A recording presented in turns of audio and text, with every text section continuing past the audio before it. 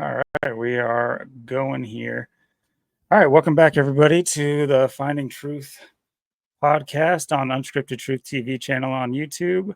I am Logan here with my co-host Austin, and this week is going to be another jumbler a little bit, but we're going to start off with some personal tidbits, some catch up with Austin here. He's had an interesting week and actually an interesting last 3 weeks, but there's going to be some follow up for the things we've talked about in the last 2 episodes at least. Uh, we plan on going over a couple different things. Where there'll be some gematria included in this, but I wouldn't say this is going to be a heavy gematria episode. I think we're going to go over a lot of the inner philosophies we have on what this world is, what we've come to realize, what we've put together through our research and through our combined experience, or at least our separate experiences, and we will combine them here tonight. But without further ado, I'll send it over to Austin for a little bit of a weekly update. Absolutely. It's been a very interesting week. It's been a very interesting month, I have to say. October's really been kind of what I was thinking it was going to be. Oh, by the way, smile for the people who get to see you for the first time. Yeah, actually see your face. It's not in the yeah. dark Besides part. the pictures I post on Free to Find Truth, or if you've seen me out pounding pavement, yeah, because the rest have been in my car. But yeah, um, yeah. I was talking about this week and this month. This every week, there's been kind of some weird, crazy things going on, or some weird synchronicities that just seem to be a little too funny. This week's just been kind of one of those stranger weeks, but not like how you would normally think, because it's like um we're going back, starting with it was the other Tuesday. It was just 5 days ago when I came home. A week before that, there was another Tuesday where we woke up, and then the person I live with, Dennis, I was trying to help him that morning because he needed to get to an appointment or something. And his truck tire was randomly flat. He's got a big truck here, and I'm just wondering how it got flat, because it wasn't flat the night I came home. And I thought it was weird how I just came in and didn't see it flat. And he doesn't really drive it too much, and it's just like there was no screw or nail or nothing in it, so it's just like a big hole. So I don't know if he just where he would have picked that up at, if it just like kind of came out of nowhere or what. But it's weird how I just came out and it was just flat that morning. But and then it kind of dwindled in through the week. I come home and it was like Thursday. I think it was like 2 or 3 nights later. It was like Thursday, Friday night, because I come home and then I find him, like he's kind of like face down, like stuck in the chair, and I'm just going like, well, what the fuck is going on? Like, what is up with this? So he's like texting me, he's like, help me. So I'm trying to like get him up and trying to get him to stand up, and he like is not like moving. Like, he's just like a complete dead weight, like he's just stuck in that position.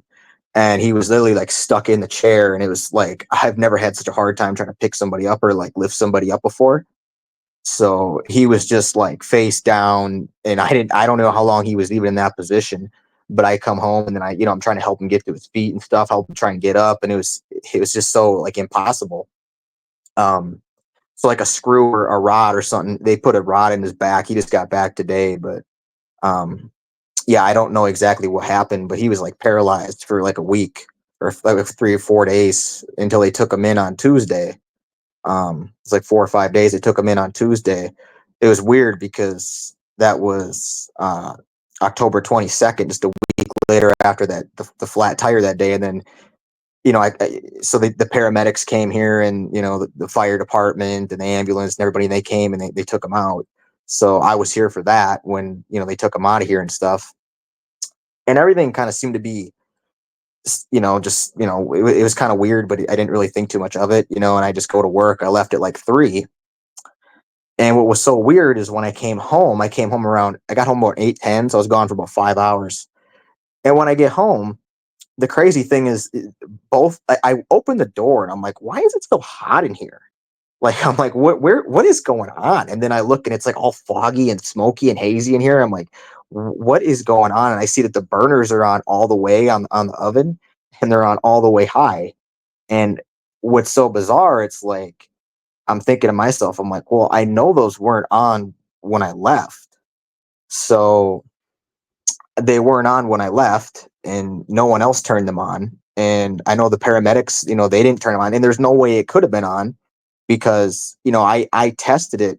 In later days, I went back and I tested it, and I was like, doing a little science experiment, trying to figure out what was going on. And if you turn them on for a minute on high, there's so much heat coming out already that there's no way. And plus, it turns the red light on, so you see that it's on, and there's so much heat coming out. And then I turned it on for like 7, 8, 9 minutes, and there was, maybe not even 10 minutes, and there's so much smoke. There was like so much, just like smoke and haze and like fog.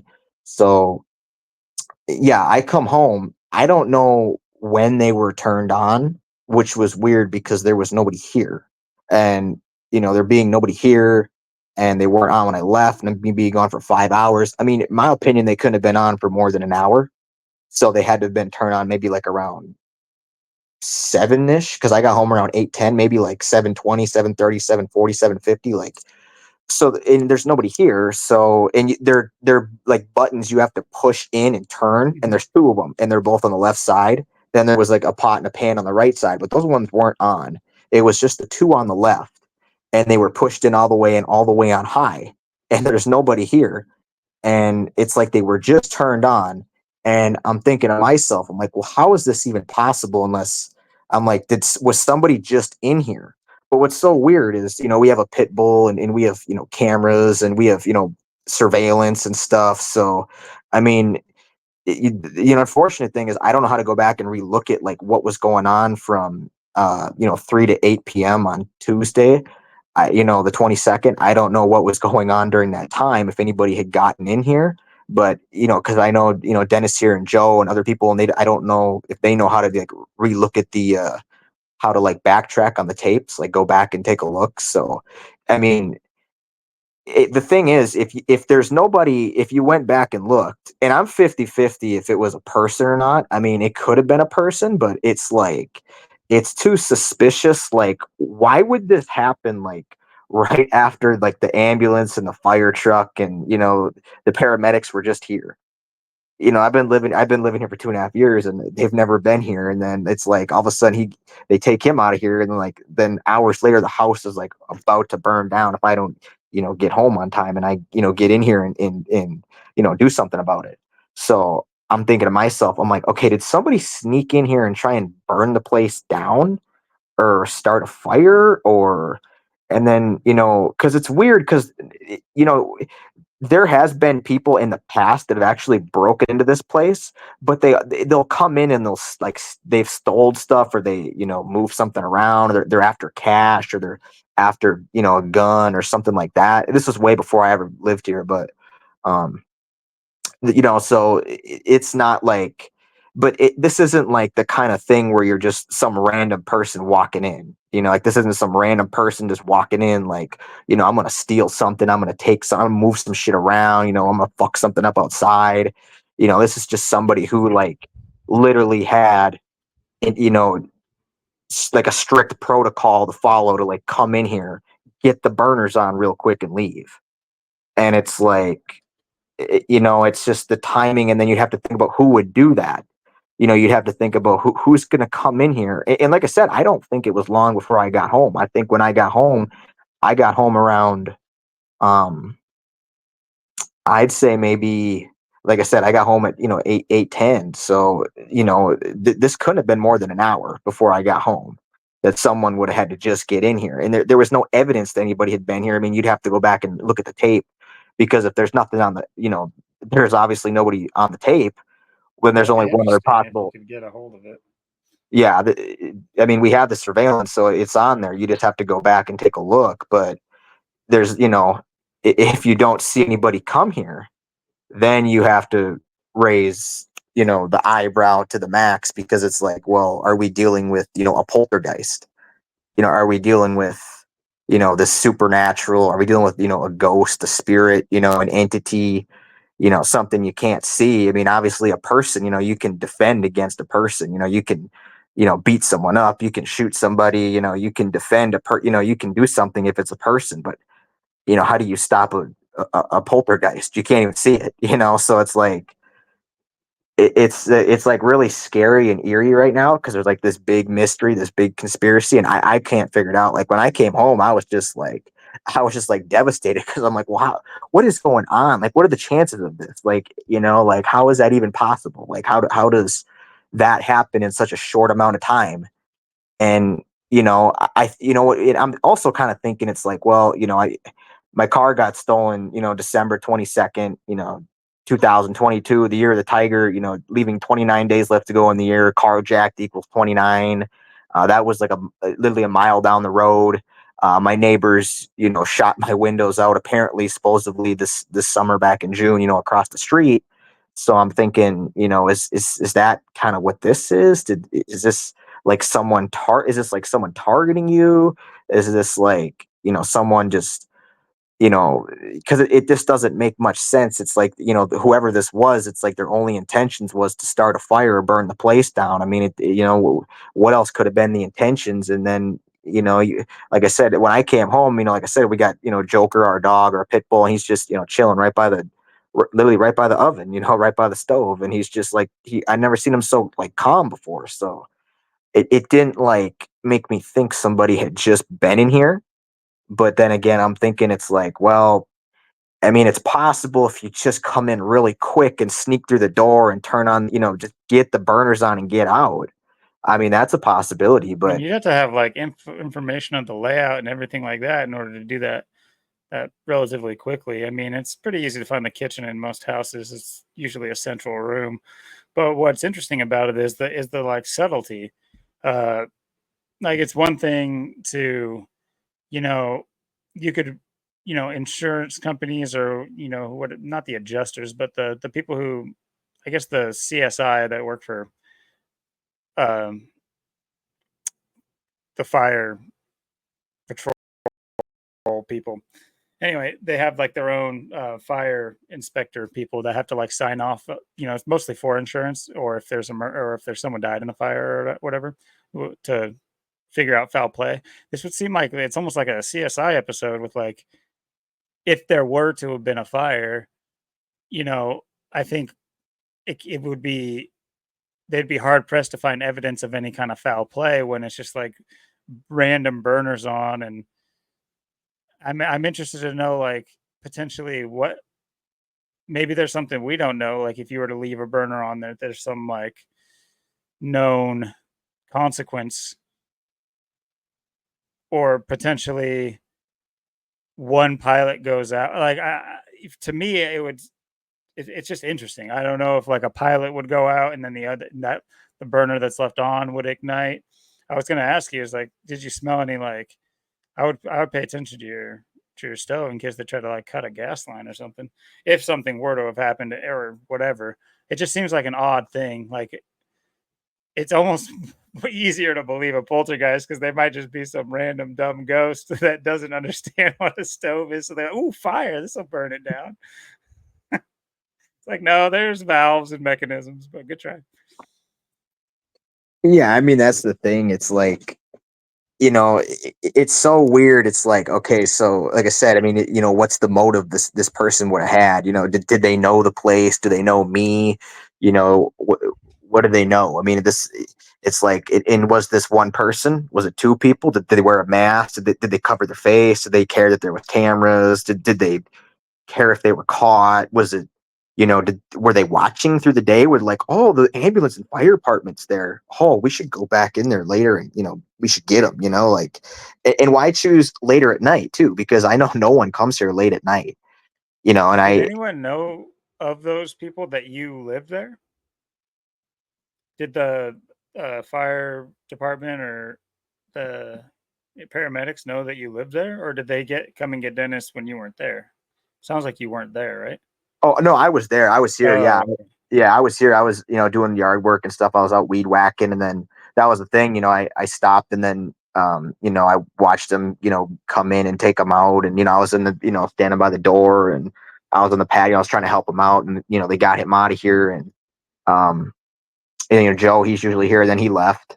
So what I did is I just went back to work. I finished mowing the yard, mow the front, mow the back.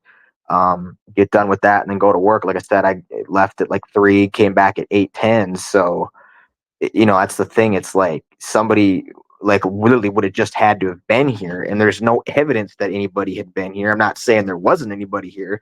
It's just, was it one person? Was it two people? Was it a bunch of people? Did they just, was it a team effort? Did they just walk in the door? Was it sneaky? Did they care? Was it just, like it's obvious. Like I said, it's like they just had this goal oriented motive that we just got to get, and then the weird thing is, just why would you turn just the 2 burners on to and not the 4?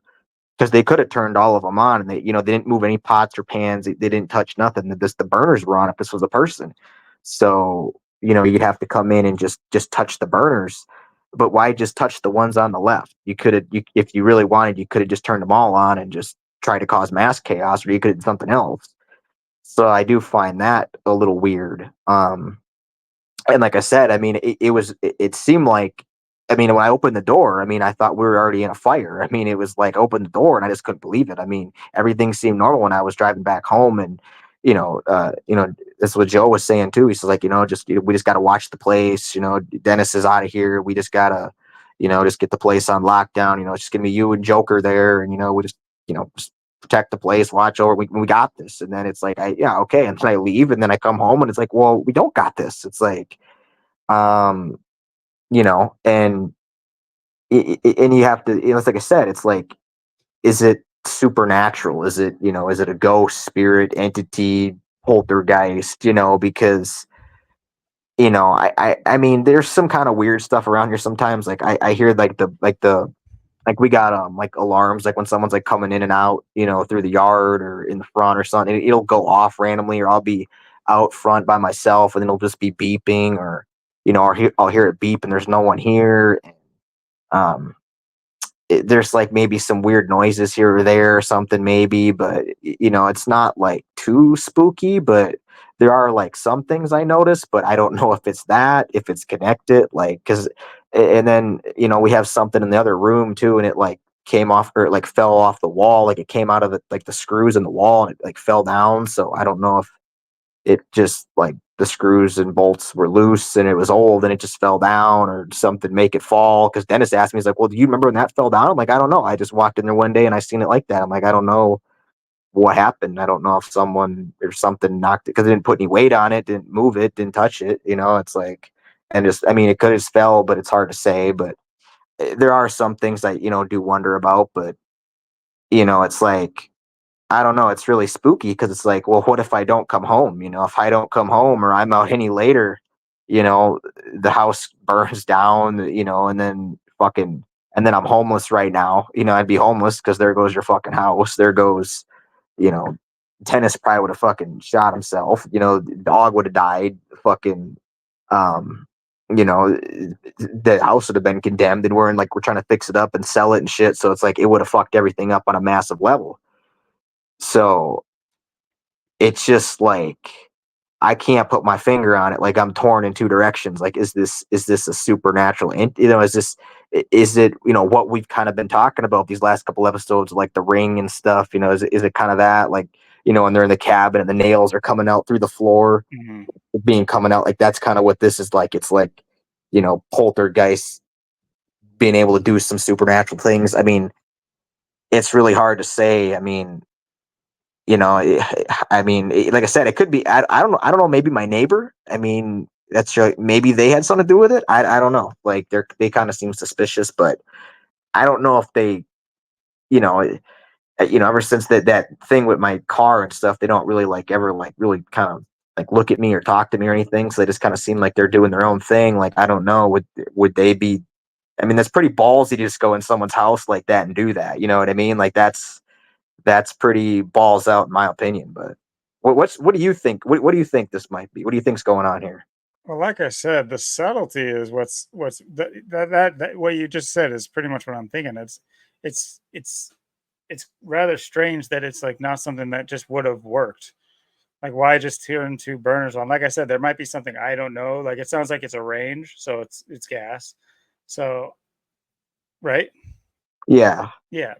So, I mean, there's a plethora of ways to like get something going there if you really wanted to. Like even snuffing the pilot and turning one side on and then or turning both sides on, and then it's just I don't want to. I've never look. I don't know. Maybe this would work. I mean, I don't plead the fifth on if this would work. But I mean, to me, it's like if you were to actually want to commit arson, it's like there's plenty of ways that would it potentially still look like an accident or not really at fault. Like it's an open flame, so people set stuff on the stove all the time.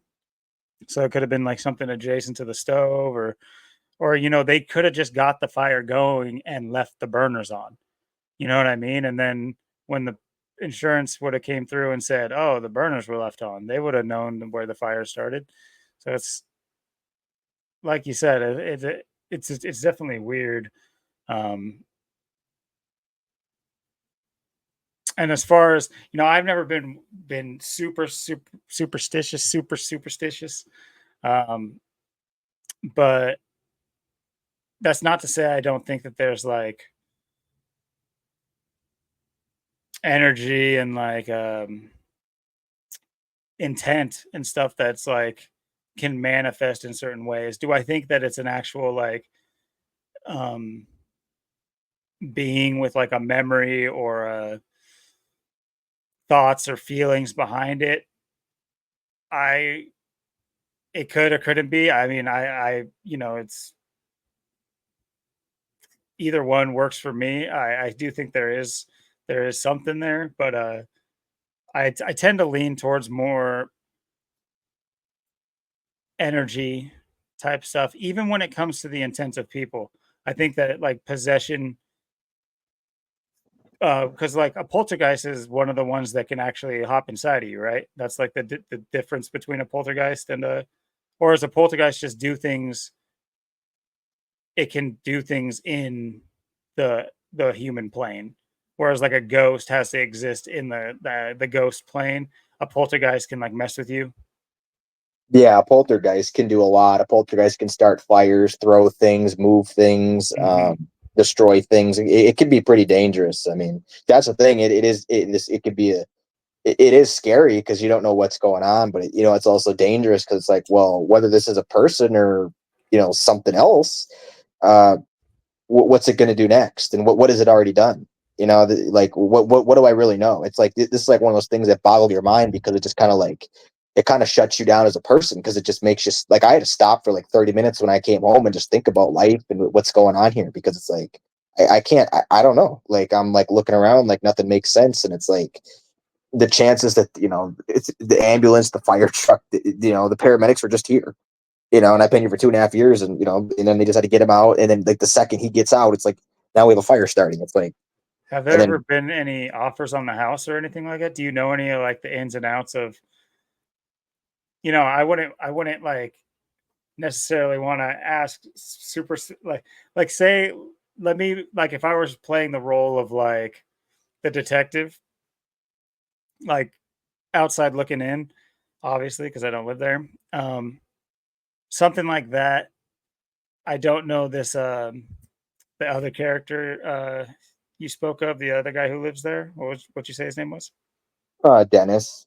Oh, the other guy. Or Oh, if you Joe, that's usually here. okay. Joe. I mean, do I know whether or not Dennis and Joe have like is selling the house maybe looking less feasible? I mean, right now I do know because we are in the process of selling a house that it is a shit market. One of the worst it's ever been, buying or selling. It is absolute ass unless you already have buco bucks. And then in that case, it's feast time because it's going to go on the upswing. We don't know when it will, but when it upswings, people are going to make out like bandits because you're able to buy houses that are normally worth over 500,000 for less. They might be listed at what they're appraised at, but no one will buy. So your house is stuck on the market for. I know that I'm going into a to a TED talk on the real estate here, but what I mean is like potentially, from the outside looking in, who knows? Maybe he's like, "Hey, Joe, go in there and turn the burners on and let's just light this bitch up.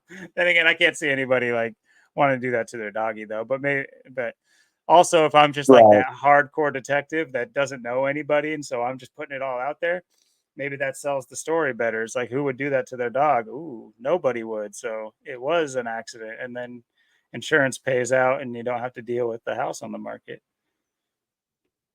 Yeah, because it's like you have to wonder, was it somebody you know? I mean, Mhm. was it someone we know? I mean, is that how they made it so easy? Is that why they didn't get attacked by Joker? Is that how they did it? I mean, it is very eerie, and it's like I said, it's creepy because it's like it had to have been so close to me just getting home. So it's like if we could go back and take a look at that surveillance tape, I mean, someone would have to have been here like 6, 7 o'clock, I think. Or Would Joker have attacked? I mean, what's weird is where it's possible he was like in the back room when they opened the door and he didn't come investigate until they were already out. Maybe he thought it was me or Joe or someone else there, so he didn't even come out. But what's weird is when I came home, is he was sitting right there by the stove or the fridge, but right by the burners. So it's like, and he was just chilling. So I don't know. It's like I guess we're I skipping mean, one. you could get in and get out without getting attacked, but you just have to be quick. I mean, Has Joker been getting his treats regularly? Did you guys stop giving Joker his treats at any point? Because right now you're telling me there's a crime scene and there's a potential um, perpetrator, caught red-handed right next to the crime scene. So I'm just wondering if maybe he changed his kibble and he's not happy about it. yeah, I mean, I unfortunately, I can't, talk to Joker because he's a dog. So I mean, he's not going to tell me what's Well, going on here. But I mean, he's kind of proof of. I mean, he was here. I mean, he had to have seen or heard the door open or something, or someone come in. Um, Maybe. I mean, it's hard to say. Uh, that's the weird thing. And then it's like, well, who else could have been here in that 5 hours? And then nobody really comes here late. Like if people are going to come here, they're going to come here during the day. They're going to come here when, I'm here, Joe's here, someone's here. No one comes here late at night. Nobody comes here when nobody's here. So, but, and it's weird, so you'd have to think it's like, okay, is it, possibly somebody we know? But then again, I mean, it doesn't really make any sense based off of, what I know and why would you try and kill the dog? And then, why, what is your intentions here? What are you going to get out of it? So it's like, I don't know. It's like, you'd have to think about who would do it. Was it, just this high level professional that, just knew everything about me and this is just what they do. I mean, I just it's possible. I mean, it's hard to say. And like I said, if it's something else, if it's, you can't, like I said, you can't, attack or defend against a poltergeist. What do you do? A gun's useless. So you can't shoot it. You can't stab it. You can't grab it. You can't fight it. So can't hit it. So, what do you do there? I mean, you'd have to get rid of the ghost and tell it to leave. And then, cause this shit who will are you gonna follow call? you. Right. But what I was gonna say is like it's interesting that you have this story. Now, I mean, it's adjacent to like the whole stove situation. Because last week at the start of the week, I think it was. Uh, no, it might have been. I have a weird schedule, so I'm trying to. Regardless of the day, doesn't matter. Um, it was sometime last week or just before then. Um, I had a situation at work where it's kind of the opposite. It's almost like fortuitous, but it was still spooky. Uh, I work like a graveyard shift, and I prep all the food for this restaurant, our restaurant, me and my girls. And to be honest, she listens to this, so it doesn't feel. It is what it is. There's certain dishes I can put on the stove that take like a long time to cook, and they really just need to be left alone to cook.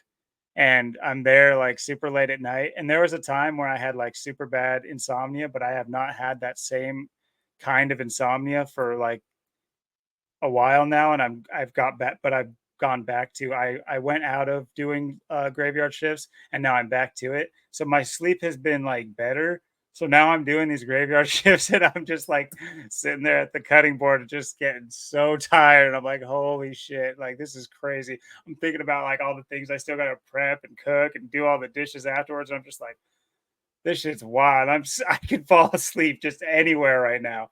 And so basically I power through until I can get the stuff on the stove that doesn't need me to necessarily watch it. And I just go pass out on a bench.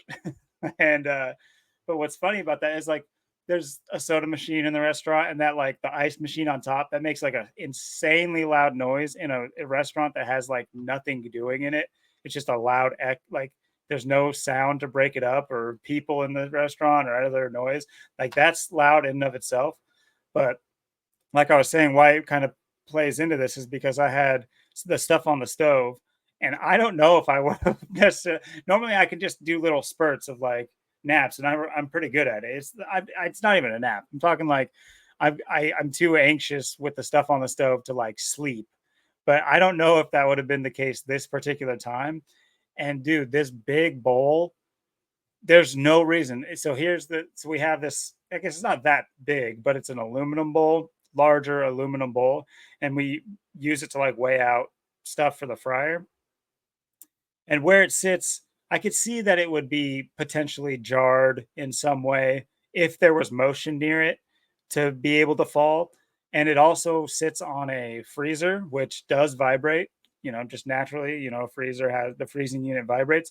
But like the kicker is we defrost these units like every third week, and this was one of the weeks we defrosted it, so it's off, door wide open, not vibrating at all. Point being, I wake up to I thought our restaurant's been broken into multiple times too.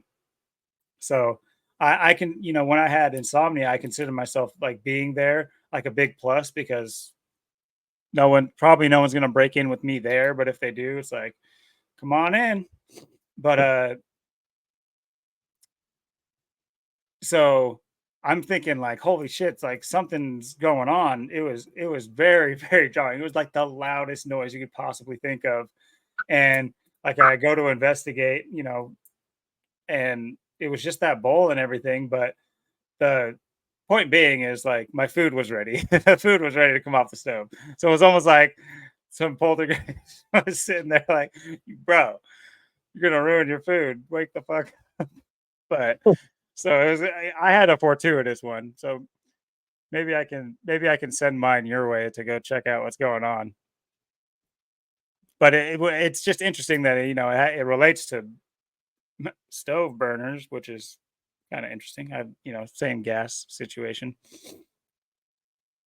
Yeah, it's just like I've never seen anything quite like it. I mean, I've had a lot of like I've said, I've had a lot of ghost, paranormal, things, and we'll talk about a ton of those tonight, and weird other things and strange things, and seeing people look like other people, and like what's really going on. We'll get into a lot of that tonight, and yeah, I mean, I mean, I've seen, things have happened, and I've seen a UFO, and so I mean, I'm open to things, so I'm not, closed minded saying it's this or it's that, but I mean, it's just like either way, like I don't know, it's just like one of those alarming situations because it's just like what could have been. Like I said, if I don't come home, or something happens, or I'm out like another hour or two. Fire probably starts. Who knows how bad it is, or Mhm. say I don't come home at all. While you get there the next day, the house is probably burned down. So it's like there you lost everything. You'd be homeless. So it's like it's like one of those things where it's just like, and like I said, the timing is weird. Everything about it is just bizarre. I mean, it's like another one of these bizarre things. And like I said, how the Tuesday before there was the flat tire situation, and then this Tuesday. And what's weird is, my half birthday is coming up on the 29th, um, October, in just 2 days. So, that's my half birthday. So it's my golden year. So I don't know if there's something going to come on Tuesday again, or this is related to that, or, what this is, but it's all too weird. It's just, and then there's other people here, Debbie and Shelly, they come over, and I was talking to them about this, and they agreed with me. Like it was just the most bizarre thing, and they agree with me. It's like, yeah, it could be someone or someone or multiple people, or there could have been a conspiracy, or it could have been you know could have been a ghost, could have been something else. So, I don't know right now. It's just like, because the next thing, like I said, it's like, well, what's next? Because like I talked to Joe and he's like, well, yeah, the next thing, because we have cameras outside, but next thing is going to be cameras inside in the kitchen and in my room. There's going to be cameras all over in the house now. It's like, so, yeah, I mean, the big key thing is you'd have to go back and check the surveillance footage and see if anybody did, come here through the front, through the back, through the yard. And if you don't see nothing on there, well, then it's obvious this is spiritual, paranormal, some kind of ghost spirit entity, poltergeist, and then, God forbid you have like an attic people live in situation. Oh my God, you'd be surprised at how maybe not common, but like how common it is in the grand scheme of things. Like insane, insane. There's been like several accounts of people for a long time squatting in people's attics and using their house when they leave. It's whew, that's scarier than any ghost, in my opinion. That's like, oh man, that would drive me like where do you live other than a bunker after that? Like I wouldn't trust anywhere. It's like first of all, I am only living with in a house that has no attic. Oh, it's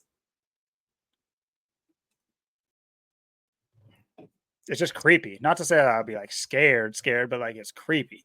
It's like insane. It's like you never want to be the one being watched. Yeah, I mean you shouldn't want to be the one watching either, but you certainly don't want to be the one being watched. It's such a like a creepy power play type thing that, and I don't mean to make wholly light of the situation. Uh, I I do I do fully intend to have a nice good discussion with you tonight about like paranormal things, and if I can drum up maybe some instances in my life where potentially that has occurred. I'm It might just be repressed at the moment, but uh, I like you said too. I am very open minded on I don't pretend to know any of this. I'm just looking to be enlightened further every single day, and so yeah, I just want to preface that so I'm not just like the comedian, like not viewed as some like pessimist or anything like that. yeah. And, yeah, like we were saying, we're gonna have, I mean, I got so many personal experiences to share tonight and, things I've seen and, just like trying to put it all together. And, um, and there's been so much weird stuff happening lately. I mean, Tyler died, and then, um, on the fourth there, and then I was comparing that to Brand and everything, all the things we've been talking about, magic and ghost and all the things, and, um, and just like what's really going on here. It's just like what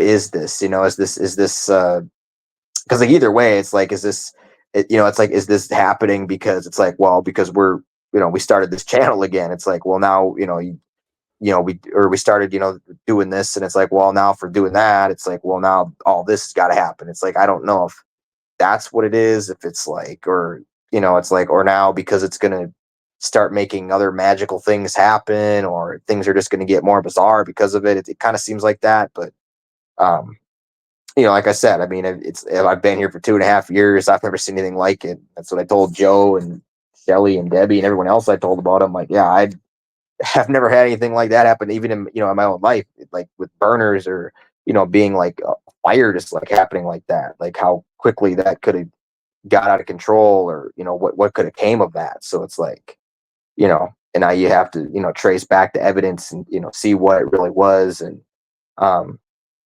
try and figure it out. Obviously, and if you could point the finger, because I don't know what way I'm leaning. I don't know if I'm leaning toward more of the spiritual realm, or putting this on a person or someone else. I mean, the bottom line is you have to push both of those in on the left and turn them all the way up. So, what did that? An entity or a person? It's like, I can't tell you, but it is scary. It's scary, and it's scary, and it's crazy. It's like, it's just because you don't know. I mean, you never know when something's just gonna happen, or what else is gonna happen next. Like I've been saying, I mean, I think, like I said, I don't see where we are a year from now. It's probably going to be completely different. I don't even know where I'm going to be and what I'm going to be doing. So it's like, this is one of those things that could have changed everything, the course of that. It could have been a lot bigger thing this week. And I mean, I've had a lot of things like that lately. I mean, it's just been that have just been out of this world. It's just been bizarre.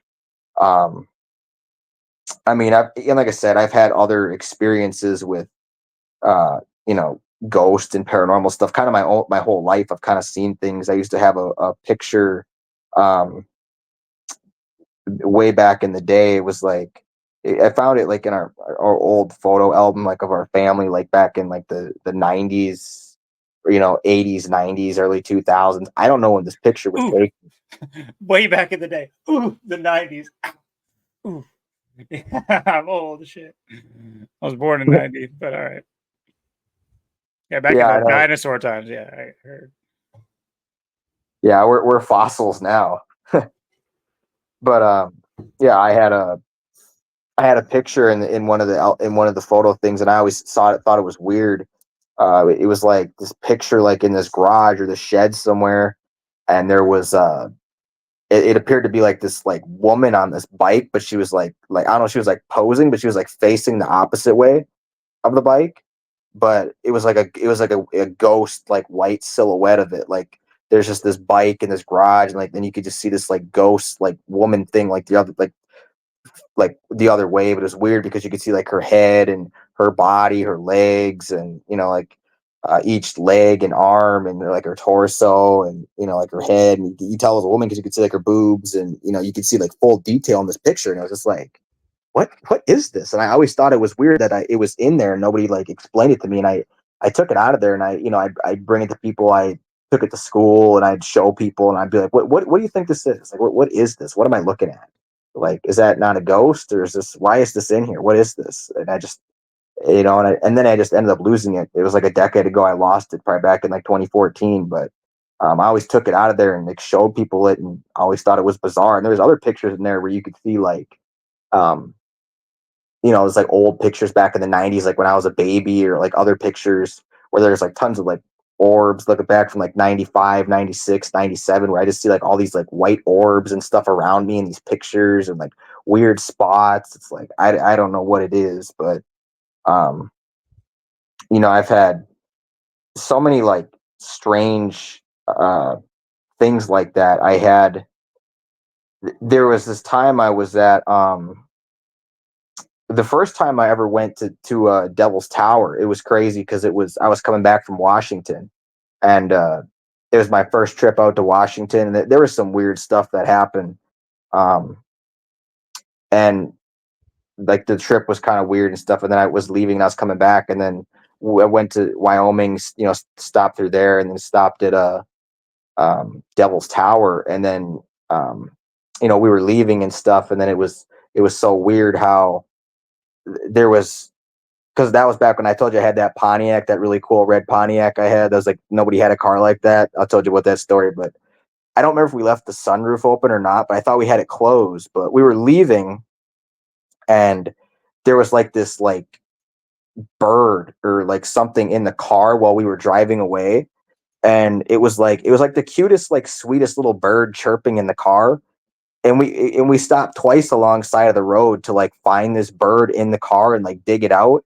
And I went through everything. I went through my whole car, my spare, like my trunk, my spare tire, like everything. I took the whole car apart, went under the seats, went like took everything out of the car everywhere. Like it was like rolling all over the road, like trying to find this bird. Because I'm like, well, we got to get this thing out of here. We got to get this bird out of here. And it's like, what is this? So, I'm trying to like dig through the car and, find this bird. And I tried twice. We both tried, and we couldn't find this bird. Like it was just like this, like I said, this like cute little sweet chirping bird. And it was just like, well, what is going on here? Is there a bird in here or not? Or is this a prank, or is this like magic? Is this what is this? Um,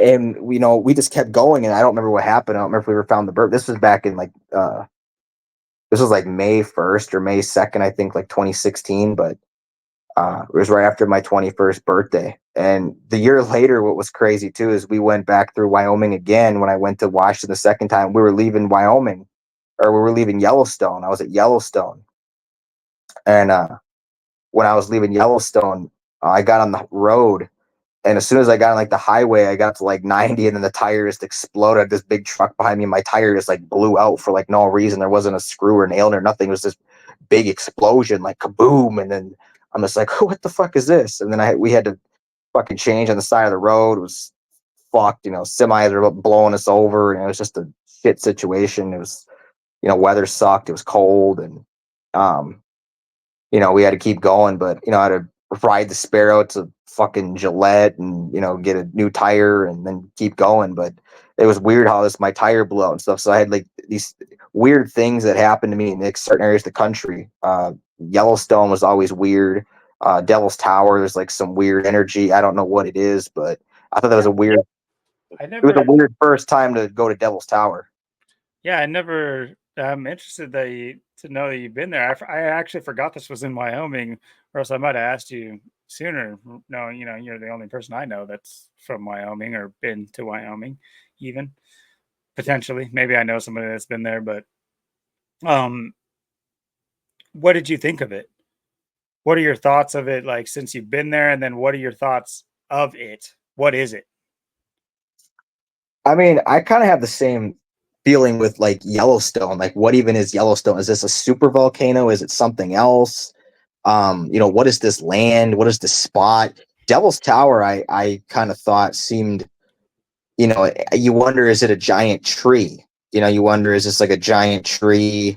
Um, and it was like cut down or chopped off, or is this, what is it? It's this. I've never personally seen anything quite like it. There is like weird mommy. Like I said, I've been in every state out west, so I've covered a lot of ground. Like I've seen a lot of weird like things out in like Arizona and New Mexico and Colorado and Utah, Nevada, California. Um, all the states out west. Every state out west I've been in besides Hawaii and Alaska. So all the connected ones, but um yeah, it's really weird. I mean, I don't know what it is. It's like, I mean, it kind of, it kind of looks like a giant tree in a way, but then again, it could be something else. But it's definitely a very strange looking thing. Can't say I've seen anything quite like it. Yeah, there's some theories out there.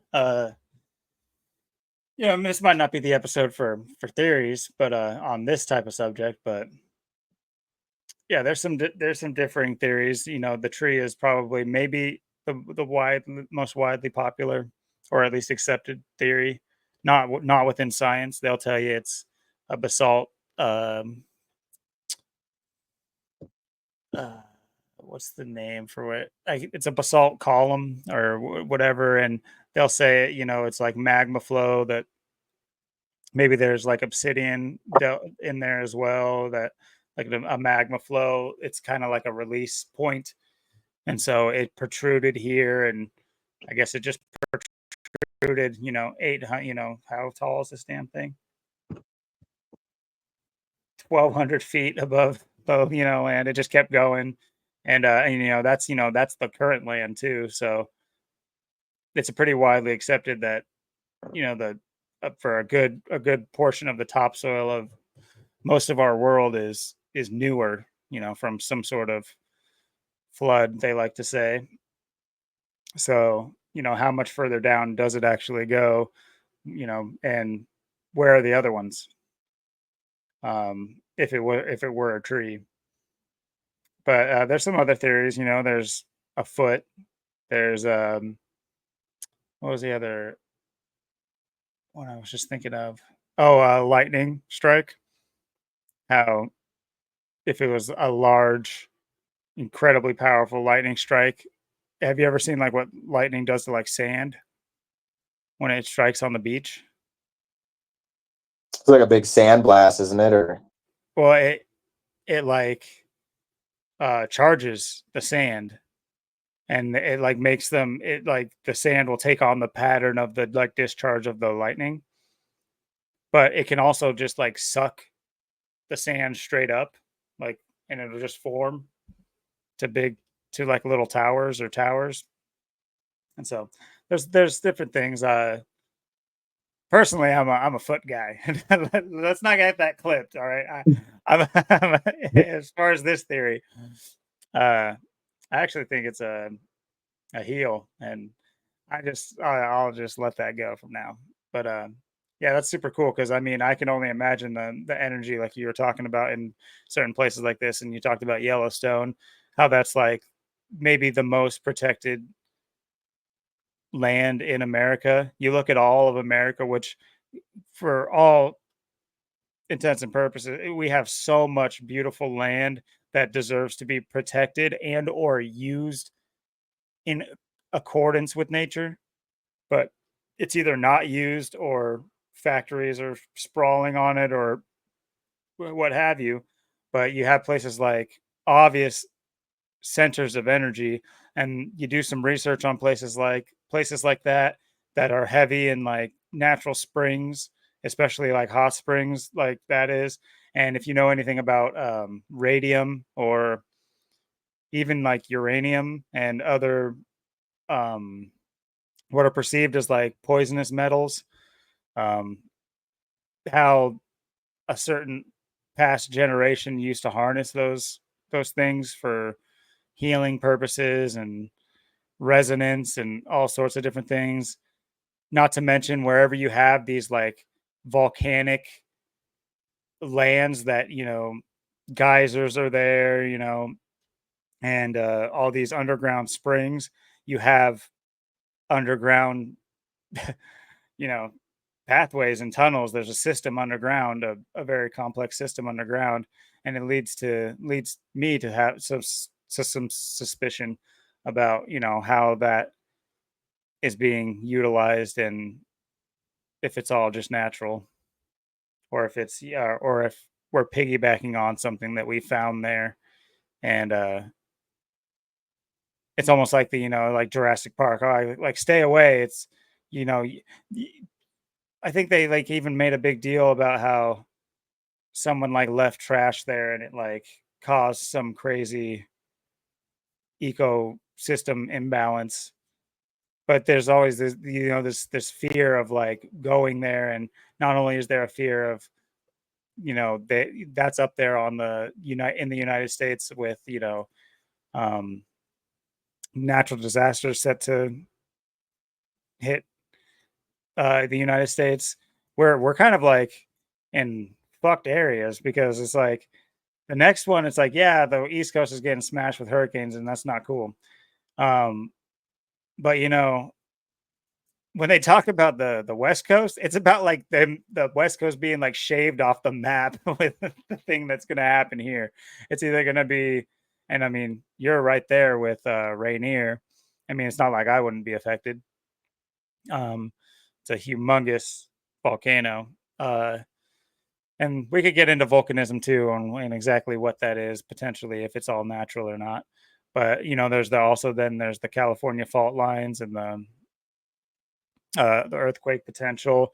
And it's not like the West Coast can't have tsunamis at all. That's not the case at all. In fact, like that's what the whole that's one half of the dilemma with a fault line uh, along mostly California, is that if that thing were to crunch or give out, I don't know which one they're saying it's going to do. I don't know if the tectonic plates are pushing or receding. I'm not exactly sure, or what the I wouldn't assume receding, but I'm no tectonic scientist, nor do I think that that's a legitimate career in my opinion. But uh,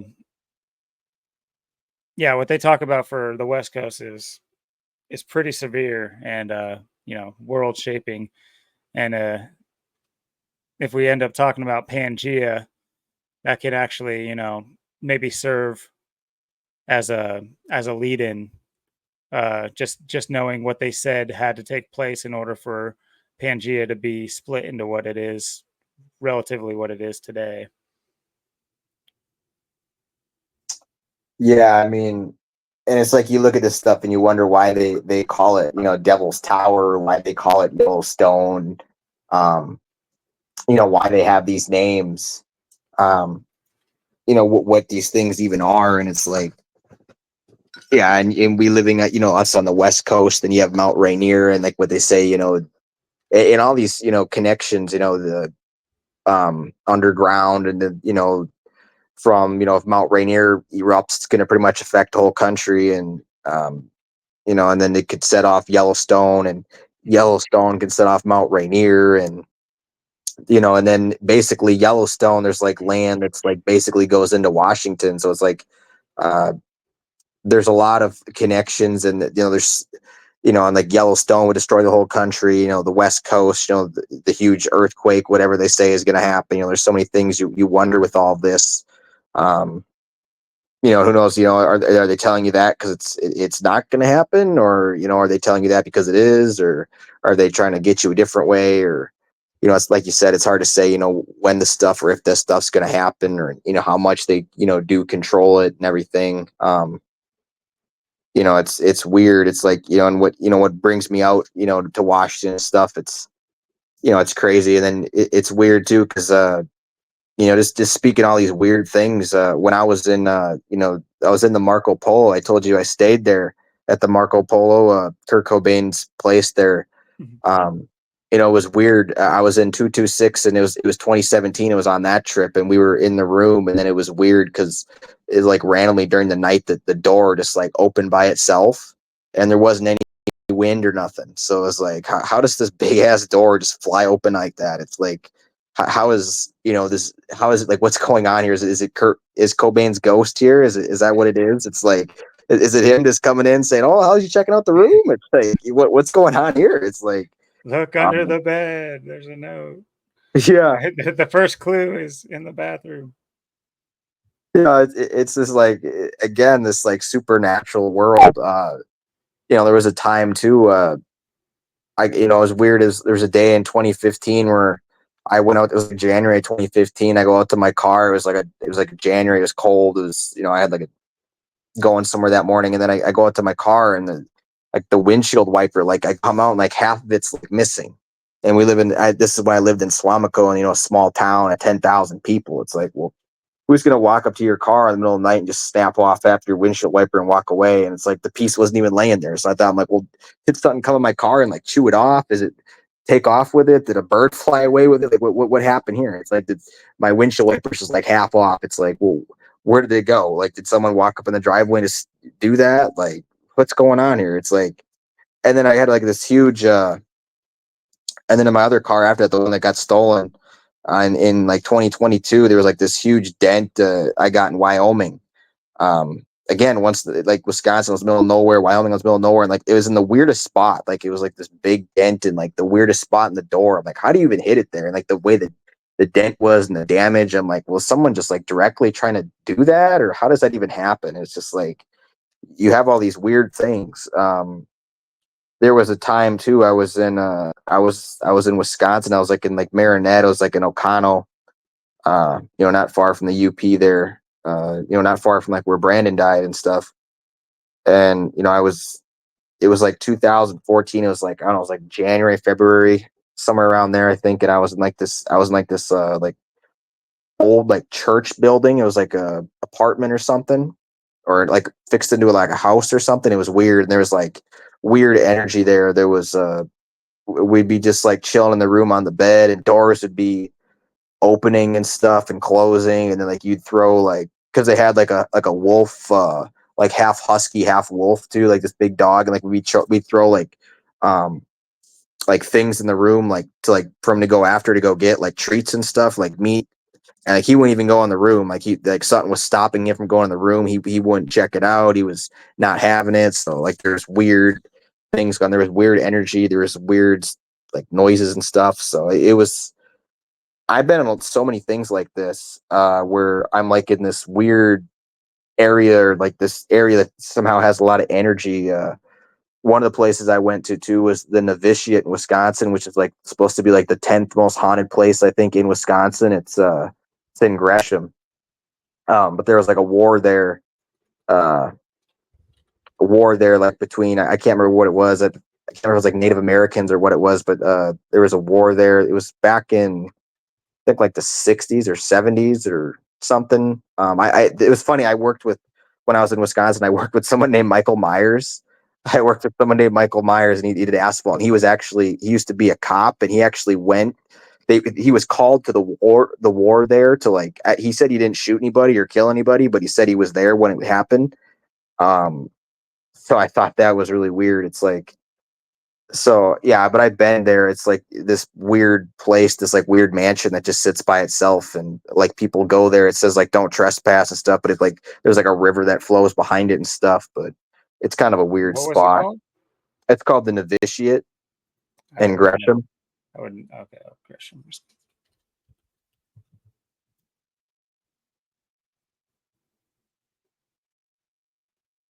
Is it like well known? In the area, it's kind of well known. Like I said, it's supposed to be like the top 10 most haunted places in the state.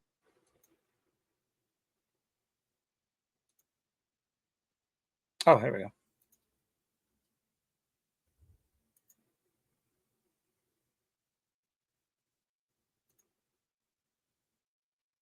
Hmm. Damn, it's nice.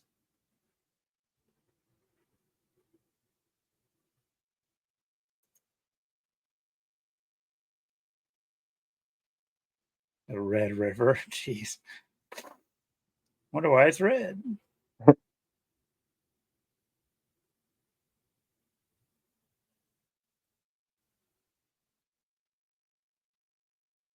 Hmm.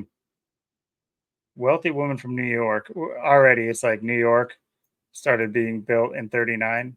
Interesting. Uh, those numbers are very common for New York. 39 is a very common number, or plays a lot. Begins building a home for herself and her disabled daughter. I'm gonna hit the X right there for doubt right off the bat. I don't know what this Jenny Peters looks like, but I'm just only thinking in 1939. Does it mean she was paying people to build a house? Do I think that Jenny Peters built this house? No.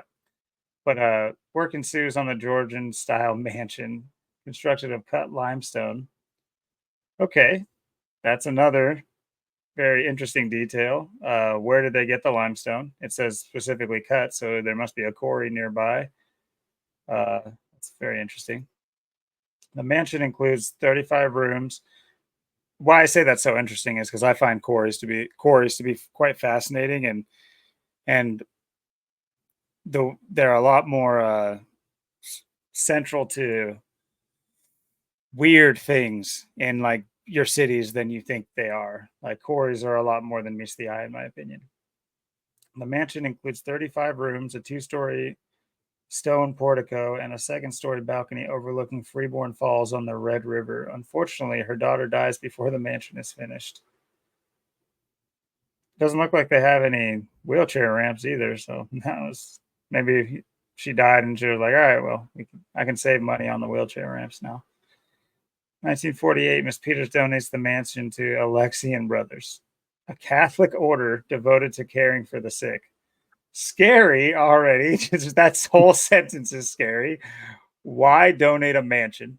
First of all, it's like, where are you going? You're just damn like it. A wealthy woman from New York. Okay, this is okay. Jenny Peters. No, I'm sorry. I can't just go along with stuff. I have to figure out what this is. Yeah, it's a very interesting place to say the least.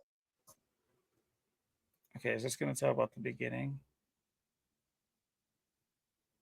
Just going to say okay. Was wife to yeah. First of all, why didn't they mention the husband in the first in the on the website? Are they just too woke nowadays? It's just like no, she built it. She had a hammer and just womanly power and will. She built a mansion. Screw it. She didn't need no man. But anyway, Frank Peters, nice M middle name. Uh, an inventor and former executive of the National Biscuit Company. The home was okay, blah blah blah. Her daughter, like, I'm sorry, is this not Frank Peters' daughter as well? Whose daughter is it? Oh, okay. Wait, no.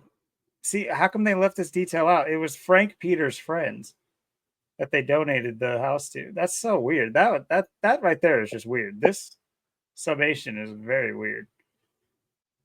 How it just leaves out like interesting details. But following the reforms of the Second Vatican Council, the brothers ultimately decided to move their operations to Chicago, putting the novitiate building up for sale in '69. Interesting year. With the last brothers moving out in '72. Interesting year. With only a caretaker staying behind. Like, what the hell? Can you use a year that doesn't have like a immediate numerical meaning to it, please? Attempts to sell the property stalled for several years until '74, when the property was offered to a group of Native Americans from Green Bay for an unknown nominal cost, with the intent of converting it into an alcohol rehabilitation center. How funny is that? Yeah. That's just like that just sounds racist of a sentence. Not to say it doesn't, there's not truth to it, but like, I think as by and large, the amount of Native Americans on reservations, like their per capita alcoholics is like the highest anywhere. Yeah. Um,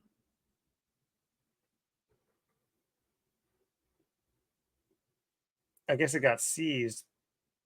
However, the seizure of the novitiate in '75 on January 1st, right? Just wake up New Year's Day celebrating and just like, all right, back to work. Time to go take that mansion. An armed group from the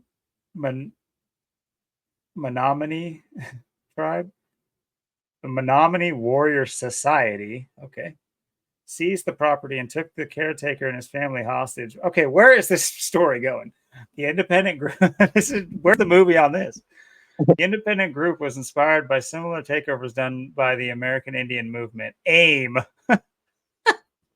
That's the bad guys in Tony Stark movies. Oh, that's hilarious, I think. Anyway, at Alcatraz and Wounded Knee, they demanded that the novitiate and property be turned over to the Menominee Reservation, claiming that federal law allowed them to retake the land once it was no longer used for religious purposes. Tensions ran high as shots were occasionally exchanged and negotiations largely stalled. 3 days into the standoff, this is in 1970s? Guys, way This back is in the armed.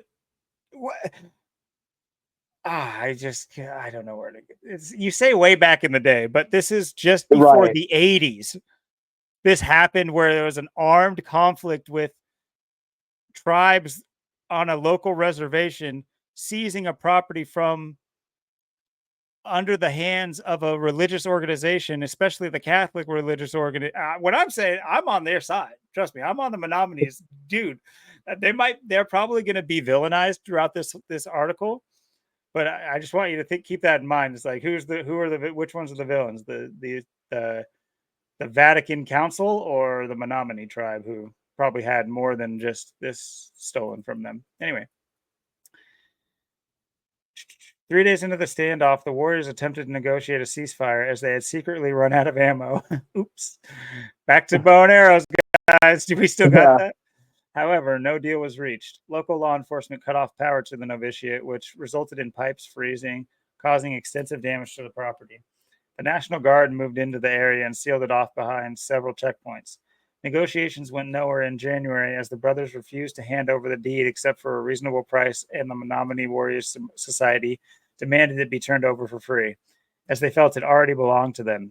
Complicating this further, some people in Menominee, Gresham, and the nearby city of Shawano sympathized with the society, and others didn't wish for the National Guard to be there. Hell yeah. Vigilante, where is that nowadays? Oh my goodness. Vigilante activity was common, as groups of armed locals would access the property on snowmobiles to fire on the novitiate. Jeez, okay. The surrounding woods and riverside, those are terrorists today. If anything happened like that, they are literally wanted terrorists. Yeah. The surrounding woods and riverside allowed for both vigilantes and members of the Warrior Society to bypass the guards' units, making security a difficult task. Boo-hoo. Although they were not involved with the planning of the takeover, several AIM leaders traveled to the Gresham, okay, to offer support and help with negotiations. The presence of AIM also brought the actor and Native American rights advocate Marlon Brando. Okay, how is this not a movie? Hold up. To the Yeah. scene to support the Warrior Society. The arrival of outside supporters upset many of the locals who feared the seizure would launch a larger movement on the region. On February 2nd, 1975, the standoff ended with a deal between the brothers and the society. Fearing that the incident would end like other similar situations at Kent State and Attica Prison, the brothers instead chose to sell the property to the Menominee Reservation for $1. Just couldn't, you like, how stubborn can one be? That it's like literally they're demanding it for free, but you're just over there. No, $1. Like you can't do shit with that dollar. Just give it to them for free. You lost. But anyway, where are we? The standoff ended, and the 39 members of the 39 members, house built in 39 of the Menominee Warrior Society were arrested. She's from New York. The original lady's from New York, 39. The month-long standoff resulted in no fatalities or major injuries. Did you know about that? I guess that's a documentary made in 2001. Yeah, like I said, I mean, like I said, there's that cop there, Michael Myers, that used to be a cop, and when I was working with him in asphalt construction, he said he was they sent him there when he was I think he was, because he's from Marinette. I think that's where they sent him from Marinette to go there. But he said he never shot anybody. He said he never killed anybody. But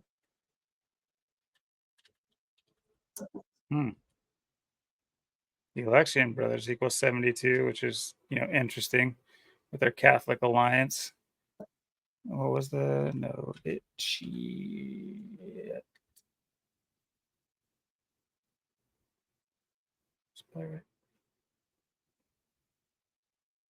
think it was the same. I think it was 115 with Alexian brothers too. Yeah.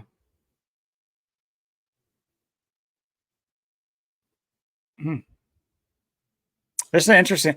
Like, if anything, that might have been a little bit sidetracky. I was hoping to get more of the haunted story. Like, I really thought I was reading on like the haunting part of it, but apparently there's just also a, Indian standoff there in 75. Like, okay, what the hell? But yeah, it's hard. It's actually harder to not find weird things like that. Like, often in my research, I'm expecting, I get sidetracked. Like, for example, just real quick, we're already sidetracked, so I'm just going with it. On the last stream, we were talking sports, and I had a little bit of a presentation, which I can always add to. I'm building it up for that presentation. It's going to be on like the founders of some sports. But in looking up the founders of baseball, yeah, like Abner Doubleday, I was looking up him.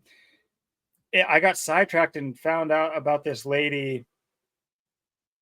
I can't remember her first name, but she was, I guess, the first woman inducted into the Baseball Hall of Fame. And her name is Manley.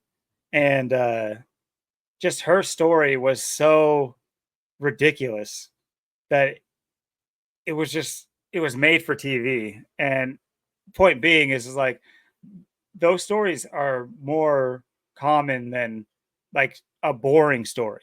It's almost as like there is no room for boring stories, is because people are being paid to write these stories, whether or not they're true or not, I don't know. But either way, they're paid to sensationalize stories to further to make the future exciting. So when that woman was inducted into the Hall of Fame, they had a backup story. They had a sensational backstory to go along with it, so they can make a little movie. They can make a little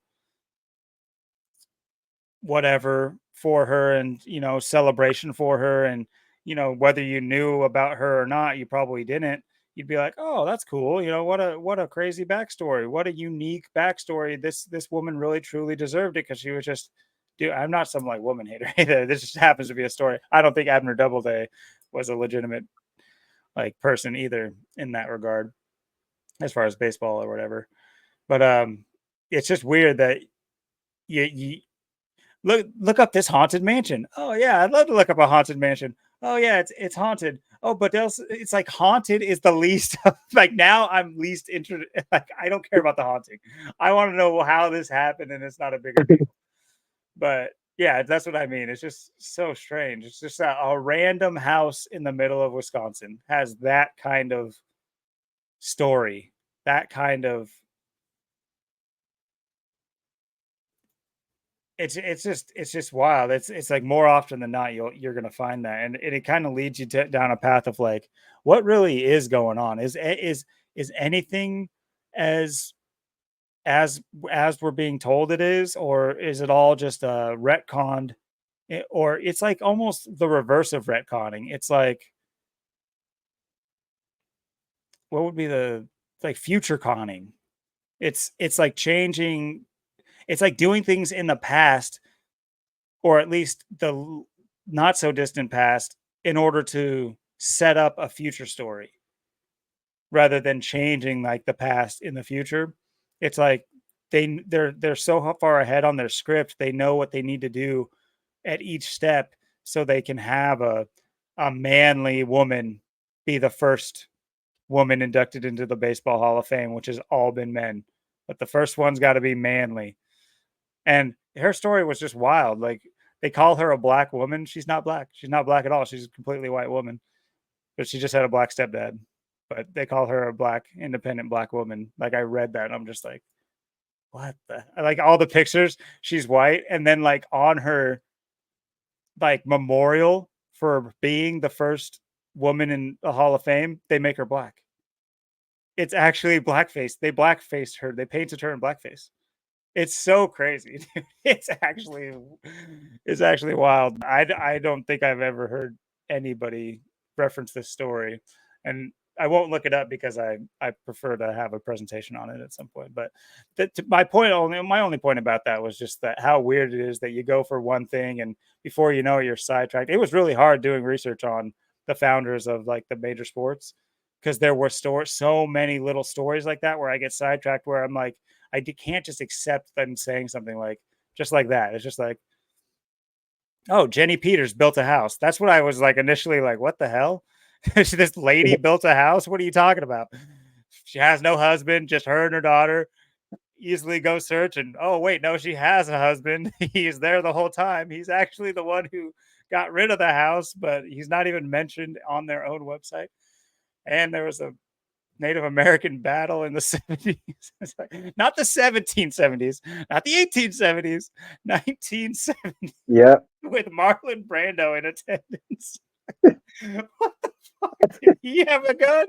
Was he just like, what the fuck is going on? Oh man, that was fun.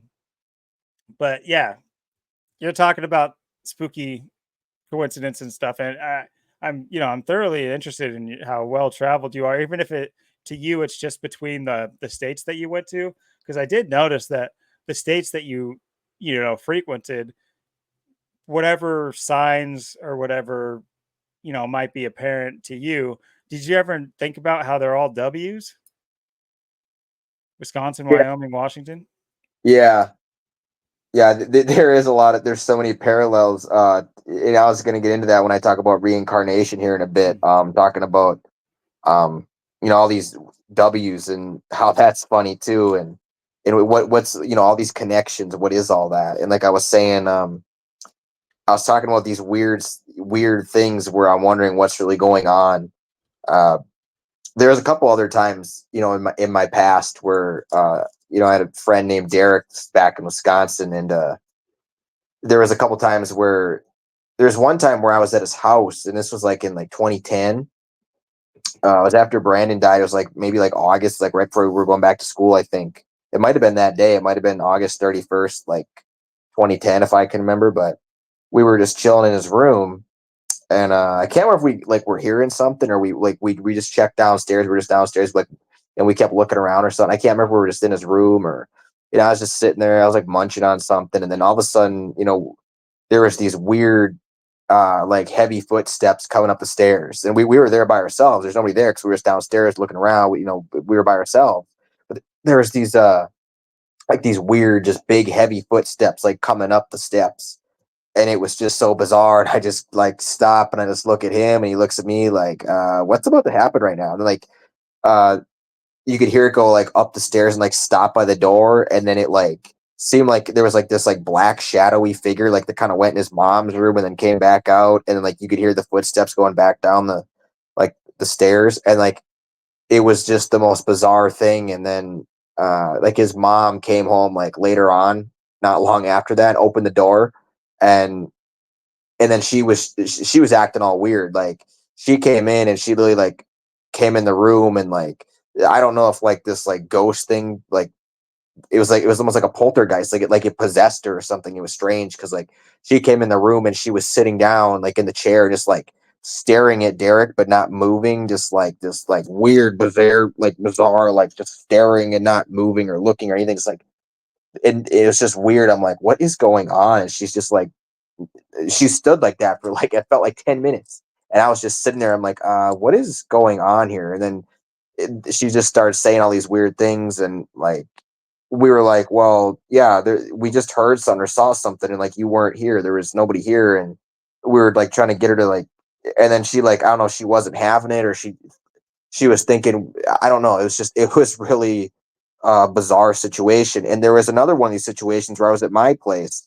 Um, and we thought we heard his mom come there, and like we like turned off the PlayStation stuff. We're like, all right, time to say goodbye to everybody. So we walked to the kitchen, and like I swear we were like having a conversation, like his mom said, oh, we're here, whatever. Like we both heard his mom, and then we go walk to the kitchen, like where say goodbye and stuff, and there was nobody there. So we were just like, we're looking at each other like, what is going on right now? Like what is this? Um, I had another experience kind of like this. Uh, at Two Men with I had someone named Zach is his name, and we were waiting for our boss to get there. We were waiting for him to we were at this apartment. I think it was like in 2021, but we were just waiting for him. We needed to wait for his permission to like enter this one place, and we were just sitting there and waiting for him in the place. And then we heard a door open, and then we heard a voice, and it was his voice. Like we heard it, it was obviously him, and we both heard it. And then we heard the footsteps and stuff. So we heard the footsteps, I heard his voice, and then we heard the door. So we go down and check it out to go find him and go investigate. And then we get down there, and there's nobody there. There's nothing there. And then we go outside, and it's cold as fuck. Like we're huddling inside because it's like fucking like 20 below out. So it's like we're walking out where it's like fucking 20 below all over the parking lot looking for him because we just heard him. I mean, we heard it was clearly him, and we're like, well, what the fuck? I mean, we heard that. I mean, the door opened, there was footsteps, and there's nobody there. And it just blew me away. And there'd be other times too where I would be we'd be like just on a move or just moving, and we'd be in the truck, and the truck is empty. There's nothing there. And there's like this like crashing, banging sound in the back of the truck. And there's nothing in the truck. The truck's empty. There's nothing that could be crashing, banging, smashing around. Or even if there is, there's nothing moving in the truck. But like we're hearing these weird noises, and we're just going like, what is going on? Like what is that? What is making all that noise? Like that's just bizarre. Like it's like some kind of magical yeah, like so I don't know, it's wild. And I've had a lot of experiences like that, like just like it like people's houses or with certain people, or it's kind of, it seems to be that way. It's like if I'm with a certain person, or there's like this certain energy we have, or maybe we go somewhere, and it kind of like makes these things happen, or it's like it's like more likely for it to happen maybe. um because there was another situation, like I said, Zach there in Wyoming when I was working with him. And then there was a couple situations last year that I thought were really bizarre. And it was these like look-alike peoples. It was like people that looked exactly like them, and it happened twice. And I actually had someone else. There's someone from I went to school with named like Nick Koenig, and I swear I saw him at like the Seattle Center back in like 2019. Like I walked in, like we were both walking to the door at the same exact time, and like we look at it, and like we're both going for the door, and I looked at him, and I'm like, is that you? It's like, you look like him. But it was weird because like I'd go in there and like I was just watching him. He was like just standing there. I was like looking over my shoulder at him. I'm like, is that who I think it is? But I'm like, well, why would you be, I'm in Seattle, you're from Swamico. What's the chances that, we're, together right now and I'm looking at you, and what's the chances that that's you? Like, is that you, or is that a lookalike, or what's going on here? But it's really weird. Like, it looked exactly like him, and everything was lining up. And it's just like with Zach, because there was those two situations last year. There was once where I got up one day and I went to the gas station. I was stopping at the Shell, and usually I don't really go to the Shell or stop at the Shell, but I went there, and it was weird because at the time I was watching a video. This was back in like February 2013 or 2023. This was like almost 2 years ago. But it was weird because there was this video I was watching. It was either that night or the night before. Uh, it was what's his name? Yeah, right. The Matrix was chasing this red Chevy Colorado or something. It was really weird. I was watching this video like he was chasing this red Chevy Colorado, and he was like on this high speed chase, chasing it around and stuff. And I thought it was weird that happened that night after this happened. This happened the night before. So I don't know if that has anything to do with this. It's just really weird. But and then all of a sudden I get there and there's this red Chevy Colorado, but I didn't pay any attention because I was just in the gas station. I was just trying to get some gas. And there's like these two girls working at the register, and they're like, uh, they just start acting really weird. You're like, oh, the kid with the hat, the kid with the hat. I'm like, what's this all about? And then um, they had this like something on a piece of paper. I don't know if they wrote something down, or the Zach character wrote something down and gave it to them, or they were just like making a big deal about it. Like, but they wouldn't like look at me or like acknowledge me or like elaborate what was going on. It was just this really weird feeling. Like I felt like I was like invincible, like I wasn't there, like they couldn't see me, or like I don't know. It was just really strange. And they're just like, the kid with the hat, the kid with the hat, and they're just like looking at this piece of paper. I don't know if they wrote something down or he handed it to them, but and then like I finally got out of there like minutes later. I thought it was bizarre. And as I'm walking out, I see who it is. He's in the red Chevy Colorado, and he's like looking right at me. And he's just shaking his head like this. And it literally looks exactly like Zach. And I'm just like, wait, what? Because I know, Zach, he's in New Mexico, he's doing his thing. Obviously it's not him. So I'm like, well, that's weird. You're just kind of like, that's like you. And you're like looking at me. I don't know. This is really weird. And then what was weird is I went to go pump my gas. And I went to go, I was pumping my gas. It took a few minutes. And then what I noticed when I was pumping my gas is he had his like backup lights on, like he was waiting for me or something, but he wasn't backing up. So he had his backup lights on, and I was just chilling there. And, I'm like, I just thought it was bizarre. I was watching this. So I'm just like, is he waiting for me or something? And then, I get done pumping my gas. He's still there with the backup lights on. I get in my car. And as soon as I get in my car and I start it, he starts to back up. And as he's backing up, it's he's and then all of a sudden he starts to go, and like he was waiting for me to get my car and turn it on and get ready. And then he is, as he's driving away, he's the window down, and then he's just looking right at me, and he's just like staring at me as he drives away. So I don't know what that was. I'm like, is this a clone? What is all this funny business? I mean, with the people in the gas, I've never seen people in the gas station quite act like that. Or there was like funny business, and then there was the way he was, and like he was waiting for me, and then he was like looking at me and watching me. It was really weird. And uh, a few months later, it was either like May or June. It was like 3 or 4 months later, it happened again. There was like a gray like Honda Accord. I was Ubering around, and then I was like at a stop sign, and I could have went. I could have been more aggressive, but I'm like, I got a car coming. I'll just wait for him. And I happened to notice, I think he was in the passenger seat. There's someone else was driving. I don't know if this is the same person, or if this is a lookalike, or what this was again. But I looked at him like, well, man, is that him again? I'm like, what is that? And like, this is weird. And then they drove by. I'm like, all right, I'm gonna get going. I was right behind him. And it was weird because they were taking a left. I was taking a right at the stoplight, and they were going left. I was going right.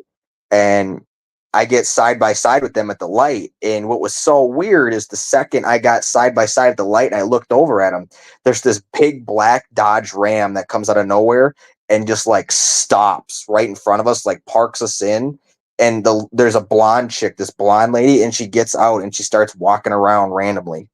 And I'm just like, what the fuck is this? And then I look over at him, dude. He just throws his hands up in the air, and I'm just like, what is this? You again? Is this what is this funny business? I'm like, what is going on? And I've been driving, half of my life. I've never seen anybody just stop and park two people in at a stoplight and just get out and start walking around like that. I mean, that was just bizarre. I'm like, what is this? Um, and obviously, I told the Zach that I know, and he lives in New Mexico and stuff, and um, I told him about this, how bizarre I thought it was, that had happened, and how we had weird experiences. The one in Wyoming waiting for our boss, and this that was weird. That ghost thing that happened, and all the other weird stuff that happened. And I've had weird stuff happen too when I was doing asphalt construction, when I'm out Ubering, when I'm doing other things, yard work. There's always like weird stuff. There's always this weird, funny business. Where it's like, if it's not some kind of like ghost, spiritual, paranormal, you know, stuff, it's like these look-alike people or these clones or these, it's like, what am I looking at even? It's like, and you wonder what's really going on. Like, how is, like how many people look like that? And then why would there be all this funny business on top of that too? Like what's really going on here? Yeah, it almost gives me like Truman Show vibes. How it's like it seems that it's almost pointed to a fault at you, to where it's not like hidden, but it's like purposeful, um like if you think about like a druggie or somebody who's like on a bad trip or has had a bad trip or has maybe been affected by a trip to for the right for the foreseeable future of their life, the paranoia, like it's just poking at paranoia. And what I'm sure a psychologist would find the fault within you.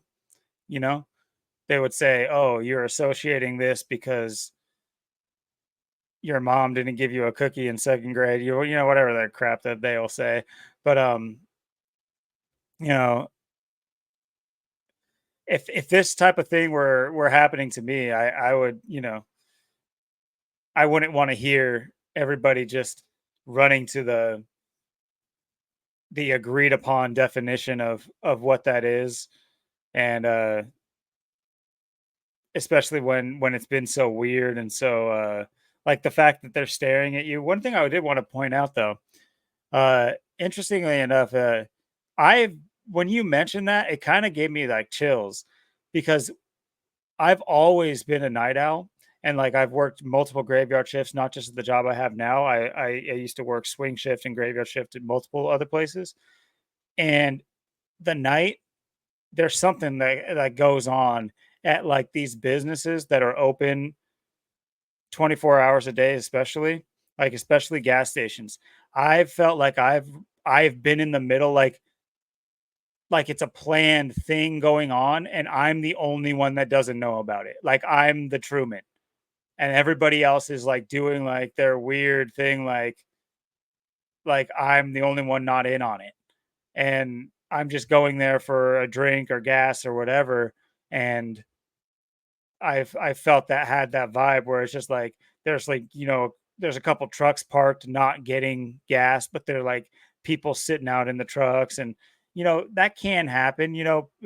Shit's weird. People like to just like hang out places, and for all I know, it was just like friends hanging out with the people who work there or whatever. Could have been something completely innocent, but I don't think that I have those vibe sensors for nothing. Like like why would I have such like a red alert type of feeling in those situations, like almost like I'm on a trip, like I am on, like I'm have some like paranoia for no reason. It's like, why is my body giving me this reaction? Why is my mind developing this reaction when it's not like I've had a bunch of times in my life where that has happened and I'm just like, now I'm on red alert for it. It just does it by itself, where I'm just like, hold up, what is going on here? Like, where am I? What is happening around me? Uh, and what I will say about that is, my sneaking suspicion is, first of all, something's afoot that that the common person in the daytime wouldn't know anything about. Just like, people might have an idea of raves. I've never been to one, but I can tell you I've been adjacent to them because I lived in a town that it was like a big deal. Like this was like a logging town, and so they would have these raves that are just like outside of town that at like barns and stuff and like pole barns and stuff, but they would outfit them to be legitimate. And I'm just like, these aren't like the people who own the property outfitting them. This is like these are probably in order to push drugs. Like almost certainly it's in order to push ecstasy or whatever else for these raves. The officialness of it, because it might look like a barn on the outside, but there's it's secretive, and it's like once you go inside the barn, it's outfitted with lights and music and sound and all that crazy stuff you would associate with that stuff. But there's just like an air of like legitimacy, but like legitimacy is as like the docks in New York, that's run by the mob. It's like everything looks straight and narrow, but there's shipping containers with crazy stuff in them, and it's not truly all that it appears to be. But yeah, when you mentioned the gas station and like that weird stuff, how what you said was weird was that he was staring at you. And I know you're associating this guy that's like a doppelganger, but like I've had that where the people are like staring at me almost more intimidatingly than like, oh, I hope this guy leaves soon so we can get back to what we're doing.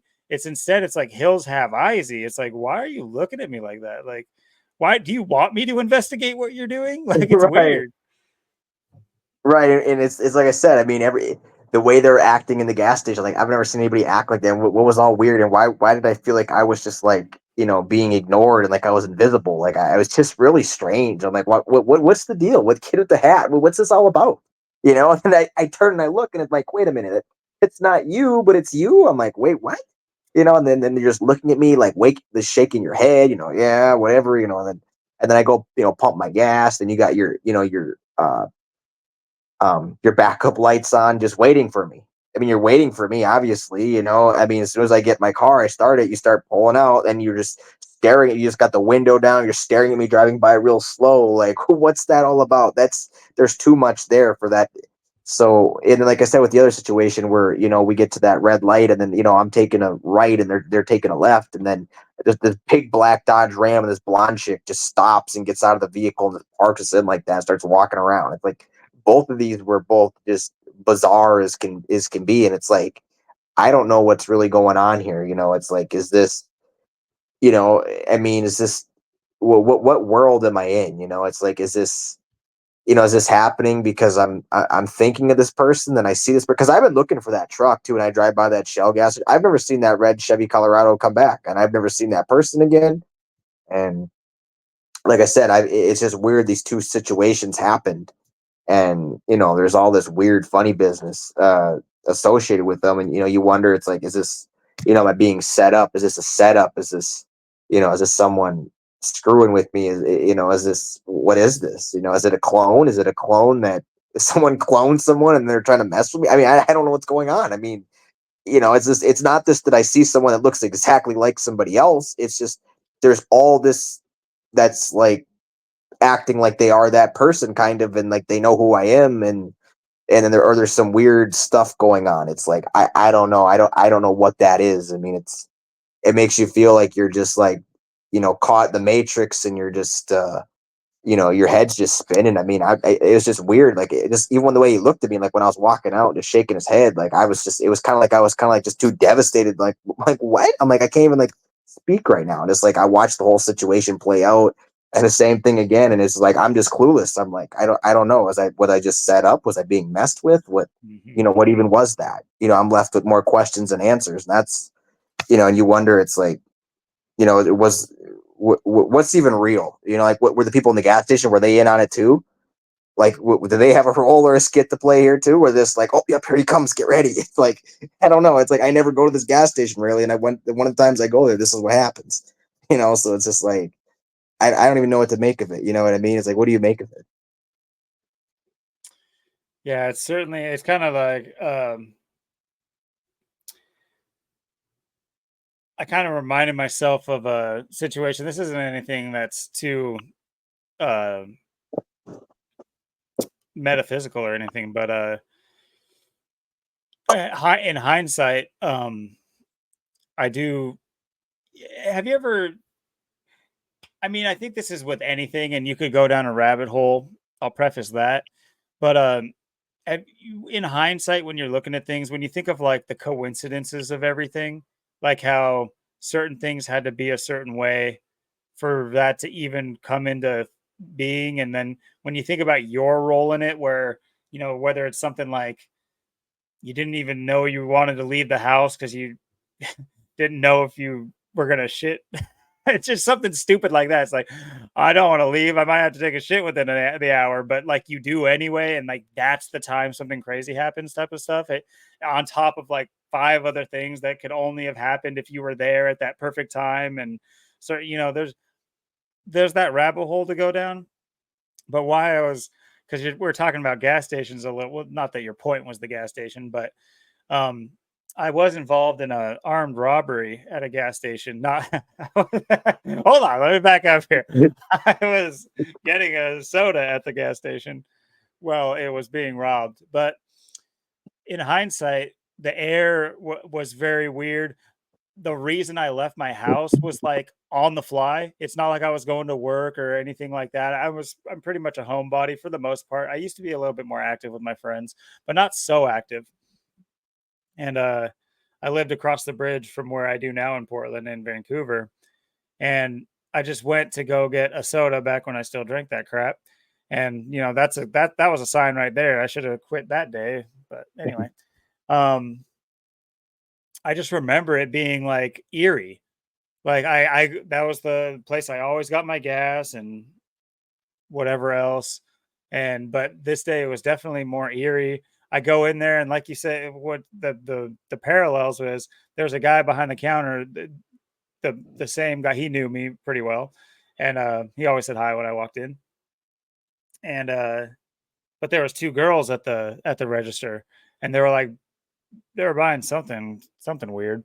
Um why I say they were buying something weird is because they were like at the counter the whole time I was in there, and I was like did a little walk around and then decided to get a fountain drink. Um, but they were at the counter the whole time. It wasn't just like some quick checkout thing, which was weird. Which was probably part of their coincidence trail because like they should have been in and out and gone, but the fact that they were still there when this guy walked in, they're probably thinking that later on, and they're like, "What?" The fact that we were at the counter for 5 minutes, if we would have just been in and out, we would have never had that happen. But yeah, this guy walks in and like he's already got the piece out and he's like pointing it at the counter guy, the guy behind the counter. And this is like an island counter. So it's not like a side of the store that the register is on, it's in the middle. They have a little island with like bulletproof glass and everything on the sides, but not on the like at the front. And I'm like behind it. And anyway, I had this whole ordeal, but like the girls went screaming and they were like ran into the bathroom, and I was just kind of frozen there. I was like, "Holy shit!" Because the guy pointed the gun at me. He was flailing the gun back between me and the clerk. I was like, "What the fuck? What am I doing? What did I do?" But yeah, it was pretty wild that day. But point being was, when I looked back on it, it was like there were several coincidences that led to me even like being there that day. This would have been something I just would have found out about next time I went to get gas, maybe the next day or that night even. But the fact that I was there and a part of it was like very strange. And just another gas station story. Yeah, I mean, I've had quite a few, just weird experiences too. Like I said, living back in Wisconsin, where people would come in our yard. I mean, they used to smash our mailbox all the time. They'd smash our mailboxes constantly. Like I said, I lived in the middle of nowhere. I lived in a town of 10,000, so and there used to be less, like 7, 8,000 when I was born. So people just smashing our mailbox constantly. You have to get a new one. People would come in our yard, destroy like our pots and our uh flowers and stuff. They'd come in and like wreck the yard and stuff. And like I said, I had that, where someone came in my yard there and supposedly or something came in my yard and snapped that windshield wiper off. And that's kind of weird. Why would you just walk in, you see my car outside, oh, I'm gonna get that red shiny Pontiac. Like, yeah, it's nice red shiny Pontiac. That's awesome. Let's go snap the thing off. I mean, is that what you're doing? I mean, you're gonna come out in the middle of January when it's cold as fuck outside and come do that? I mean, I don't know. It's fucked up. It's like, who's watching and who did that, or what broke it off? How does that just go missing overnight? It's just bizarre. And then it's like, I had another situation too when I was in Wyoming too. We were on a move, and this is a customer we had before. We've had them before, and it was weird because the night before I went home, and then I'd seen something about someone's car getting stolen and then a police chase, and this big like scene that happened, and it was just kind of weird that night. I can't remember if I seen it on YouTube or just seen it on my phone. I think this was back in like 2022. So, and then I didn't really think anything of it. Then the next day we're there, and after it happens, and then and like I said, I've had this customer before. We've had them before. I've been in the house before, and like, they're like, hey, were you watching the news last night? Did you hear about the news? And I'm like, I didn't really think much of it. I'm like, not really. It's like, did you hear about that car that got stolen? I'm just like, oh yeah, there's a car stolen. And they're like, oh, that was our car. That was our vehicle. It was like a brand new, like $70,000 fucking Cadillac. Apparently some guy, she started it up, and she just left it running, and then turned her back real quick, went in to grab her purse, came back out, and it was gone. So somebody was watching and stole it, and they ended up getting a high-speed chase, and they tried like shutting the car down and stuff, and it ended up like burning into flames. It took out two police cars ended up bursting into flames on the side of the highway, and she was this big scene. It's just like, man, it's like that could have happened when we were on the move. We could have been on a move, we could have been getting there, we could have been there, and this happened. How I just missed that by a day. And I think I've had this customer before, and it's just like, man, that happens to her, and then not long after my car got stolen and totaled. So it's just like, you wonder. It's like we were saying before. It's like, are we like, in a way, it's like, oh, because you were scheduled on our move, and we were going to do it. I mean, we could have been doing, like I said, we could have been doing the move when this happened. I could have been going there when this happened. It's just like, you're always around this craziness. You're always around these wild things that don't make any sense, but they're always, like I said, I've just been in so many, and just people I've known, just like, I've always been in such fucked up situations, back in Wisconsin and stuff, people I knew, and people I know, and like there was always my life was always just crazy. It was always like insane. It was always strange. And it's like, I wonder, it's like, I wonder like what even am I?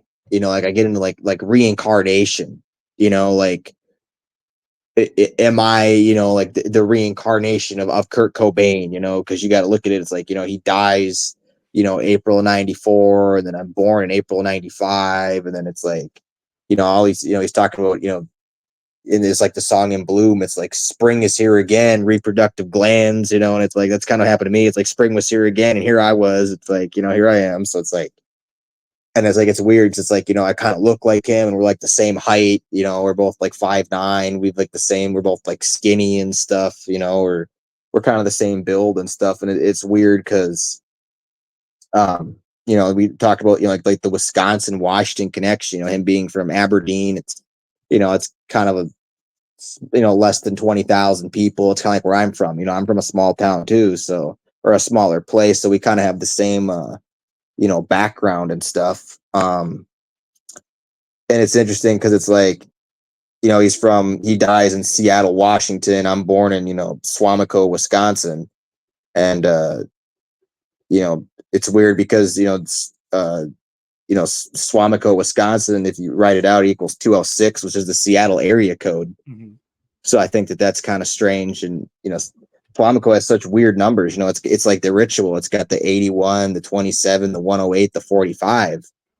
And, he said he died at 27. He's, dies on 4/5, and that's where I'm born. And then, it also, Swamico, Wisconsin also equals 226, which is the room he stayed in at the Marco Polo. So there could be a bigger connection there. And like I said, it's weird because, Kurt equals, 29, and I'm 29. That's my golden year. And, Kurt Cobain equals 42, like Austin, like Jesuit. So you have these overlap connections in some ways with the numbers and stuff. Uh, Reincarnation's weird too because it equals 69 and 84. 84 like Austin Jesuit, 69 like Illuminati. Reincarnate, you get the 108 again, the 54, the 72. So it's kind of the ritual numbers, the same numbers, So it's interesting, you look at that and you kind of apply it. It's weird too, because like Green Bay, Wisconsin equals 95. I was born in 95. And, Wisconsin and Seattle both got the 44 connection. Absolutely. Washington, equals, 49, reflection of 94, in utero, I'm in the womb in 94, you write out Washington State, it equals 84, like Austin, like Jesuit. So you look at these certain things, Seattle, Washington, obviously 94, like I was in the womb in 94, I'm coming into the world in 94. What's going on in 94? Kurt Cobain's dead or dying, and here I'm coming into the world during this time. And it's like, well, what's really going on here? It's weird. And then you have, all that baby symbolism, the in utero and, the never mind, and, all this babiness. And then like, it's weird because Austin Jesuit's an exact foresight for match. It's just like William in Nirvana, and William would be my middle name, and then you get William Henry Gates. So William Nirvana, exact foresight for match. The fact that'd be my first and middle name, is strange as well. And you have like I said, there's like Kletchka equals 24, and 2024 is my golden year, so there's kind of gematria there. And there's 24 days between the day Kurt Cobain died, April 5th and April 29th, so it's also kind of interesting how you have that kind of connection as well. How do And you spell Clutchka again? I had it right one of the side. Like it's KL. That's what that is. I always do it with ECZKA. Oops. Ah.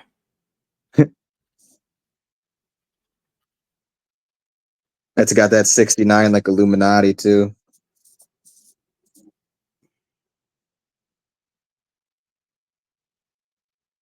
Yeah, and it's just and you wonder, like, Kurt was 27 when he died, and then all the like the 27s and the 45s with Swamico and where I'm born, and then the 206, and then you got if you write out my birthday, April 29th, it equals 84 too, which is interesting. It's like Austin, like Jesuit. You write out February 20th, it equals 95, which is the year I was born. April 29th? Like you write it all the way out? Yeah, if you write it all the way out, it equals 84, like Austin, like Jesuit. And if you write out February 20th, it equals 95. That's obviously the year I was born. And it's weird too, because like Kristen Path, like she died too in June, which is like, so I was like, I was like in the womb in like July, August of 94. So like Kurt just like leaves the world, and then I'm like coming in, but then also she died, in June there. So it's like, it's kind of weird how like right after she dies, like I'm kind of like forming, coming into the world. And she had her like van packed to go to like Minnesota the next day. So it's like, would Kurt have gone to Minnesota with her? Would he go to Wisconsin? Here I'm coming into the world, and like what would have happened if he continued to live on? I've been very interesting to see. But yeah, like I said, like Seattle, Washington, Swamico, Wisconsin, you got that SW, the W's, Wisconsin, Wyoming, Washington. There's these strange connections. And obviously too, what's interesting too, you write out the month of April, April equals April equals 56, 29, 79, and 34. You got the, the 79, 34, like, Nirvana, like William. Then you got the 29, like my golden birthday, April 29th. And you get the 56. So April's, a really interesting key month to all this as well. I mean, there's so much like overlap. It's like I said, you wonder what's going on, in the world, like what makes, all those things just happen and line up perfectly. And then it's like, you know, like you have to question, like, if someone's leaving the world and they die, and they're, and then who's going to come in and take their place.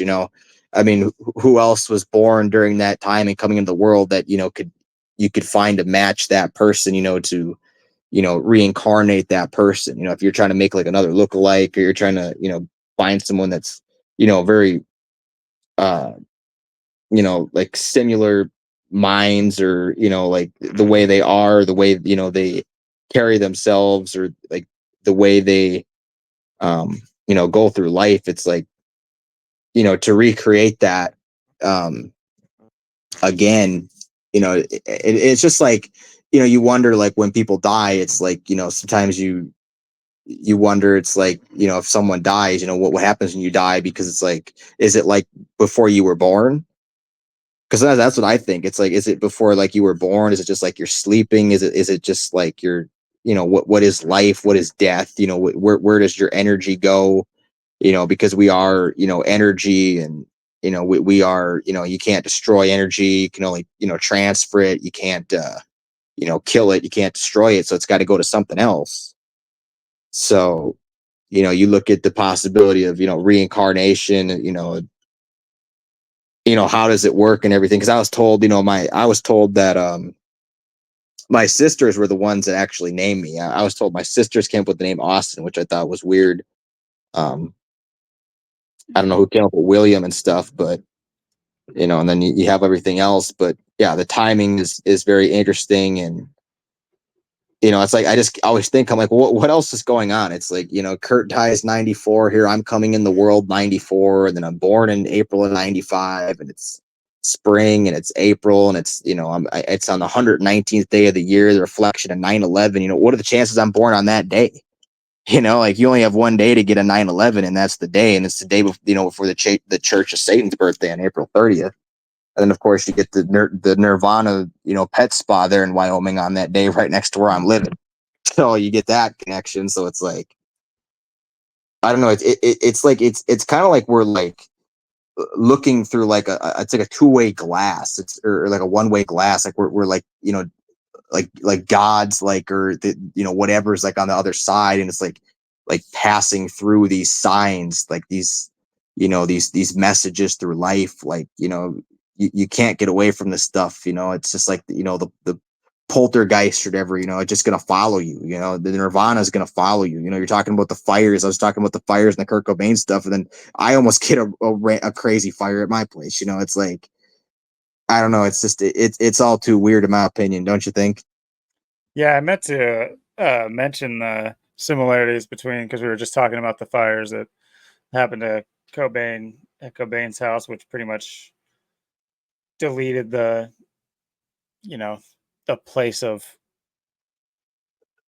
or it led to the, or I guess that place had already been, the greenhouse had already been torn down. But it's just another thing to keep it in your subconscious. Like, hey, don't forget, Kurt Cobain off himself. Don't forget that there was a fire in his, at his old property. Hey, don't forget, Kurt Cobain off himself.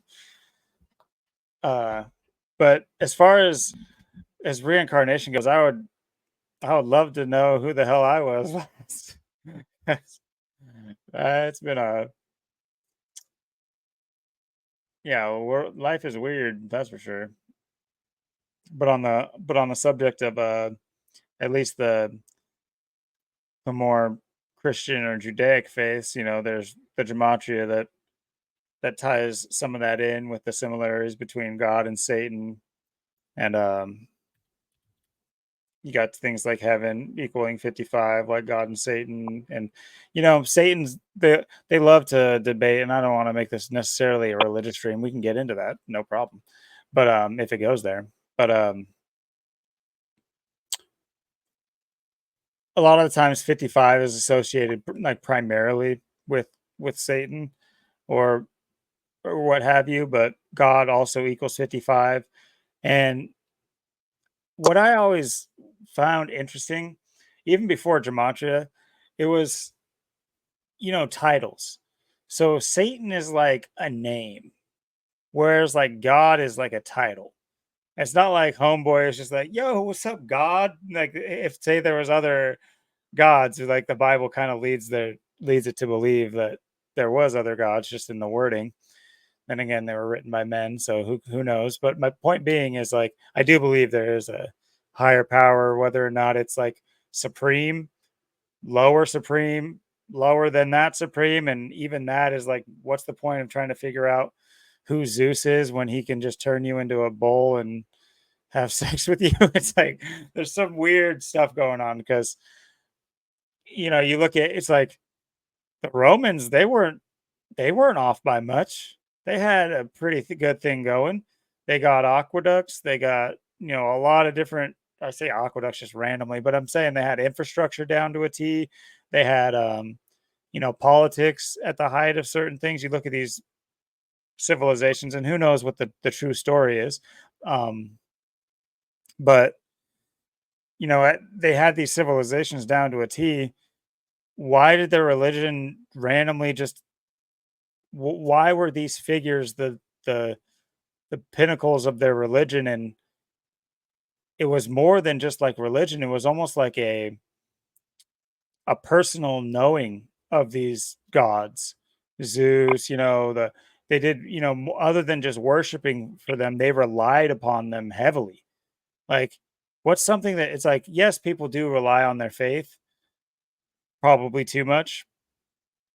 But what I found was interesting, just speaking on like Greek and Roman mythology, is the like the importance they put on them when they're at like the peak. It's like one thing to hear about like what the lowly tribes of this country, adhere to their religion.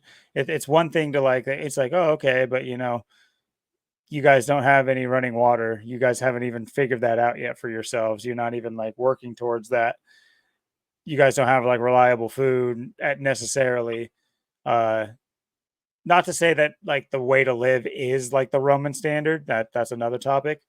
But you look at these pinnacles of society and like but then look at how they like live their personal daily lives, since we're on the topic of like philosophy, and they adhere to these gods that they said were there. They're there. Like Aphrodite has visited them recently, and like they're her demigods like run their temple, and like they pray directly to them, and like things happen because of them. And that like leads me to wonder about what is a god to a mortal? Like what is the standard? What is the qualification of a god? And you could see it as being like, think about nowadays, since we don't have any like actual people, like yes, there's the religions that espouse that God exists and it can be seen in some certain ways, or maybe they've seen Jesus or whatever, their crazy dances and speaking in tongues, and oh, Jesus was burnt into a piece of toast. That was a popular one when I was a kid. Or no, was it the vestige of Jesus or Mary? I mean, it might have been Mary. Might have been Catholic because I think it was a Hispanic lady. But anyway, Maria. Anyway, um, without going too far into this, nowadays, what would we consider a god? If it was like, what would the qualifications of a god be to us, modern time, right now? Like, What would someone or something have to do for us to say, okay, there's no point trying to figure that out. They are a god. Would it be destruction that they'd have to do? Would it have to be amazement? Would it be marvel? Would it be, you know, that's I posit that question. Like, in your opinion, what would a god be in modern times right now?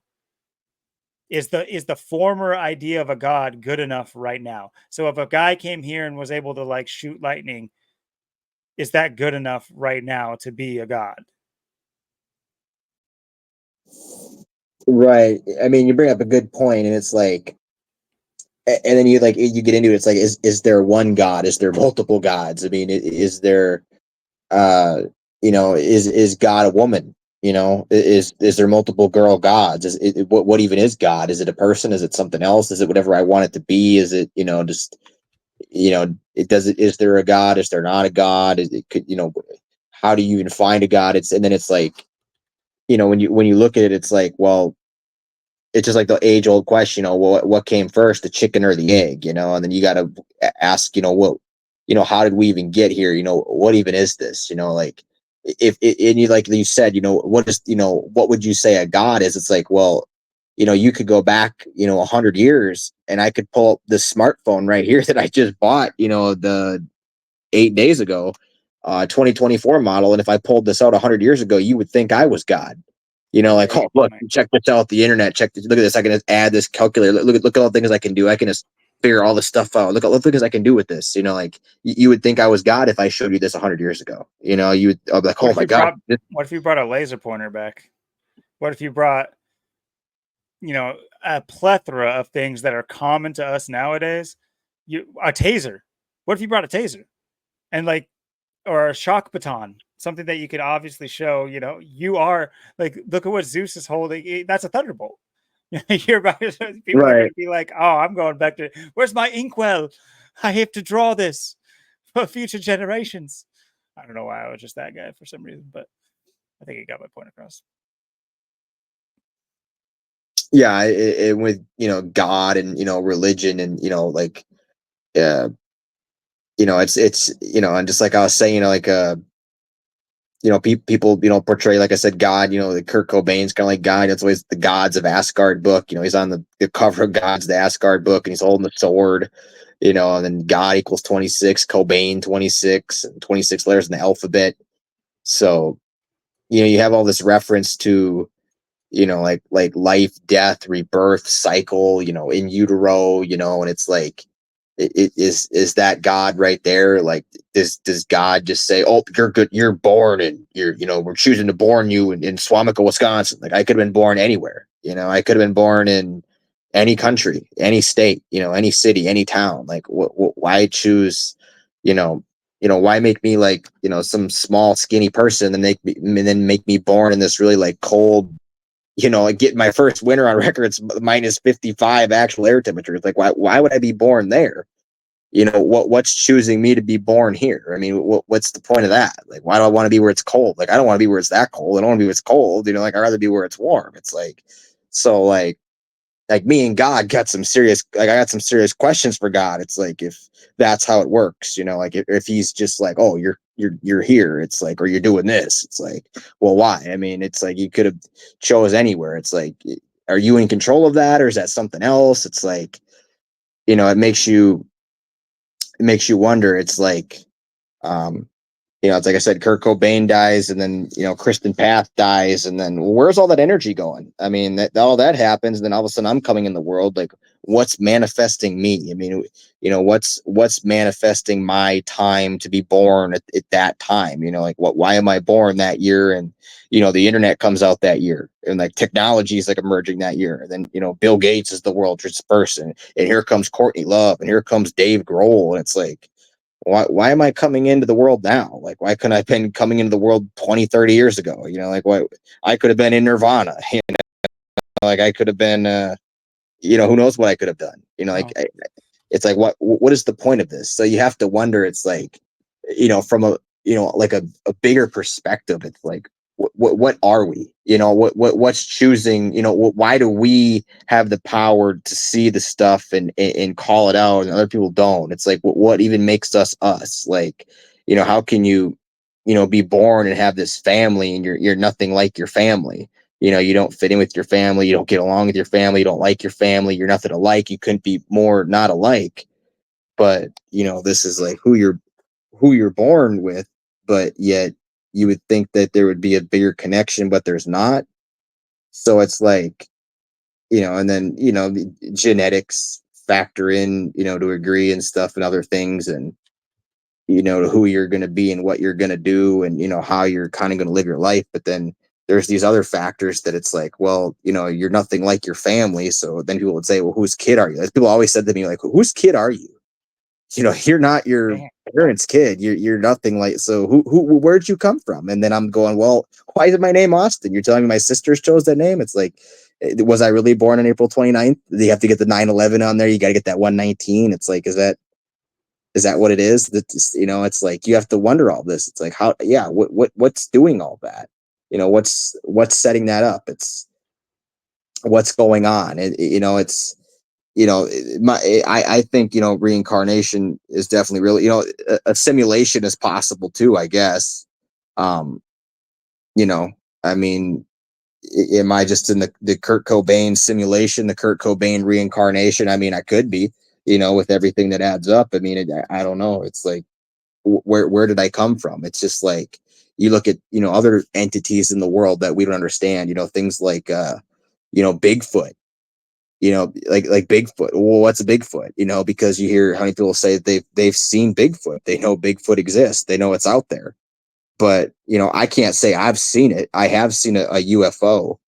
Um, what's weird, what's weird about Bigfoot is Bigfoot equals 74 and 38, just like gematria. Um, also equals 34, like Nirvana too. And who knows what Bigfoot is, this Sasquatch, this entity that's supposedly, number one in Washington State in the Pacific Northwest. So, is it, is it interdimensional? Is it intergalactical? Is it of the spirit realm? Does it, is it like us? Is it, what is it? Why is it this mysterious creature? And then, it's just like UFO. Is it related to UFOs? UFO equals, you know, uh, 42, like Austin, like Jesuit. And I talked about that UFO that I saw in 2015. It was weird. Because I came home one day and I noticed on, I was outside. I just got home from work. So I was living in Hobart, Wisconsin, which is a small town of like 2, 3, maybe 4,000 people. And, I just come home. It's a normal night. I was going out to my deck to smoke some weed. And then I just, I can't remember if I took a few hits or whatever, but, I was just, I was gazing across the street, like this, like lamp post, this like light post. And I kept looking at him like, when did that get there? Where's this light across the street? I don't remember seeing that before. I couldn't remember, I'm like, well, where did that come from? Like, I was staring at it for a little bit, and then I noticed this light, this light that I was looking at, like the light like went out, and it was just this like gray silver like metallic like a spear like object. It was this like a brown. It was like a round ball. It was this like chrome metallic chrome silver gray spear ball, like an orb. And it was weird because like I've never seen anything like it, and it was this like it was like just like slowly like hovering, and it was like floating, and it was like hovering, and it was like going up, and then there was like these weird like red lights that were like blazing out of it, like all over the place, like just like weird red lights just like going all out all over the place. um it was crazy. And what's always crazy is, whenever you see a UFO, like there's never anybody around. Whenever you like people see UFOs, they're always alone, and there was nobody else around. I was in a small town, and I didn't even, grab my phone or anything. And I think I went to grab it or turned the corner, and I looked, and it was gone because I wanted to like record this, and I can't remember if I just like what happened or where it went or if it disappeared. But I was watching it for quite some time. But um, yeah, and it got me researching into what this was. I kept thinking, I'm like, well, what is this? The government watching me? This is, back in like September, October 2015. I'm like, well, was that the government? Was it interdimensional? Was it intergalactical? Was it, was it like a Bigfoot type thing? Like what was it? So I did the research, and that's when I found, that Wisconsin, like I said, was ranked at the time second highest for UFO sightings, and New Mexico was number one. And then I found out, I researched, what I was looking at. It said it was, like an orb UFO, like a orb UFO or whatever. And it's weird because if you like orb, if you write out orb, it's like 17 like kill and 46 like sacrifice. Got the 19 in there. Orbs equals 54, 54, and 27, kind of like ritual numbers. Um, and it's just weird. It's like orb UFOs is 33, and I'm just like, I don't know if this is like, this is like some kind of magic or the government, like what's going on here? Why am I seeing this right now? It's very strange timing. uh and it's like, I can't say like I've ever seen another UFO. Maybe there was another UFO that I just didn't catch or didn't ever see, but this was the only one that I can really say that I saw. And it was like really spooky. It was just like, you wonder what it is and what's going on, and then you have things like, Area 51, Area 52. I've never been to Area 51. At the closest I've been close. I mean, I've been to Vegas and stuff, but uh, there's Area 52, which is also in Nevada, and it's in Utah and Nevada. So, that's like the new Area 51, because the old Area 51 is like, that's like old school. They don't really operate there much. It's like kind of like, it's more known about. Area 52 is like kind of more of the real deal. But, you wonder what's going on at these, they're not, people know about Area 51 and Area 52. I mean, they're very known, places. Area 51, you can Google map that thing and try and get in there yourself, but uh, if that's what you want to do. But you wonder what they're hiding and what's going on in these places, and you know, what's this connection with UFOs and these strange mysteries and things like Bigfoot, possibly. Like, you wonder how connected all this stuff really is. Where were you? You said you were in Wisconsin during this time. Yeah, I was in Hobart. It's like a mixture. It's like a little town of it's like kind of like by Swamico and Howard. Um, it's like a small. I was like, it's like a little apartment complex I was living in. I actually lived there a couple times, but I lived there in like 2012 too. This was like a that was like a bottom floor one. This was a top floor one. So I was there at in Hobart twice. But yeah, this one I seen this. I just came home one night and I was just looking out on my patio on the deck, and I just looked out on and this just happened to be right there. I mean, and it's always weird, like I said, like whenever you see this stuff, there's like never anybody around. I mean, Hobart, there's not a lot of people there. There's not a lot of people outside, so nobody else is there. Nobody else was home, and I didn't, have anything to, record. I wasn't even thinking with my phone and recording or anything. This caught me off guard. I just could, I just was so drawn into this UFO, this orb, this whatever this was. And it's like I said, I did the research, and I figured out they're common, and I was watching like YouTube videos on them, like how like common they are, and there's like a ton of these in Wisconsin. Like, this is a common thing. So um you just wonder what's really going on here, what this really is.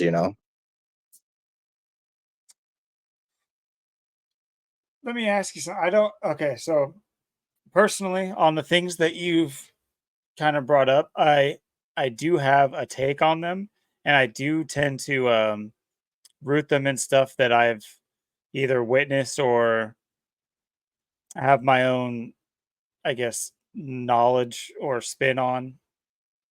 But starting with the UFO thing, I'm not claiming to have seen anything as intense as what you've seen. But do you ever stargaze? Like, to this day, like in recent days or years?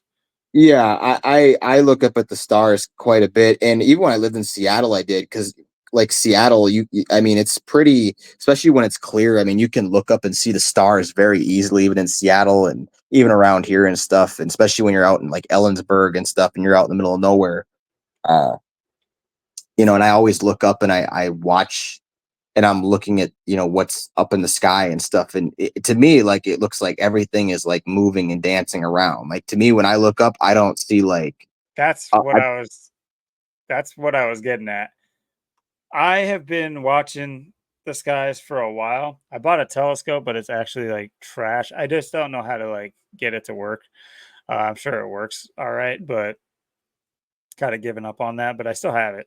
So I can figure it out. But yeah, this I think that what surprises me so much is that, I showed my family and like, dude, this is like the crazy thing because it's like I am the one that's like coming to them with the newest thing every single time. Like they're never like, "Hey, did you see this?" They're never the ones being like, "Dad," or like my girls never kind of, "Hey, Logan, there's this. I saw this." That never happens. That it's always only me doing that. Like I'm always being the one like, check this out. Like, this is crazy. Like, which I also find is kind of weird. But point being, I would look up at the start. This was, couldn't be 2 years now, but maybe a year and a half ago. But I had made a little fire pit in my backyard. And so I was having fires out there pretty often. I don't know if this is exactly when that happened, or maybe it was after I made the fire pit because I was already looking up at the sky. But I mean, and I'm in the middle of Portland, so there is like, smog and like the light pollution and all that crap. But like on certain nights, it's nice and easy to see up there. And the white things up there, not all of them, there's ones that definitely don't, but they are moving constantly. yeah, And I to the point where I'm like, okay, I'm like, okay, I'm a conspiratorial kind of person. So let's get some footing in this. I can't find a single explanation that like is even close to what I'm seeing. These are not high altitude planes. I've seen them. What's interesting about it is when planes do go by, it's like it triggers them too. It triggers these little white things to start moving. And I say little white things, they might as well be stars. They're supposed to be stars. And whether or not they're drones or something like that, I'm not saying these are all alien life forms or anything, but there's something above us that we do not know about that is common. Like what is surprising to me is like who owns a telescope? Who could like how do I thought stargazing is like a thing. Like who there's got to be enough stargazers that look out on the sky and see. They're not trying to hide it. I went camping and that was like beautiful, a great time to do it. And me and my girl were out there at the fire, just oh, there's one, there's one. Like they're extremely common. It's not nat like I don't remember ever being a kid looking up at the sky and seeing. I would have been so excited. This is like something that's definitely more modern. These things, there's the sky is moving at night. It is oh yeah, moving all the time.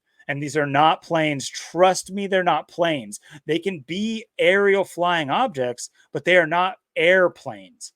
I've seen them do maneuvers, weird things. Like when they get sometimes two will be moving at the same time. Like they're pattern like driven things because I see them like go towards each other, and when they get near each other, it's almost like magnetic. They'll have like a reaction towards each other, like or like static electricity, more like that's what I should have said. Like where like they'll light up. I've seen them flare. I've seen these things like flare very bright and then dim out, and you know it's. But to my point is like I had to seem like the crazy dad, but I've shown my son them, and me and him have sat up there and watched him and looked for them, and it's just like, does anybody else know about this? I don't understand. I don't understand. This is like major news to me. This should be like, what's above our head? What's going on? But I can't find a single instance online that doesn't just lead you to alien stuff, like the mainstream alien stuff. Or I think maybe the best thing I've seen is like something talking about like high altitude or satellites. I'm like, okay, well then they got some explaining to do because there's like 5 million satellites above yeah, Oregon. Like, holy crap. yeah. So I just wanted to touch on that since you talked about your UFO experience. Just in the grand scheme of things, like I think it's relatively. I let me just kind of ground the idea that that you potentially saw technology that is just not mainstream. It's not meant for you to necessarily see, but at the same time, do I think that uh, I just looked up Wisconsin military bases, and there's a whole string of them right along, not right along the bay, I guess you would say, the Lake Michigan, which by the way, they are seas. We call them lakes because Yeah. we're just so we la di da with whatever we do. These are seas. Like, there are much smaller seas in the world. These lakes are ginormous bodies of water, which also is another, you know, threatening thing in America too. Like those body anyway. But yeah, I would encourage anybody that's potentially made it this far. I might even like what I do want to say logistically, I do want to start doing timestamps. I need to get on that. I'll start doing timestamps for our videos, which I think will help with retention and certain things.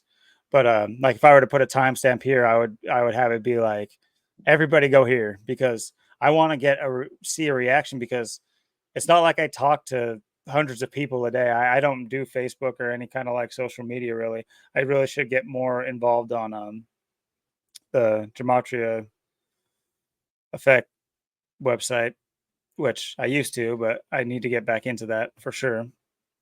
Um, but like to gauge people's like other people's reactions on this because it's something that's so un it's something that's completely undeniable. There's that nobody can sit here and tell me no, you've been seeing planes. I will. You are crazy at that. If you're able to look up at what I'm looking at and say those are planes, you would be. I would look for help for you. Like this is I can't understate how like w- not weird. It's not weird. It's common to me now. It's like to the point where I've almost sort of forgotten about it until we're talking about this. But it's definitely something that's a major deal. But I can't find any source on it or anything like that. Weather balloons, no nonsense. There's no way they're satellites. I mean, or if they are satellites they're not definitely not space satellites or whatever they want to call them. This is something completely different, and even if they are satellites, like they want to call them, then they need to update their definitions to the general public, the taxpayers who are launching these fucking satellites, because the things that these things are doing are not what the average person I would think would assume is what a satellite is. Which, by the way, satellite's like a noun separate from being like a machine that we launch into space. It has its own definition, which I think is quite interesting.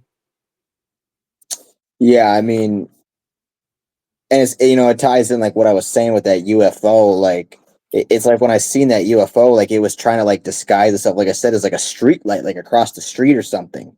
Um, like I said, I thought I was like, I'm like, when did that street light get over across the street? I'm like, I've never seen that there before. I'm like, I was trying to figure out where did that come from.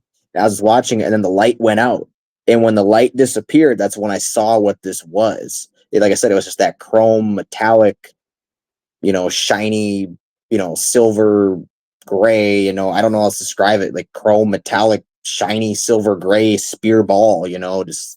And like I said, I was just watching it, and then these like red lights, these red like laser beams and lights were just like coming out of this thing, just like all over the fucking place. It was fucking crazy.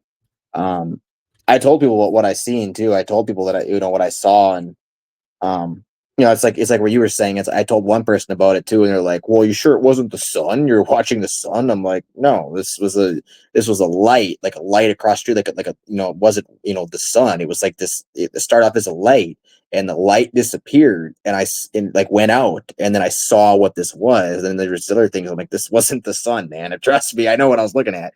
And yeah, people, that, and it's like you were saying with like the stars at night. I lived in Seattle, I lived in like like 23rd Avenue there, and I'd look up at the sky every night. Like I'd look in, where I live, I'd go outside the gate and I just look up and I could see the sky and I could just see the stars moving. I could look out towards Ellensburg, towards Central Washington. I could see the stars, just moving around up there, just dancing around. Um, yeah, when I look up at the sky, all I see is stuff moving, and I'll stand perfectly still, and I have really good eyesight too. That's one thing about me is I have really good eyes, and I'll stand completely still and I'll look straight up and I'll just watch it and I won't move. I'll make sure I'm standing completely still. And this thing's, it's doing this, doing that. It's spinning around. It's moving. It's going in circles. It's going all over the place. It's not stationary objects up there. And like, I'll see some of the constellations. Like I'll see the constellations, Oh, yeah. I'll spot them and I'll see them. I'll look around and stuff. But I mean, the majority of the stuff up there I'm watching, it's busy up there. There's major stuff going on. I have watched a stagnant star, which why I say star, it's almost a delineation nowadays, because when I look up there, only certain things can be stars to me anymore. Like everything else is suspect. Like the smaller it gets, the more I'm like, that's probably not a star in the classical sense that we think of a star is, or whatever they say it is. Because those small ones have a tendency to move. And I've seen stationary ones and I've stared at it and it'll start moving. Like it was like, all right, this guy's not gonna stop. I literally, okay, this might give me away to where I'm on the weird side more, but I talk shit to him. I talk shit just for my own, because I swear I get reactions out of them where I'm like, bitch, you won't move. I know you want, dude. I know you're gonna move. You might as well just do it. I'm the only one watching. What are they? No one's gonna believe me anyway. Just fucking move. Hurry up, and then it'll move.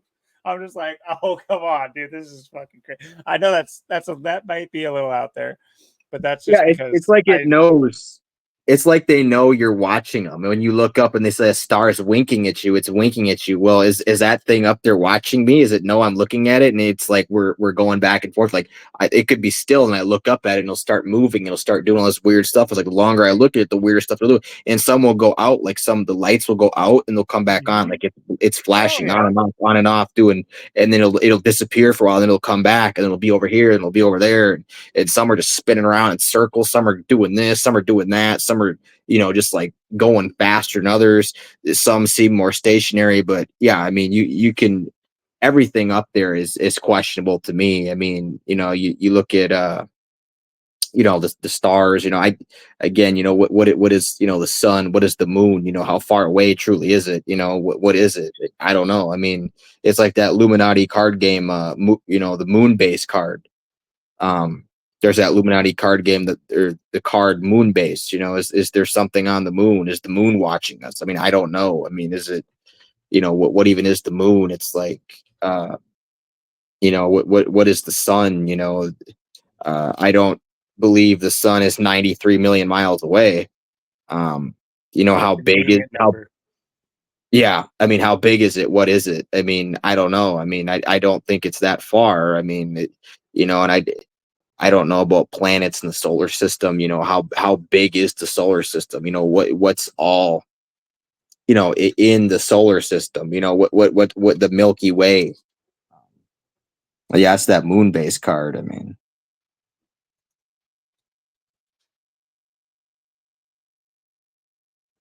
Moonbase is not affected by any disaster cards except earthquake and meteor. Moonbase gives a +4 on any attempt to control or destroy any space group. If a personality is linked to Moonbase, any assassination attempt against this personality is at -6. However, if Moonbase is destroyed, all personalities there are killed. It'd be interesting to play this game, like on a stream or something. Yeah, that'd be kind of fun. Yeah, I've always looked for this card game in the stores. I've actually never seen it anywhere. I don't know if it's maybe just not per card. They're like $6. So I would be looking up the PDFs and printing these bitches out. I ain't gonna fucking buy that shit. Yeah, that's like I can find it. I would want to like own it. I guess if that's what you're saying. Like if you were able to find it, yeah. Right. Like I always try to look for it in the store. Like I always like, man, where is this card game? I never seen it. Like I'd never seen it in the store. So I always find it questionable. But Yeah, so it's so the common person can be like, Illuminati card game, but that doesn't exist. Yeah. That doesn't exist, bro. You think that's fun? Okay, okay. Fucking losers. You think he looks like that pyramid on the back of the dollar bill, bro?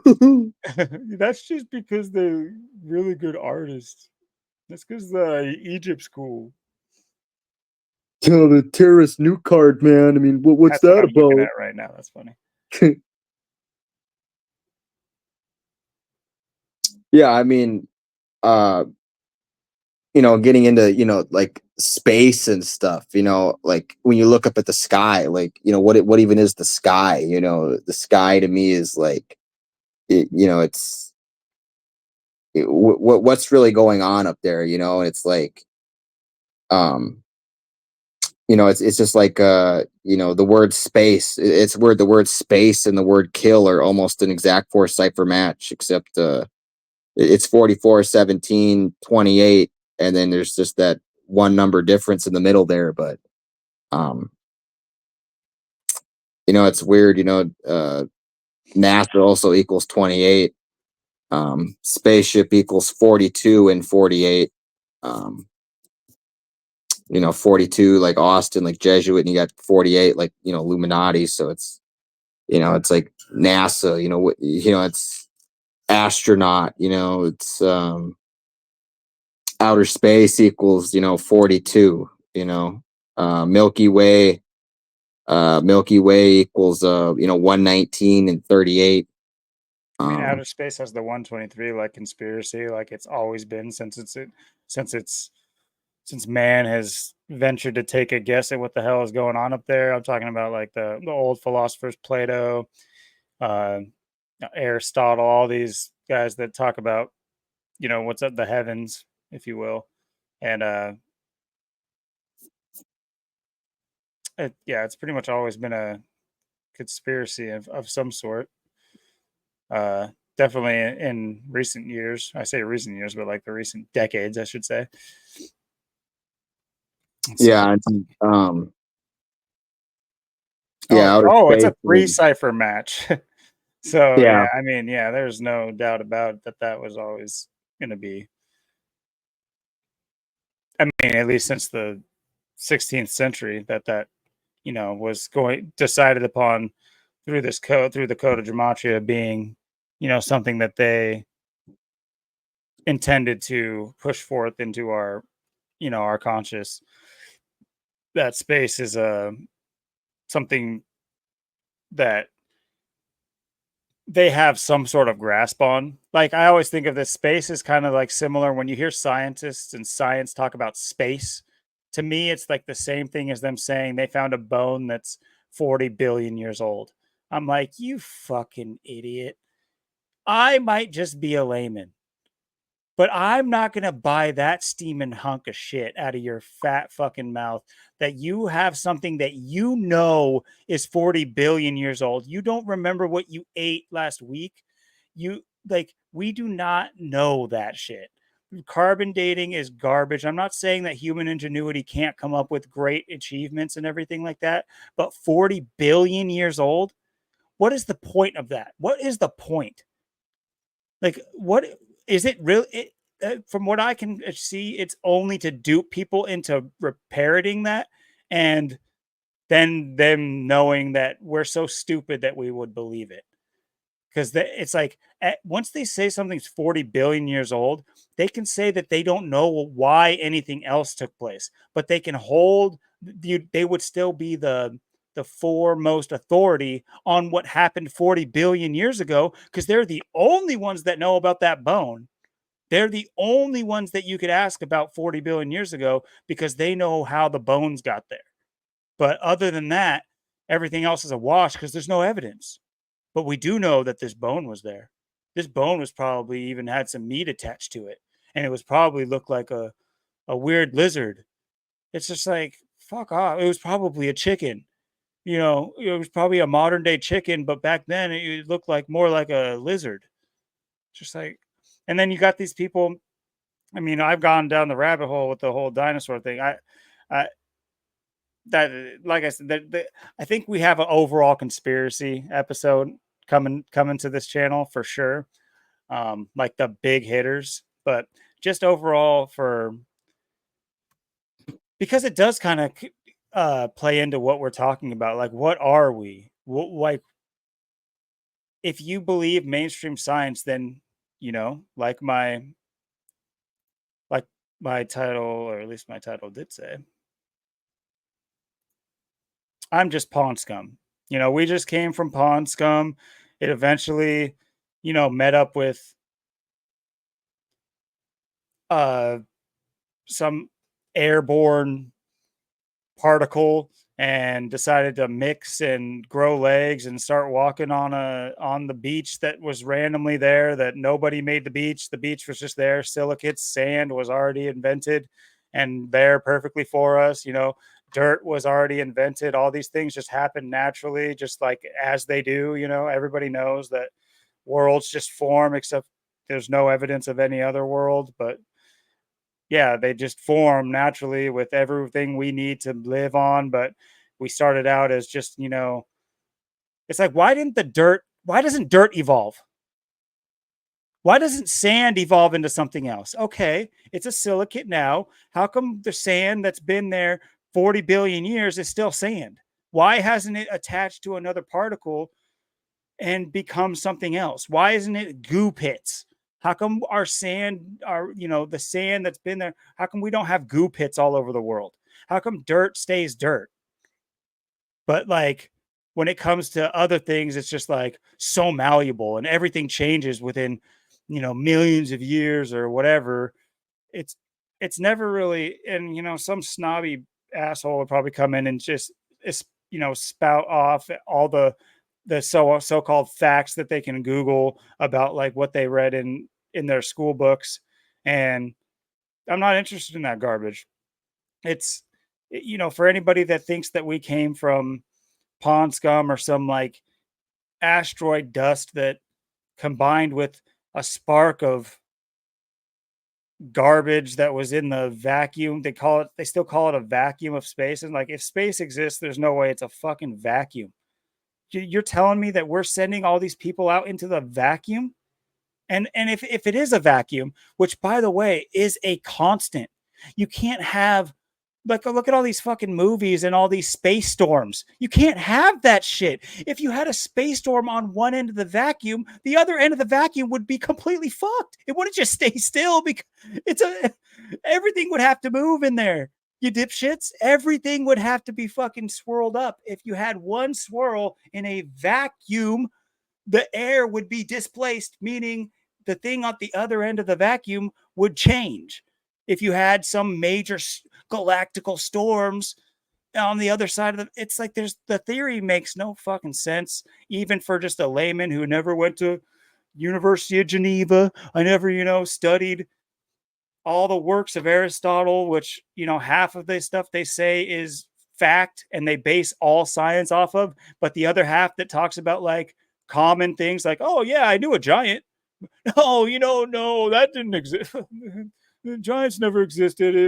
It's theoretical. He's talking about a giant personality. It's just like, no, bitch, you just pick and choose the facts that work out for you most best. And back to what we are. No, I do not think we're pond scum. I'm no evolutionist, and I'm not necessarily some like major creationist in the general sense of like modern day religion, but I think the world would be I think the best chance for the world is to adopt creationist mentalities, whatever form that takes. I'm not saying God, Jesus, but that is one of them. And any of the ones that at least put into our minds that we have a higher purpose. Because you look at the world today and without purpose, like even just in my own life, the times I've had less purpose are the worst times of my life. There's something about that. We're made for more than just walking around and fulfilling the status quo until we croak. Yeah, I mean, and that's getting back to our point, everything they say, everything they call it, all these names they have, the Milky Way galaxy, it equals, 222, 78 and 84, Jesuit, numbers 78, 84, 222, galaxy equals, 92 and 29. Um, you know, these names, they come up with the Milky Way galaxy. It's obvious why they chose the name once you look at the gematria, why they call it what they call it. Nothing is called something by chance. They say things are light years away. You write out, light years. It's 56. You write out light year. It's 48, like Illuminati. And you write out sun. It's 54 and 27. You got ritual numbers. And it's like the moon equals 21, like Jesuit, sky equals, 26, like God, 17, like kill, 55 and 10, like Satan. They have these certain, they call things what they call things for certain reasons. And it's just like, you look at, what, like, astronauts, that's what they call it, astronaut. You get an astronaut, you're not nothing, you're not flying up in a space shuttle going to the moon. I the staged hoax fakes, fake staged hoax, moon landing, that was just a massive lie, saying we went to the moon, saying, that we somehow got out of here and went there, but we never went back, and that was, all that time ago. We'll go back there, for whatever reason. It's, we go to the moon and, we have this capability and we can, travel through space and we can do all these things. And I mean, we can call them on a landline once they get there. Yeah. I mean, in the space, and have a better connection than I have now. Yeah, it's obvious, they're just taking the spaceships and they're just, crashing them out, landing them in the ocean, no one's out there. So like I said, they spray the ocean, no one's out there. They can get ships and, people out there, and they just want to drop them in the ocean somewhere and, go pick the people up and, go cover all this up that they're going up in outer space. And, I mean, I think there's some kind of like firmament, I'd say. I don't know. I mean, some kind of barrier up there, some kind of firmament that we can't, get out of this or whatever that is. Mm-hmm. And I'm not saying, that the earth is flat.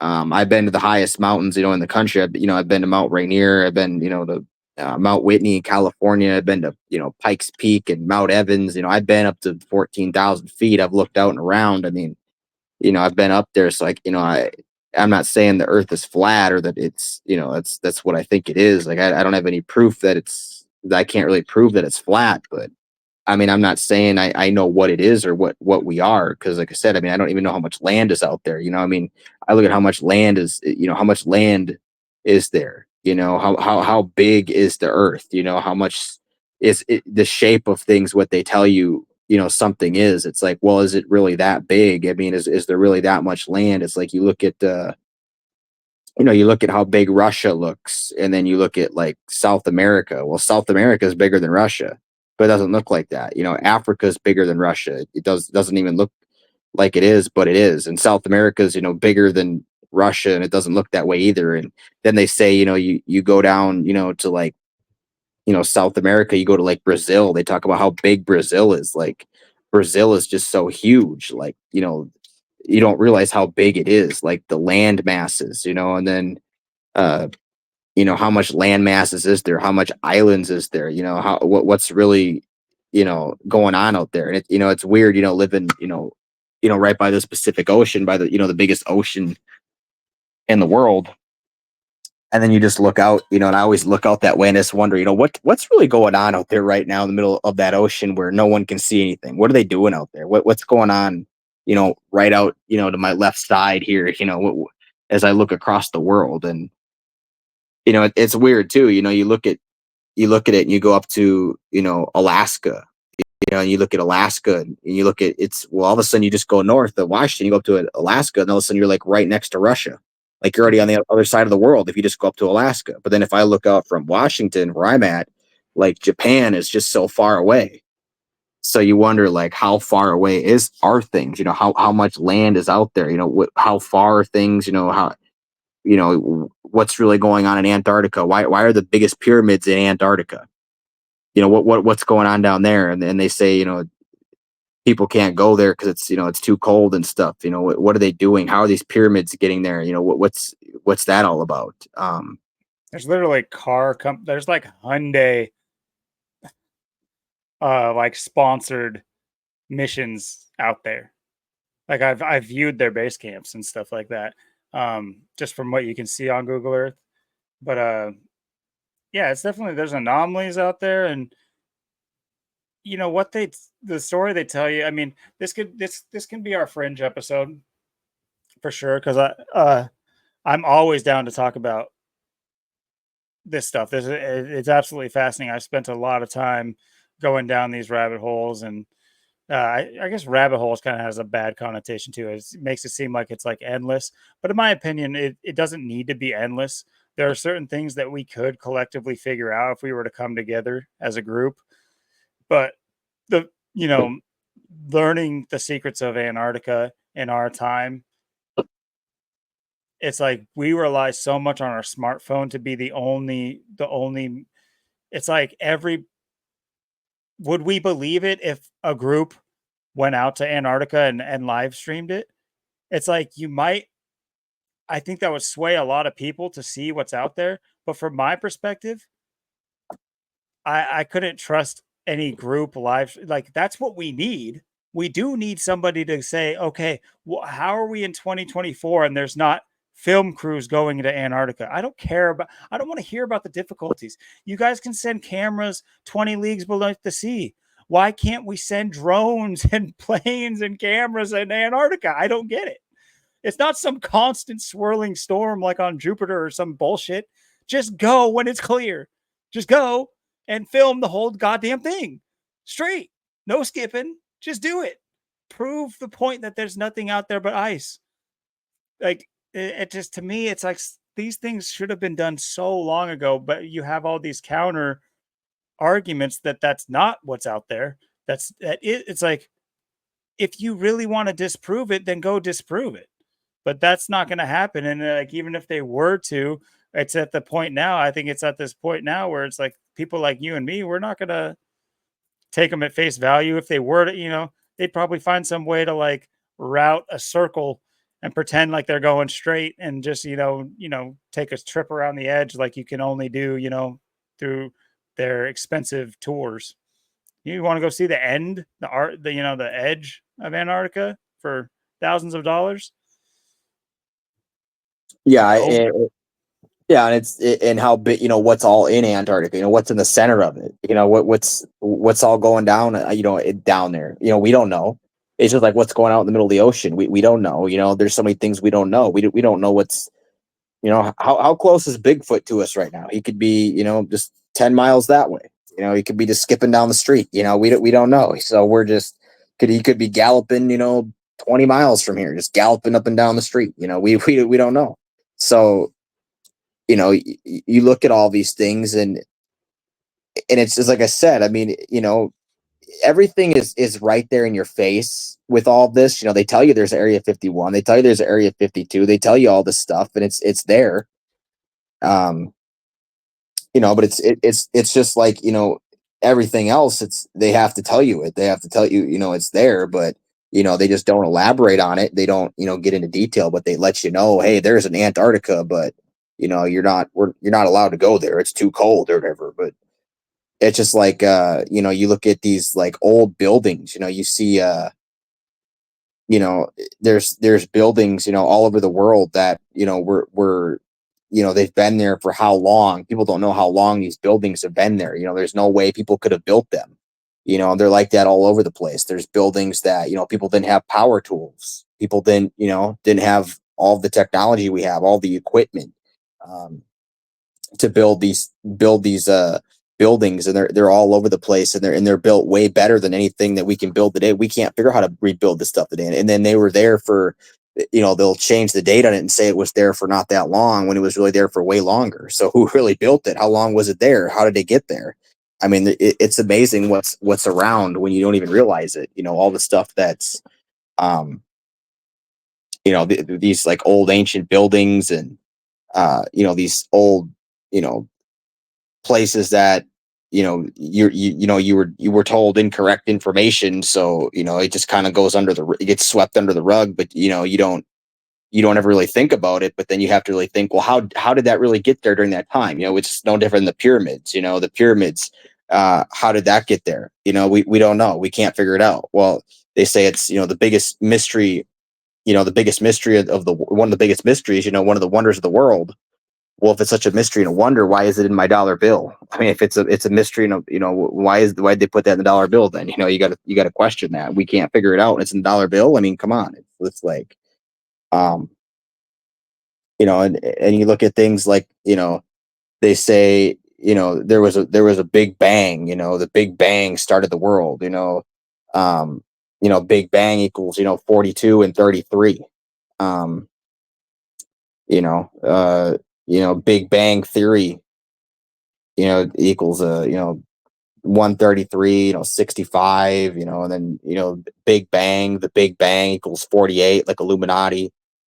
Um, you know, the Big Bang Theory, you know, equals 77, you know, 85. You know, you wonder, you know, they chose these names and they just going to tell you it's, you know, this big bang went off, you know, this big explosion, you know, is what they're going to tell you. It created everything. You know, we came from this massive explosion, you know, that just formed the whole world. It formed everything. It's order out of chaos. Yeah. It's what it embodies. Yeah, interesting. Oh, go ahead with your point though. Sorry.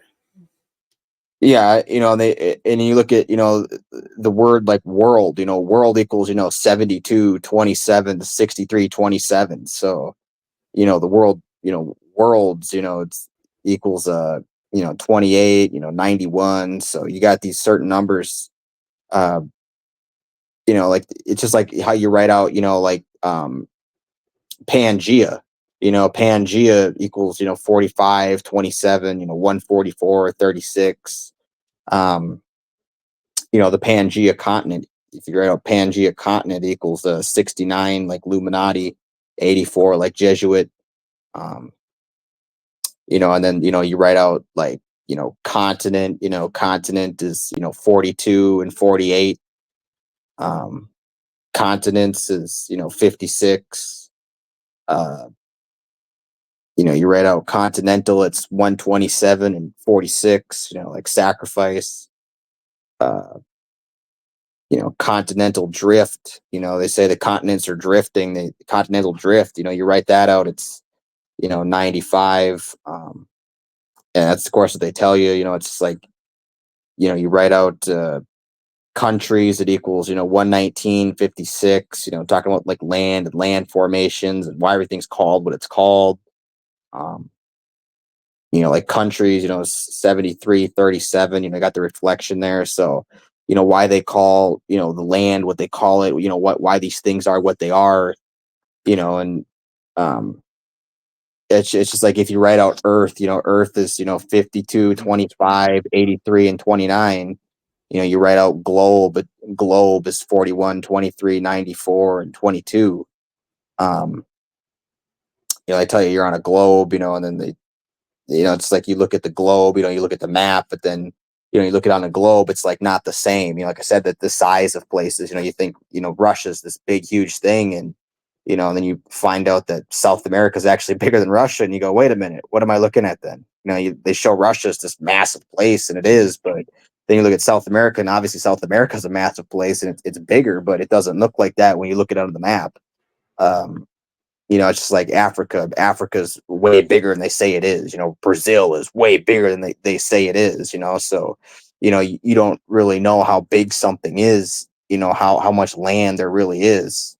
Um, you know, it's just like, you know, you look at you know, like the creation, you know, how did, you know, all this get created? You know, how did you know, how what created the world? How old is the planet supposedly? How long was the planet here? Um, is Pangea real? I mean, was there a Pangea? Was there multiple Pangeas? Was there, you know, Pangeas? Was there 10 Pangeas? Was Pangea, was there never a Pangea? Did Pangea ever exist? Do continents really drift like that? Does it really take, hundreds of millions of years? And did it even look the way they said it was? Because they said, Pangea, like the center of the continent, because the land was so big and it was so put together, like the center of it was like, it was like 100 and like 50, 170, almost 200 degrees, where it was unlivable, it'd just kill you. It was like just this massive desert in the middle. Is that really real? It could have been, who knows? You don't really have any evidence of anything, and we don't, what do we know? I mean, it's like they show you the earth. I mean, does it even look like that? We don't know what the land even looks like. I mean, does it really look the way they show it? And then that's why they show you it the way it looks, because like you can just piece it together like a puzzle.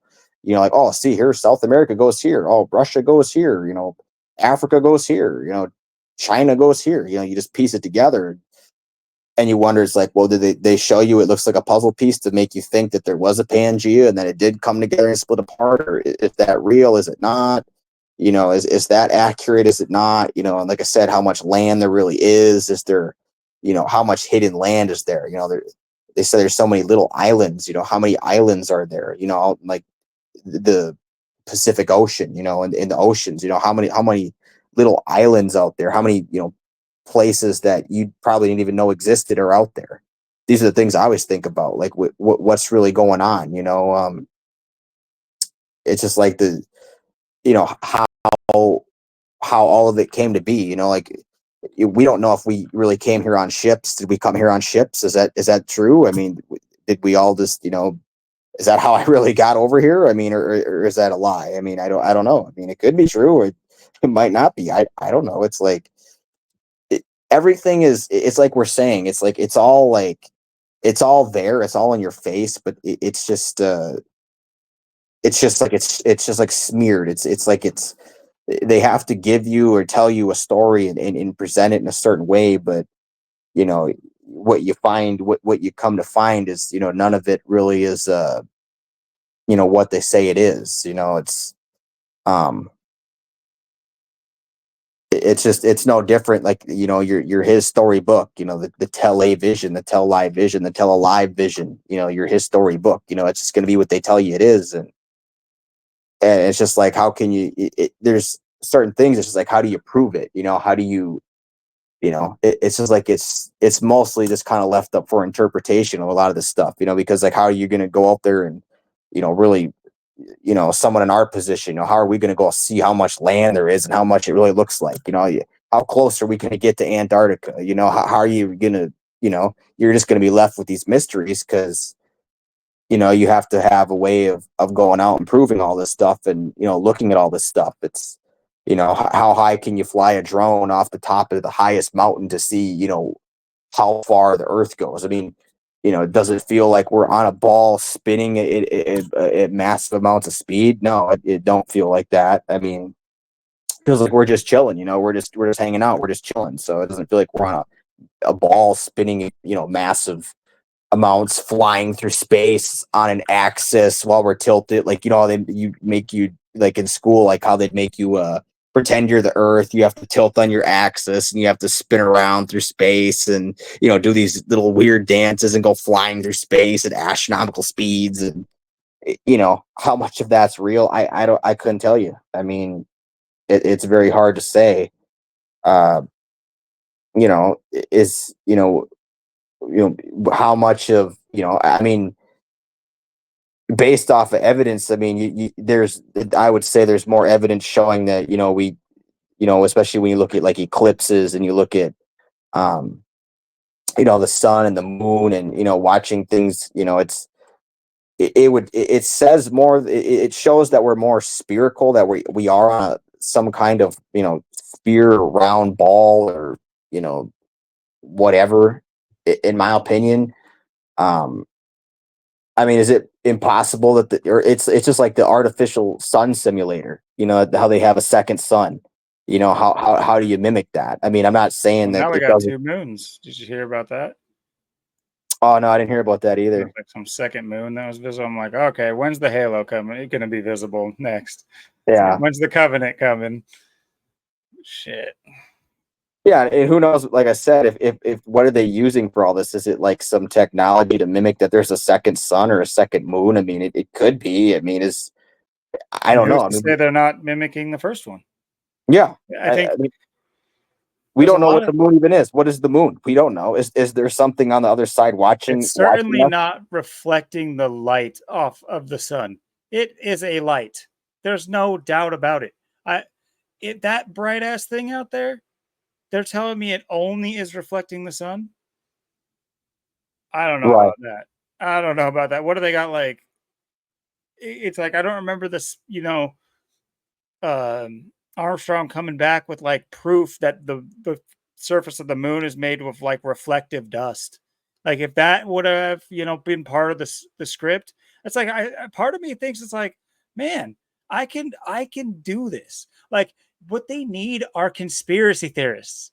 They need to hire conspiracy theorists to fill in the gaps in their shitty stories because I swear only conspiracy theorists, quote unquote, please, every single time I say that, I without putting the fingers up, I always mean it, quote unquote, because they are real conspiracies. That's a word. That's a thing. Anyway, I won't say that every time, but it's like I feel like I can fill in the gaps for the person who would be questioning it. You don't need to fill in the gaps for all the lemmings, but for someone like me, I can't accept that. And the more people that I convince to not accept that, it becomes a problem. So wouldn't you want to close those gaps up?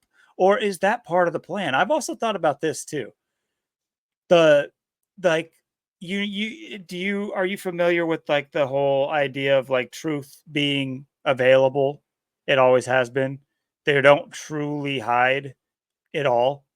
It's just they are masters of psychology and propaganda, so they can do their voodoo magic basically. To the layman, it's magic. It's like psychology is magic. People don't get this. Psychology is magic. To somebody who doesn't know what's happening, they are fucking with you. That's like the layman term. But you like certain salesmen are magicians compared to you. When you're talking to a door-to-door salesman selling like home security, you're talking to a wizard. You're talking to Gandalf. He know his job in sales has been to teach him what the common person they when they're walking up to your house.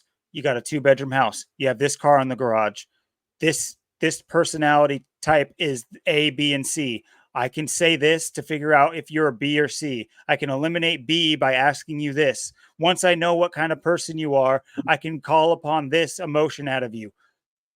Are you walking around thinking that ever? No. Nobody's walking around thinking that, but the people who are that far ahead of you. Like if you're up against that, you would have no idea. It's like constant inside joke type stuff. It's like you would never know what they were doing because you're just not trained in it. And I'm not trained in it either. But like I feel like just because I just would stay away. Like I feel like I can see a little bit of the aura and just know, nope, I'm not going to battle that guy. He would. I'm not going to tempt him fucking with me, and before you know it, I'm shaking his hand. I'll be like, "What the fuck just happened?" Like, holy shit! But I will. I think I'd know enough to know not to let him in. Like Dracula shit. Don't let that motherfucker in. That was actually a better analogy than I thought. Like that Dracula analogy actually really fit that situation, that scenario. Yeah, it's like you know, we're talking about like, just basic things, another basic thing that people I think tend to overlook too is just the fact, we have, dreams, what is a dream? What is dreaming? What is I go to bed at night and there's this some fucking random magical cartoon going on in my head. Like, what the fuck is that? Like, there's some shit that people don't tell you at all. And, I think, we spend so much time of our life, sleeping and dreaming. It's weird. um the word sleep, it equals 21, and 78, like Jesuit. um such a interesting. Sleeping is 42 as well. Then you got 87, the reflection as well. um dream, you got 23 reflection, or you got 23, 31, 94, 41 dreams, 60, 24, 102, 39. Sleeping's got that 39 in dreams, so you got that 39 in the same cipher. uh Dreaming equals 46, like sacrifice, and 44, like kill. um Dreamed equals 40, 32, 50, 139. It's interesting. Nightmare, 95. Nightmares, 57, like sleep equals 57. So you do have some connections. And it's interesting, because it's like, what is going, through your mind when you're sleeping at night. What is that? I have so many times where I'm sleeping and I'm dreaming, and then I've had dreams that have happened to me, and then I've had dreams where I've seen something. Then it's like, it's like deja vu. It will happen to you down the line, or you'll see it again. I have reoccurring dreams. Me too. And then I have dreams where I'll have like kind of the same dream. Sometimes I'll have a dream and I can't, like some people say you always have dreams, people like sometimes I can't like make out people I know, or I don't know who they are, but it's like sometimes I know, like I'm having a dream for like a certain reason, like like this person's in, like how I like was seeing people that I thought I knew, and it was weird, but it's like now you're seeing them in your dreams, and it's like there's something to this dream. It's like you're connecting through a different realm. It's like, um and then I look at a lot of times like dreams that I have, like why am I having this dream? What does this dream mean? And it's like, and you look up what you dream, and then it's like exactly connecting to your life and how you feel. And it's like, and that's why you're having these dreams. It's interesting. It's, like the word mind, mind equals, 40, 22, 68, 23. um, Mindset, 84, like Jesuit, 42 as well. Um, mind power equals 45 and 54. Hmm. Um, it's very interesting. Obviously, mind control, you got that 56, like all seeing eye, 56. Mind control at that 56, all seeing eye, 56. All seeing eye equals 119 as well. Reflection 911. Um, and and it's just like, it's like the like eyes, like your eyes, like you're able to see the world. You write out the word eye, it equals, um 17, like kill. 46, like sacrifice. You got the, eyes equals 54, 18, 54, 18. um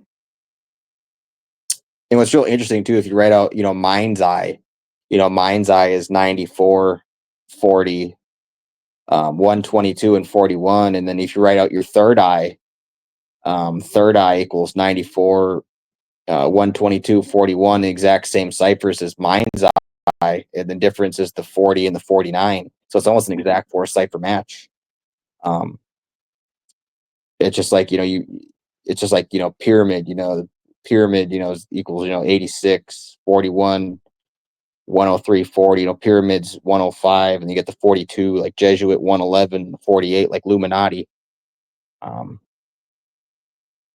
and you just, interesting concepts. Your mind, like your eyes, like, and it's like how we were talking. You look up at the sky at night, and we see, everything moving around and dancing, and what we see. And then someone else could look up at the sky at night and they don't see what we see, and then they're just saying, oh, do you see this, do you see that? I'm like, well, I might see a few constellations, but to me everything up there is moving and dancing around. Like I have my perception of what I see, but you know, it's like other people, they have their perception of what they see, and it's like they're not seeing what we're seeing, you know, that and I think it kind of goes with sleeping and dreaming too. It's like, you know, certain people, you know, it's like when you're sleeping, it's, you know, and you're dreaming and you have these dreams, um, you know, what, you know, what's, you know, it's hard to say because like all the dreams I have, it's like sometimes you're kind of controlling the dream, or you kind of can control the dream. Like you're kind of like you have like some dreams are like really weird. Like some dreams you'll have that are really vivid, or it's like a nightmare, but um it's like it's like it's scary, but it's not scary, but like you're like you can't die. It's weird. It's like you can't die in your dream, and or if you do or you're about to, it's like or something happens, like you just wake up, you know, you just wake up, or um you know, like you'll have dreams and it's like, well, why am I, you know, dreaming this? Then you like you look up what you're dreaming, and then like I said, that's exactly what's going on in your life. Like like someone's trying to show you something in these dreams, and then like hopefully you look up what it means, and then you'll figure out why you're dreaming this. It's like dreams to me are fascinating because it's like everybody has them, but they're just this supposed random cartoon in your head that, you know, you can't really make out why it's happening, but it's like it's there for a reason. Like, and then like we spend so much of our life asleep, you know, we spend so much time sleeping, and um so much time, you know, in the dream state. um so, you know, dreams are something that it's like you really have to wonder, you know, what's tapping in to make you see what you're seeing, you know. And it doesn't have to be, it could be any kind of dream, you know. It's like what's really going on in this dream, you know. It's like you know, you're having, you know, say you're having a wet dream, say you're having sex, and in your dream it's like, okay, so what's really going on as I'm sleeping? And it's like, you know, it's like it's like you're in a conscious realm with these other spirits or other entities where it's like they're like I don't know, it's like you're in this like metamorphosis state, you know, you're dreaming, but it's like you're not. It's like, and then you, it's like sometimes you have dreams and you wake up, and then, you know, you think you're, and you go back to bed and you think you're up. Like I've had dreams where I wake up and then I think that I'm up, and then I'm like, and then someone will be talking to me, I'm like, be like, oh, Austin, it's time to get ready for this, it's time to do this, or whatever. It's like, what do you mean? I'm right here. I'm like at the table, I'm eating. It's like, and then, or you think you're up and you're out, or you're eating, or you're like, whatever you're doing. And then all of a sudden then you realize you're still sleeping or you're still in bed. It's like, whoa, it's like, what is that? You know, it's like you're having an almost like an out of body like type experience. You know what I mean? 100%. And one thing I find quite fascinating, like dreams, is a great topic. It's a great idea to bring that up, because what's even simply fascinating about it is by, like, say you have the TV on. It's like your brain can make something out of what you're hearing in real time on the television without looking at it. Your eyes are closed, all you're getting are audio signals, but your brain will come up with a whole scenario in your head to that you're playing out. Like, for example, just like whatever you happen to be listening to is like a guy talking. Like there's a guy in your dream that's just like saying the stuff that's like so or somewhat saying the stuff on the TV, but it's like your brain will make the scenario for what they're saying in real time. So like say you're watching an ad for a lawnmower. Like in your dream, there will be like lawnmower esque type things, and a guy will be talking about, you know what I mean? It's just like it makes no sense. Like, and psychologist or some Harvard guy would be like, I don't know, or Stanford, they'd be just like, it's association, it's blah blah blah. You do that all the time. What fascinates me about it is like you kind of brought it up with like with the out of body experience type of thing. I mean, it almost makes me wonder if we're not betraying the dream version of ourselves. I know this is like, not to say I'm giving up on this world. I'm just give me a drug to keep me asleep. I'm about to go. My family's in my dream. I need to go to them. But you know, somehow, that is kind of what I'm saying though. Like, what if that is the more feasible reality. Say metaphysically that we are energy and spirit type beings. And when we sleep, we tap into that. That's the only time we're able to tap into that. And when we're here in the physical, we do these physical things. But if we had the link of our spirit still when we were active and conscious, we would be, dare I say it, a godlike being, you know? Like, who's to say if we couldn't tap into like energy that we couldn't know like resonance and buoyancy and lift off the ground? And you know, by association, hover, and by, fly away like a god would. And it's like, it would seem extremely insane if for us to do that. But if we just knew how to do it, I mean, it's like, there's at this point, there's just too much iconography. There's too much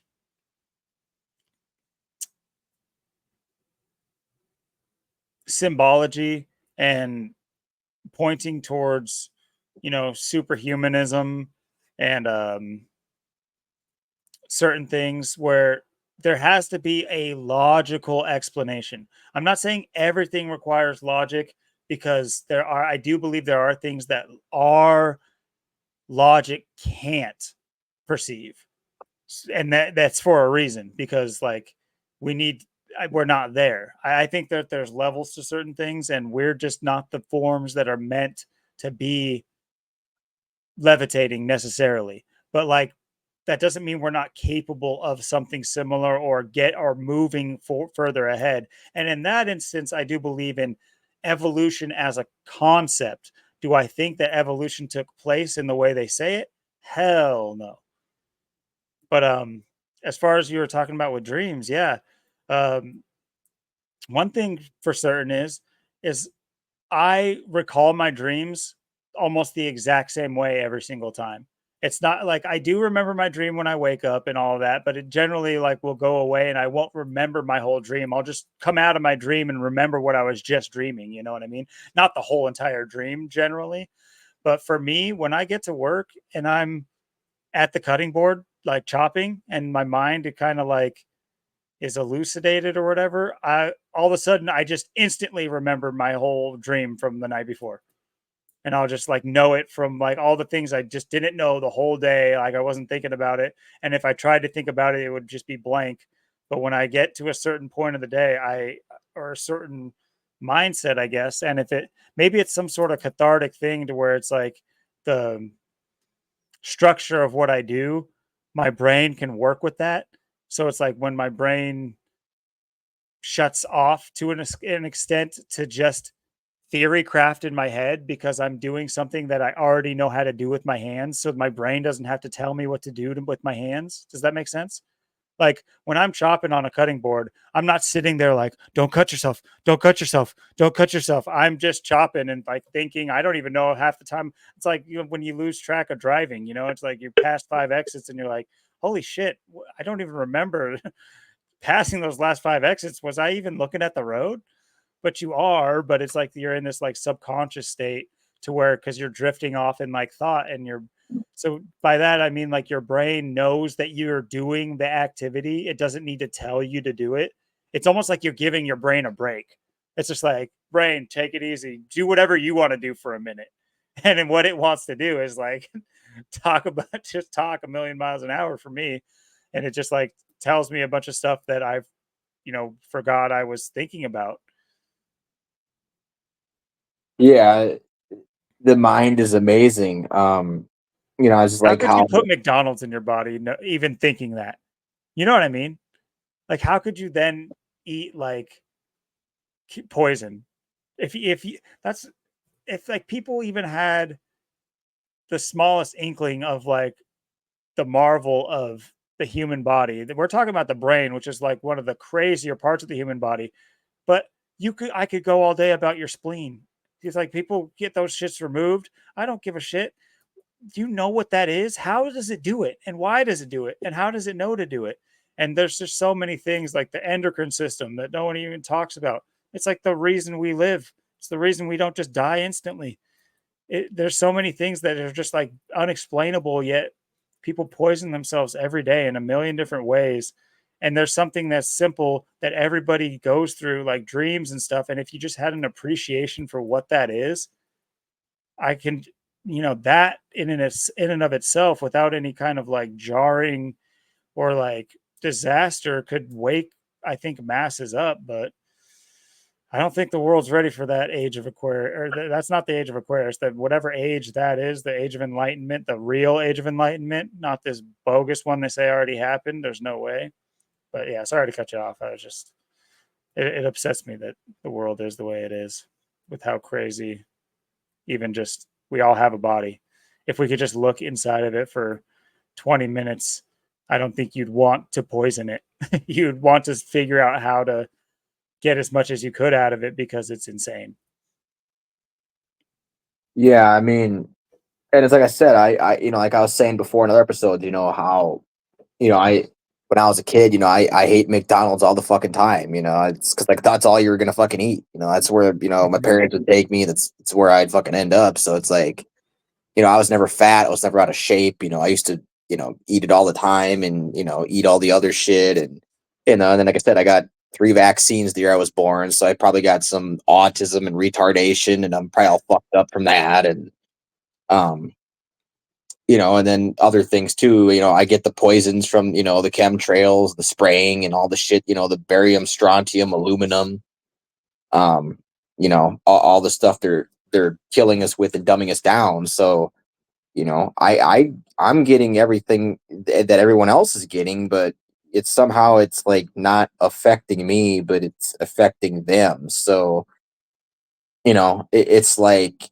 I could go to McDonald's right now and just eat out, and then, would that dumb me down? Would I forget there's Illuminati? Would I forget about gematria? It's like, no, it's like, but then somebody else could, do that. And then all of a sudden they're just, dumb as fuck. So it's like, I don't, it's like we're saying, what even makes us us? Like, what even are we? Like, um, it's like we somehow have this power, uh, over our mind or our body that, the certain things can't like affect us or get to us. It's like it's almost like a force, like some kind of like shield or something. It's weird. It's like a force field. It's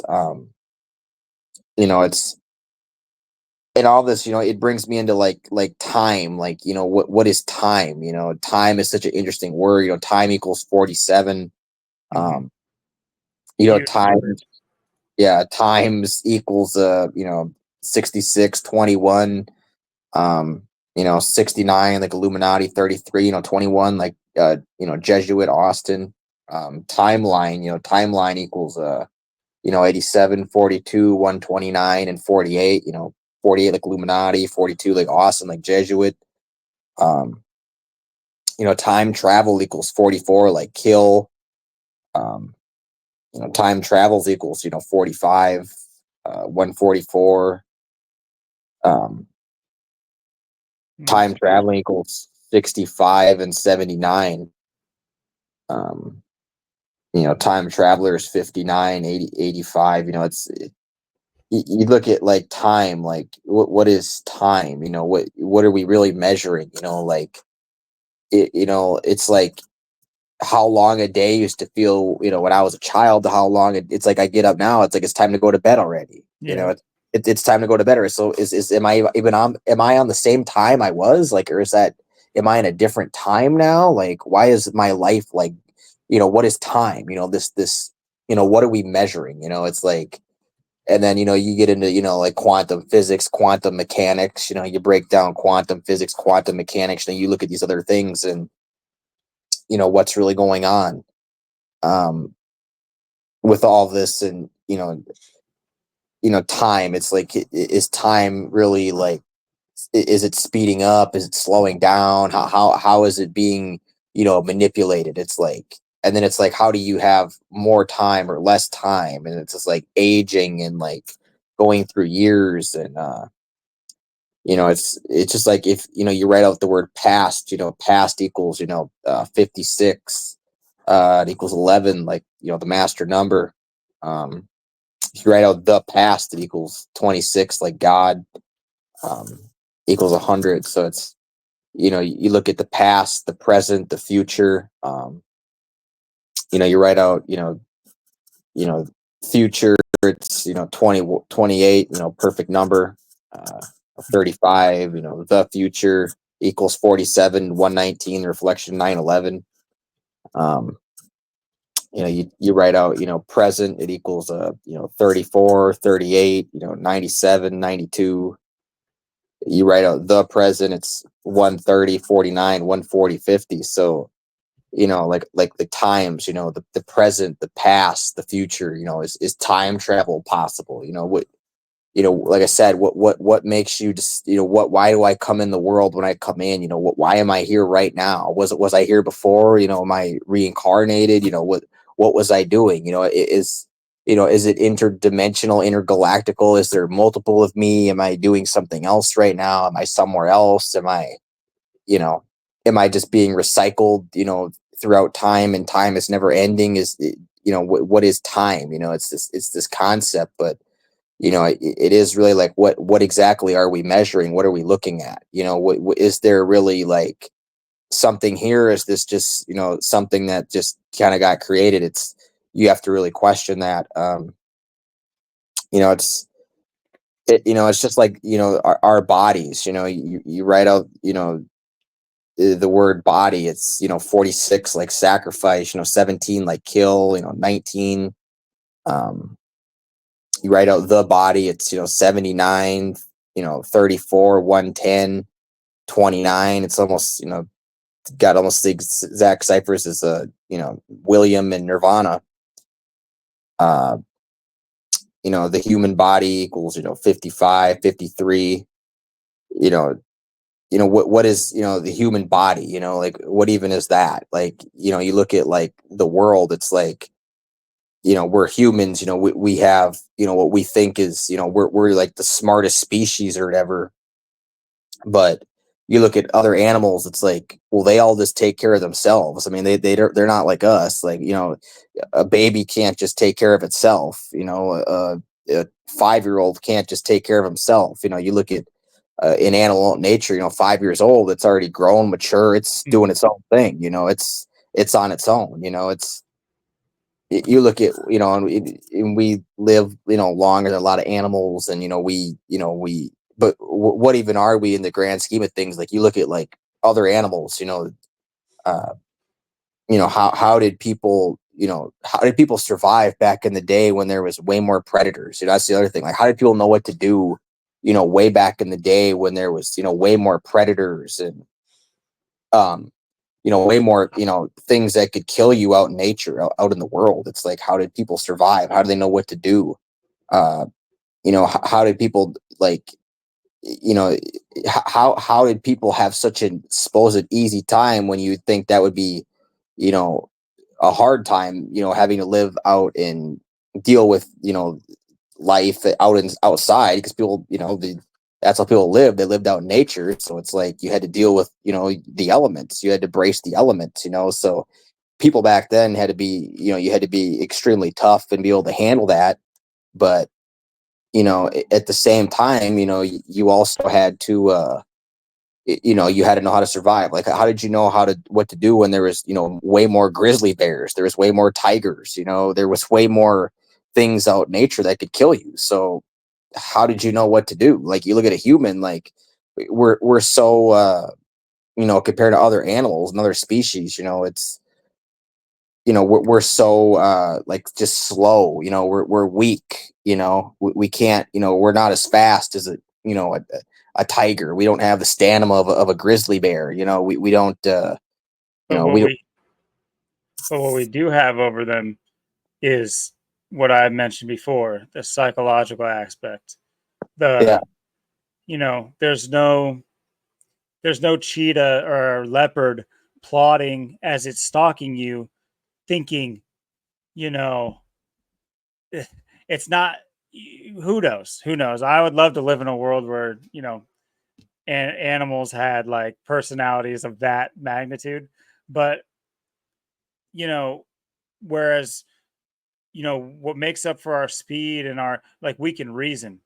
So even a simple instinctual situation, where all we have mostly is our instincts, because we're more base animal, earlier human. Let's just say, like, I don't even personally believe in this necessarily, that aspect of the human timeline, the caveman-esque, and let's just take away the stigma of like not that kind of caveman, but even just like early humans, like so early that we were defending, you know, almost losing battles with like insane predators. I think that somewhat happened, but there's more nuance that I'd have to talk about in order to get my opinion across on that. But let's just go with this theory, or this, scenario.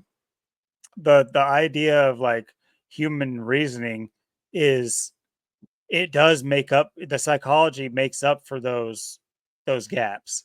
Um, the idea that you could think through, okay, so squirrel, hungry, get nut, go back home, eat nut. You can figure out that pattern 9 times out of 10. If you're a predator of a squirrel, all you got to do is catch it. That's all you got to do. It's not like you have to like figure out some complex maneuver to get it. It's going out to the tree. It's going to go get that nut. You know where the nut is. You know where it is. You just got to catch the damn thing. The squirrels, benefits that the squirrel has is the maneuverability, the quick climbing, the insane twitch muscle, quick twitch muscles, and balance, and things that allow it to zip and zoom and be evasive. It's not a predator. It's not like the nut is oh shit, a squirrel, and just like take it off. And like it doesn't have that quickness for hunting. It has it for escaping. And what my grand scheme of this is, what you mentioned earlier, which is a great point, is that the animals, they don't, they're not doing what humans do. They, like you said, a human baby 5 years old is garbage. I have 2 children. Hopefully they take that the wrong way. But I was 5 years old once. Okay, I'm calling myself garbage too. But yeah, a 5-year-old bear is hunting deer and shit. It's like already like has its own family getting started, and like is king of its domain. Um, and that is in tune with nature. Do I think humans at one point had a role that was in tune with nature? That's why it's like biblical texts, they do kind of be spitting. Like I can understand like the Genesis vibes of human beginnings, where we were set out in charge of the beasts of the field, as they put them, and like as it were, yes, there was maybe predators that would um take the opportunity to try to attack a human, but it would be at a certain point in the world, it would have been not necessary. Like I think that at a certain point in the world, humans could walk right by a tiger. Hey kitty, because the tiger's full. It's but which is another fun fact. A full tiger does not go hunt, because it instinctually knows that it needs to break down the food and regain its strength so that it can hunt again. That's the cycle it's on. It doesn't break the cycle because human, I got to go eat it. I'm just that instinctually crazy. It's not that they're not crazy. They're in complete tune with nature. If lions hunted even when they were hungry, they would be the reason things are extinct. But that's not the case. It's because humans are out of tune with nature that we make things go extinct. It's because we can't act with the reason we have to understand that we shouldn't want anything to go extinct. The that Just that thought alone is not only maniacal, but like just to think that we have the power to say something should be extinct, and then also think that something shouldn't think we should be extinct. Like that right there, that balance has already been broken. Like humans don't think that way. We wouldn't care about something else going extinct. Meanwhile, just that thought should trigger us to say, well, shit, you know, what if something wanted me to be extinct? And so, you know, just, and I think that kind of lends credence to the whole alien thing, is because there's no on this earth necessarily. There very well could be, but I'm saying, as far as we know, there's no like force that can rise up against humans with some sort of reason to cause us to go extinct or push us to the brink of extinction.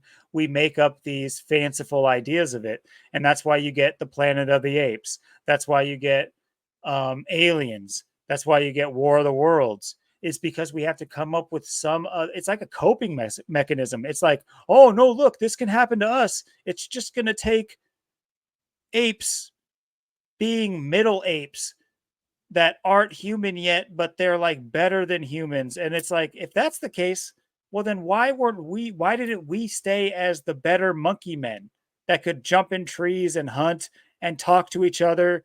Why did we evolve into hairless? You know, I'm just to pick more apart at the evolution theory. Not to say that Planet of the Apes is real. I mean, who knows? But I mean, it's just that these theories are wacky. But yeah, just living with nature, we kind of like, you know, we crossed that. We bit from the tree, we ate from the tree, and you know, eating from the tree of knowledge of good and evil, it, you know, we were a neutral force. We you know, we ate, but we also planted. You know what I'm saying? It's like we planted the berry bush that the squirrels ate from, that the mongoose hunted the squirrels, and then the, you know, that's that circle of life. You know, I'm not trying to get copyrighted, but I'm just kidding. But yeah, I mean, we broke that balance with nature a long time ago, whereas animals just keep going on. And I think at one point humans walked with instinct, and they had reason, but they had a base instinct that they didn't need to always use their reason, because there was no need to. There was no need to reason out a way to avoid a predator, because the predators weren't hunting humans. There was no, you know, a predator. It's like, yeah, it might be easier to catch the human. Maybe we do have as good a flesh and taste as a antelope or a gazelle too. I'd have never tried either. So, but to my point, it's just like the reason as a concept. I'm saying, like, mind reasoning is the thing that puts us ahead, but is also the thing that has brought us back down. It's the rise and fall. If we remained more neutral and in a balance with the world, we would function more off of instinct, which is another crazy concept too. It's not like I'm some expert on instinct. I don't get how a bird knows how to fly, or not knows how to fly. Well, that's also crazy. But like knows to fly. Oh shit! Ow! Look at the clock. We're supposed to be in Alaska in 3 days. Oh shit! Better get flying. But like, why were you just over on the other side of the world, bro? Like, what are you doing? Why do you have that life? What's going on? But that's just how nature works. And I'm sure it has to do with something as simple as like that side of the world needs that bird to eat something and shit all over it so that it can grow better. Like, people need to understand that there's like real logistics to like everything instinctual in nature, like down to the shit.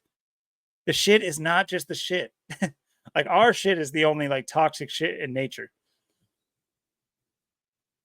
Yeah, besides maybe like a hippo or something or a rhino, but yeah, Hey, yeah, no, those things, there's definitely reasons for those.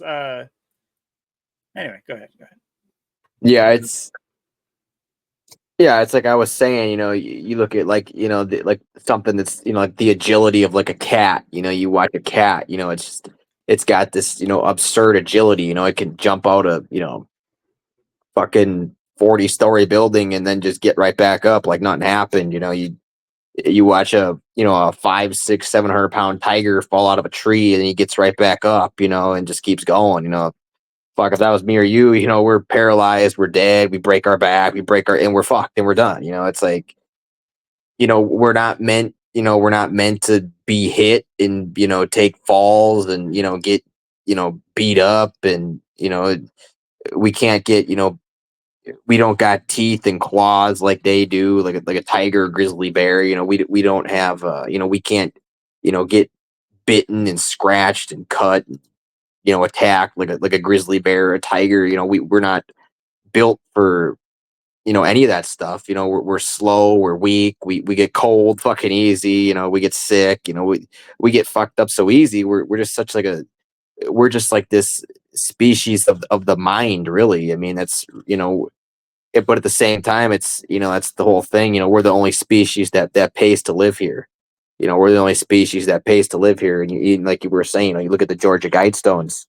um the Georgia Guidestones, reduce the population, perpetual balance with nature. One of the goals on there, perpetual balance with nature. um you know and I think that's a big thing. Getting the balance back, getting, the balance with nature. So, things like, all the tigers and all the species of everything that's getting killed off and is going extinct, or like you said, it's all because of humans, it's all because of us, we're the ones causing it. And, you know and you look at, these things are all dying, and you look at what the agendas are, to cut our populations down so that their populations can increase and their populations can keep going. um it's like we're saying, you look at, why, the humans, like what we even are. You look at, something, like the Georgia Guidestones with these 10 commandments, the New World Order, and, you know reducing the population, to obviously, get what's, being desired. It's going back to kind of the Stone Ages, and having, nature, leave room for nature, leave room for nature. That's what it says. And um on the Georgia Guidestones, and that's like what we're talking about.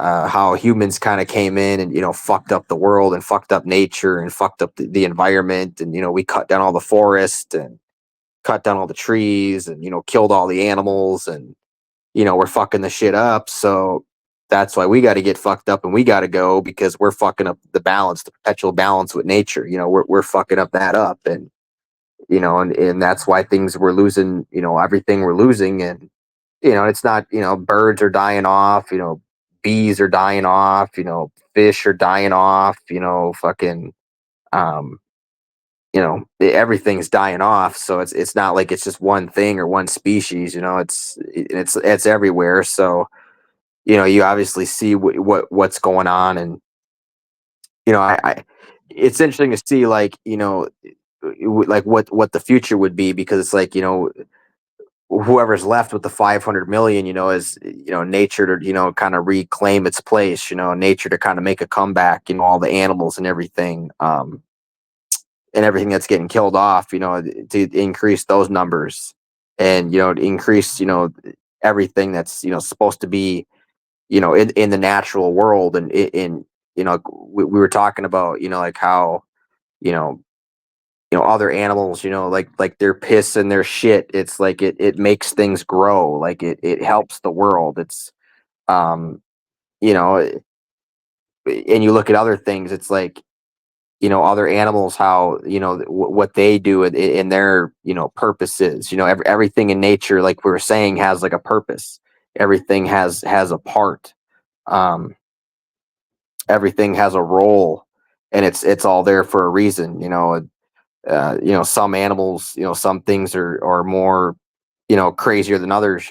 Some animals are big and scary. An elephant is, fucking 20,000 pounds. And then there's like a little bunny, a little bunny rabbit doesn't weigh anything, but he's fast as fuck. He's just flying around down there. So, everything has its own purpose. A snake has its own purpose to be what it is. A spider, you know, you know, and who knows, you know, in the past, you know, what kind of other animals there were, you know, I wouldn't rule out, you know, like Greek mythology, you know, like a cyclops, you know, well, there probably was a cyclops. There probably was a fucking, you know, all these, Chimera type yeah, a half horse, half man, you know, hippogriffs.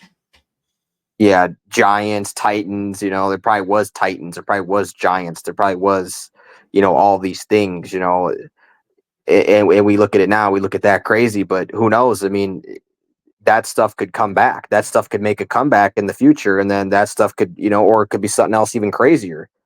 You know, like you could rule it out, or you could say, "Oh, that's crazy," or you know, "Well, I don't think there was this." Well, it might come back in the later future. You know, you look at something as big as the blue whale. There could have been something even way bigger. There could be something we don't even know is bigger than a blue whale. Mm-hmm. There, who knows? I mean, what's in the ocean and how deep it goes, and what's all down there, and or what existed before, you know, or was there land animals that were even bigger? You know, who knows? I mean, it's uh, you know, and it's just like I said, you know, with all these different creatures, you know, everything, you know, where's all this coming from? You know, what's creating these creatures? You know, what's making, you know, what decides, you know, a rhino is going to have a massive, you know, horn and to be able to use that in defense, you know, and uh, you know, a hippo is going to be like, you know, 7,000 pounds and, you know, have massive teeth and jaws. And, you know,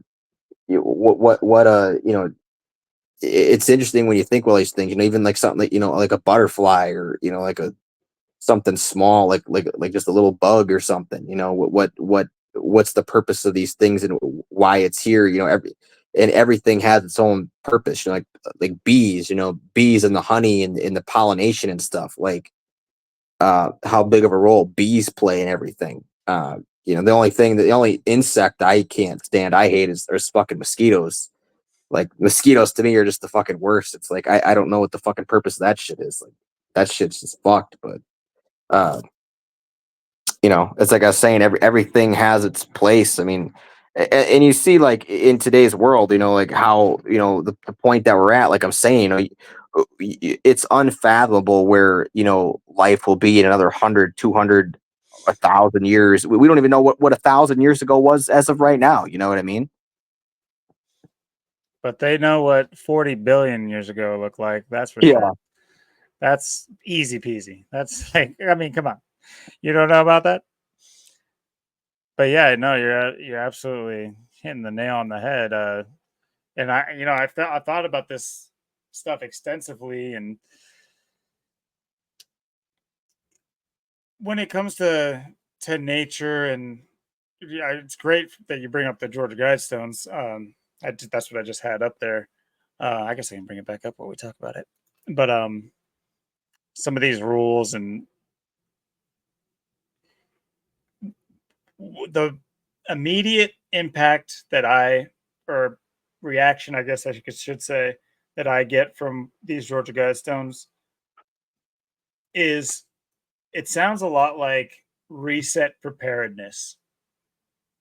Like these are rules that, regardless of any Guidestones in Georgia or any Neolithic rock formations carved by Mr. Christian, or at least paid for by Mr. Christian, uh, this is what a certain group goes by and is their like creed. And I think it has a lot to do with whatever pending destruction comes to humanity. There are a group of people that plan on surviving it, and what might happen. So say it's nuclear war.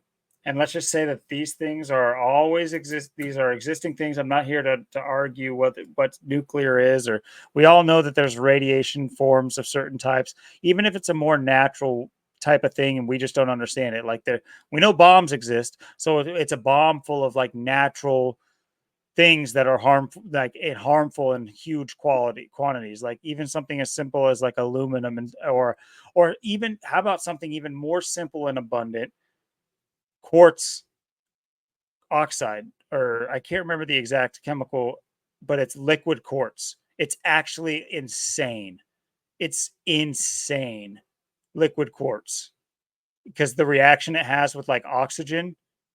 So if you were to able to spread that out and get people to inhale it or ingest it in some form, it crystallizes super quickly. So you could literally, there's a there, maybe that's worth talking about some other time. This lady turned to stone way back in the day because she drank liquid quartz out of a geode. You know, like a rock you break open. Well, a lot of times when you break open those rocks, there's liquid inside of them, like a coconut. And she drank it and turned to stone.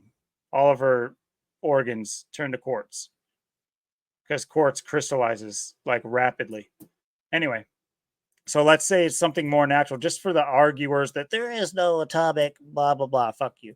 Who cares? Say there's massive fallout in the world. There's people that are prepared underground, but what if the fallout cycle, like take Chernobyl for instance, say that was a test, so they could write down and see, oh look, before this particular plant takes hold and starts to filter out what we need filtered out so we could come up on land again, it takes about 40, 50, 60 years. Or say it takes longer than that for a large scale. Say it takes 200 years. Well, they need to remember this creed for 200 years, probably 201 years, right? It's 201 year lifespan of course. Anyway, but they, in order to remember this creed, this is what they live by. And so what I see is a laundry list of what they need to do when they come out to not, so that these ruling classes cannot, because they're humans at the end of the day. Let's not just go straight to the realm of lizards or whatever. Let's just assume that they're humans and they have human flaws, obviously. You know, even if you're on the winning side and you're all underground, you don't think that there's going to be conspiracy within these groups to plot to have more than the people that you already like screwed the whole world over with? You know what I mean? Like there's going to be two brother families that get together and they say, if what, you know, when we come out in 200 years, let's make sure that we have, you know, our children and, you know, or they spread their, well, we spread enough to where we have a large enough group to where we can come out and we can monopolize this part of the world. And once we have that part of the world, we can, you know, blah, blah, blah. It's like, will they still consider themselves brothers and sisters when they come out from underground and they rehabitate the world? I know this is getting like a little bit off, but what I mean by this is I see a laundry list for preparing for a reset to guide reproduction wisely. What is one of the main problems of our time right now? Abortion, whether or not it's right or not. Well, if you keep humanity under 500 million, that's way below ever needing any kind of like, we need to stop doing something because we're killing something over here. That you're not even making a dent on the globe, on the supposed globe, or how big this earth is. If you only have 500 million people, you're barely scratching the surface of the world, of the earth. So you wouldn't have those issues. So it's like, as long as we can for 200 years keep this mentality of 500 million, guide reproduction wisely. That is also eugenics. That's literally, if you look up eugenics, that's exactly what that means. So it's saying, keep eugenics in mind. We're not giving birth to a bunch of retards and just being okay with that. We're going to stop doing that. We're going to give birth to only good working things, that are babies that are going to become good working humans to work towards our goals. We can't have an autistic prime minister here and a Down syndrome prime minister there. We need to not do that. We need to not follow that mistake. According to them, by the way. This is what I'm saying there. I guess anyway. unite humanity with a living new language. I mean, what happened? Babylon can be considered a form of a reset. Fire, rain from the skies, all that stuff. This is, we have our ideas of what this is already. It's obviously English for this go round. Can it change in the future? Probably. It's like they show that in movies where everybody's talking like "Scooby Goggy Wacky Hoogie Boogie," and that means like, you know, 3 paragraphs, but it's just so much, there's no doubt in my mind that words will evolve further to make for ease of saying, for ease of writing, all those things. That makes perfect sense to me that English, but right now, English is the thing that conveys the most things. And I know that was a random thing to say sounding, but what I mean is tense is important in other languages. Like how you say something is more important in a lot of other languages, the romantic languages.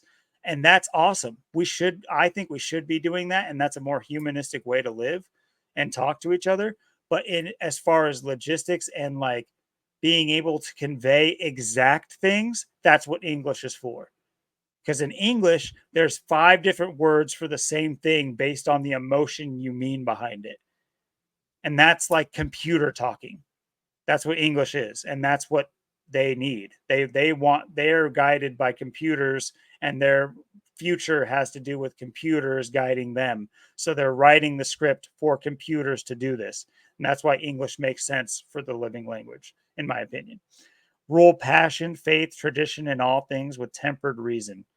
It's like, okay, that they're just throwing that in there.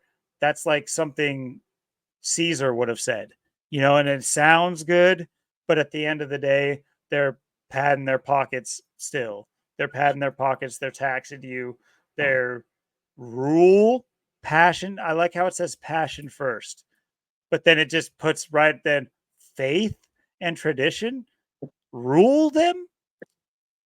That's obvious, like that they have they want a common human. You know what I mean? Not too much variation, not so much variation where you have infighting. And I'm not even, Zach has said it too on his channel. I don't necessarily like, I want to get to one quick point, but I want you to respond to this after I'm done reading it for the folks that have made it this far. But then I want you to remind me to bring up my point. And I'm going to try to ingrain it in my head right now. But protect people and nations with fair laws and just courts. Sure, sounds great. Let all nations rule internally, resolving external disputes in a world court. That's just the space federation that you always see. That's like that. I'm not saying that is what it is, but that's the romanticization of what will be. They already do it now. Like, can't you open your eyes, people? They already do that now. What about all the times they get together and there's seats in a circle and there's a flag behind every seat? What is that? That is exactly what that is. A world court. They're making decisions and laws for the whole world. And then they pretend to go be autonomous countries and nations. Avoid petty laws and useless officials. Well, 500 million people seems like it's a lot easier to do that then. Balance personal rights with social duties. Sure. You might have more like meaning behind that. Like, I don't think everything on here is like some profound thing. A lot of it's just kind of like pretty obvious. Prize truth, beauty, love, seeking harmony with the infinite. Well, what is the infinite? Is the infinite the name of your supercomputer? It's like, I'm not saying that's what I believe it is. I'm just saying it's vague. With the infinite, are you talking about time? Or, why not just say what they meant to say? So that's an interesting thing. That's almost like a giveaway that they're on a different frequency than us. Like they know something that we don't know and we're not meant to know. What I consider these people that plan on being the ones to come out on top as the survivors of the next reset. That's my opinion. Be not a cancer on the earth. Leave room for nature. leave room for nature. Kind of goes in with the beginning part we talked about. Kind of pointless to go too far into that. It's pretty much what we've been saying the whole entire time. Yeah, what are your, overall thoughts on this? Yeah, I mean, you look at like one of the things on there too, get rid of, petty laws and stuff, all the things on there, it's all good stuff. It's like all stuff I agree with. Then you see the 500 million people and, there's that huge limit. That's just the big red flag, the biggest thing on there I see is obviously the first one, the 500 million people. And then I see all these other things that, I like and I agree with all the way down. For the most part, it's like, um they'll tell you that the earth and the world is overpopulated. Well, obviously you've never driven across the country in a car. You've, Mm-hmm. like I said, I've lived in Wyoming. Go drive from Wyoming, Montana, Idaho into Washington. I mean, look how much, all the way to Seattle. I mean, there's nothing from, Seattle to, Cheyenne, Wyoming. If you just drove, straight through, I mean, there's nothing there. I mean, um, most of the country is desolate. Even states like California, you wouldn't believe how much, California is a huge state. I mean, there's so much land where you're driving forever. There's nobody out in the desert. Colorado, there's so much land, so much mountains. There's so much land that's out there that's not covered by people. So, and they're obviously, they want to spin this, the world's overpopulated. It's just, couldn't be a bigger lie. And, yeah, the other things on there, uh, it's all things, the leave room for nature and stuff. Get rid of, petty laws and, you know, useless officials. I mean, that's, everything on there, it's all, trying to get things in the balance that, me and you would say, this is a balance, improving fitness and diversity. I mean, we kind of definitely obviously do that. I mean, look how many, people are just in terrible shape. I mean, um, you know, a new language, it's just like you think how the English language is taught all over the world. Everybody knows the English language, we don't know their language. Mm-hmm. So that's an interesting thing as well. Um, you know, prize truth, beauty, love, seeking harmony with the infinite, it's um, be not a cancer on the earth, it's uh, protect people and nations with fair laws and stuff. It's, real passion, faith, tradition, uh, unite humanity.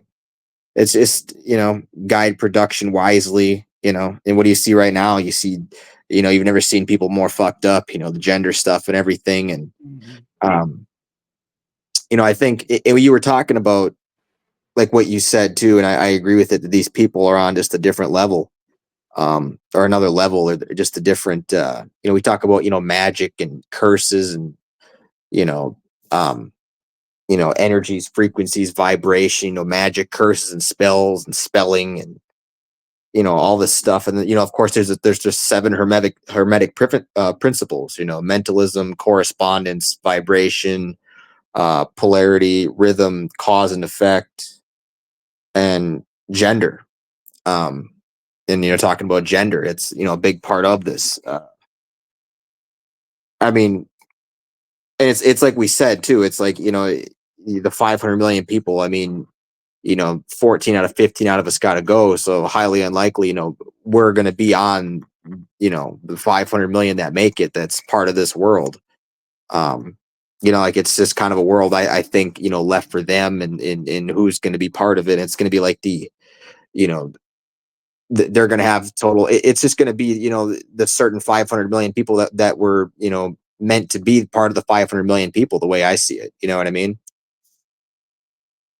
I agree. Like we like to point out celebrities and clandestine sports figures and all these people nowadays, but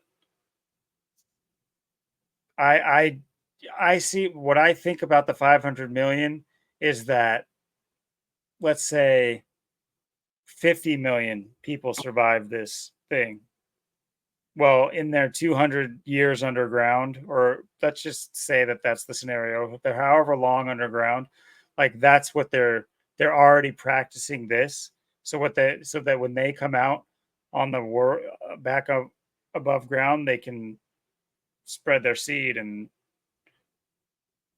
but never above 500 like 500 million.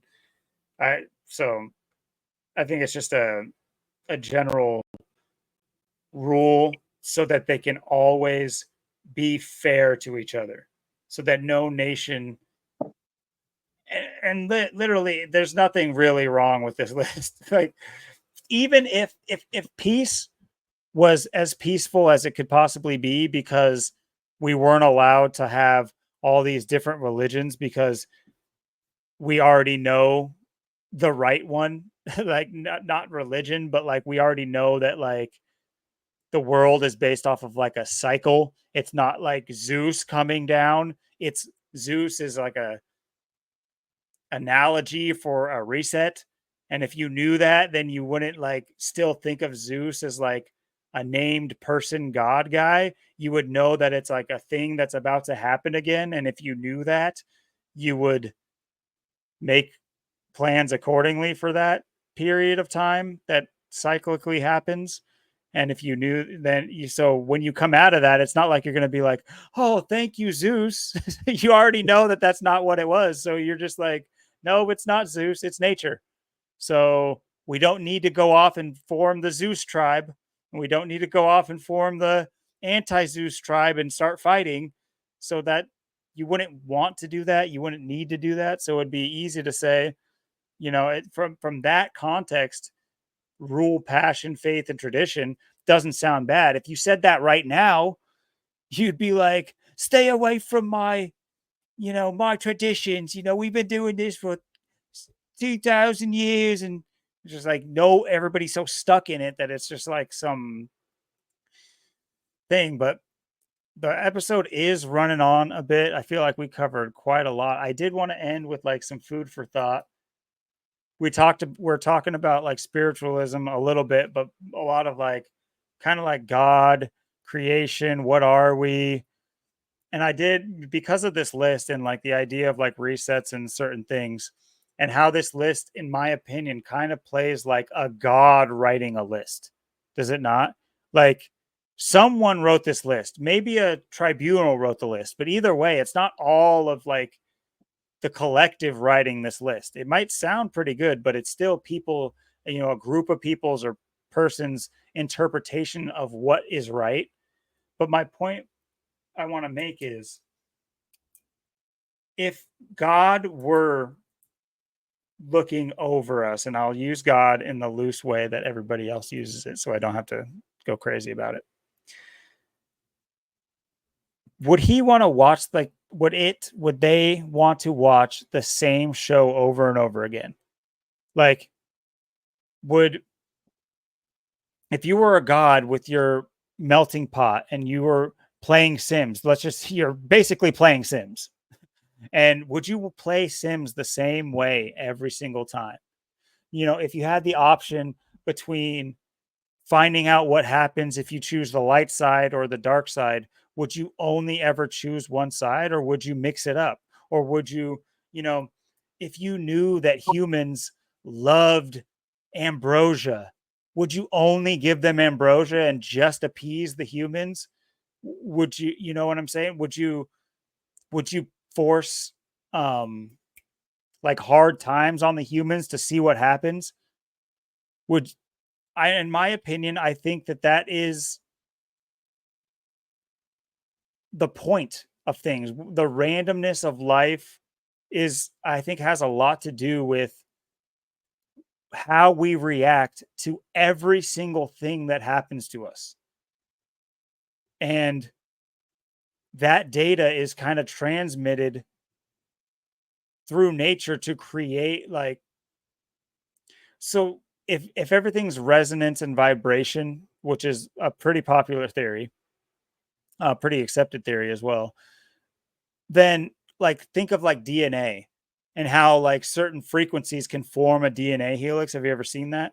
Like certain frequencies will like when put into certain substances, they'll form a DNA helix.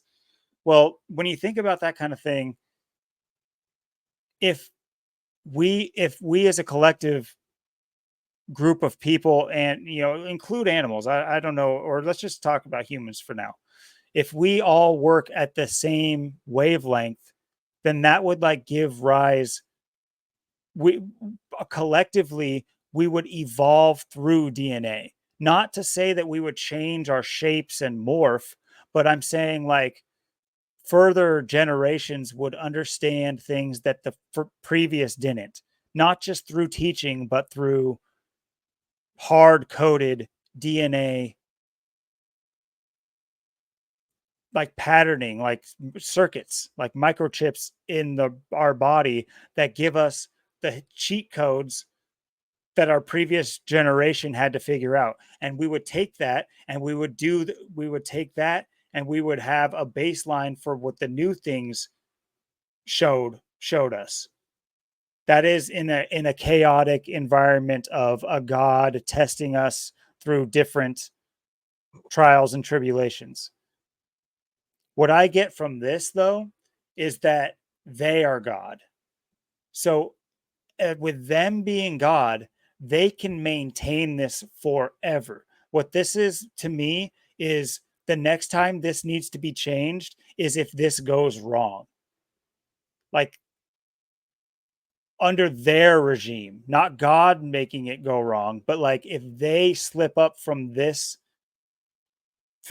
laws, then there could be an amendment. But from what I read of this is the amendment for this is not to be amended as long as things go right, because they are the ones in control of themselves. And maybe that's a better way of thinking.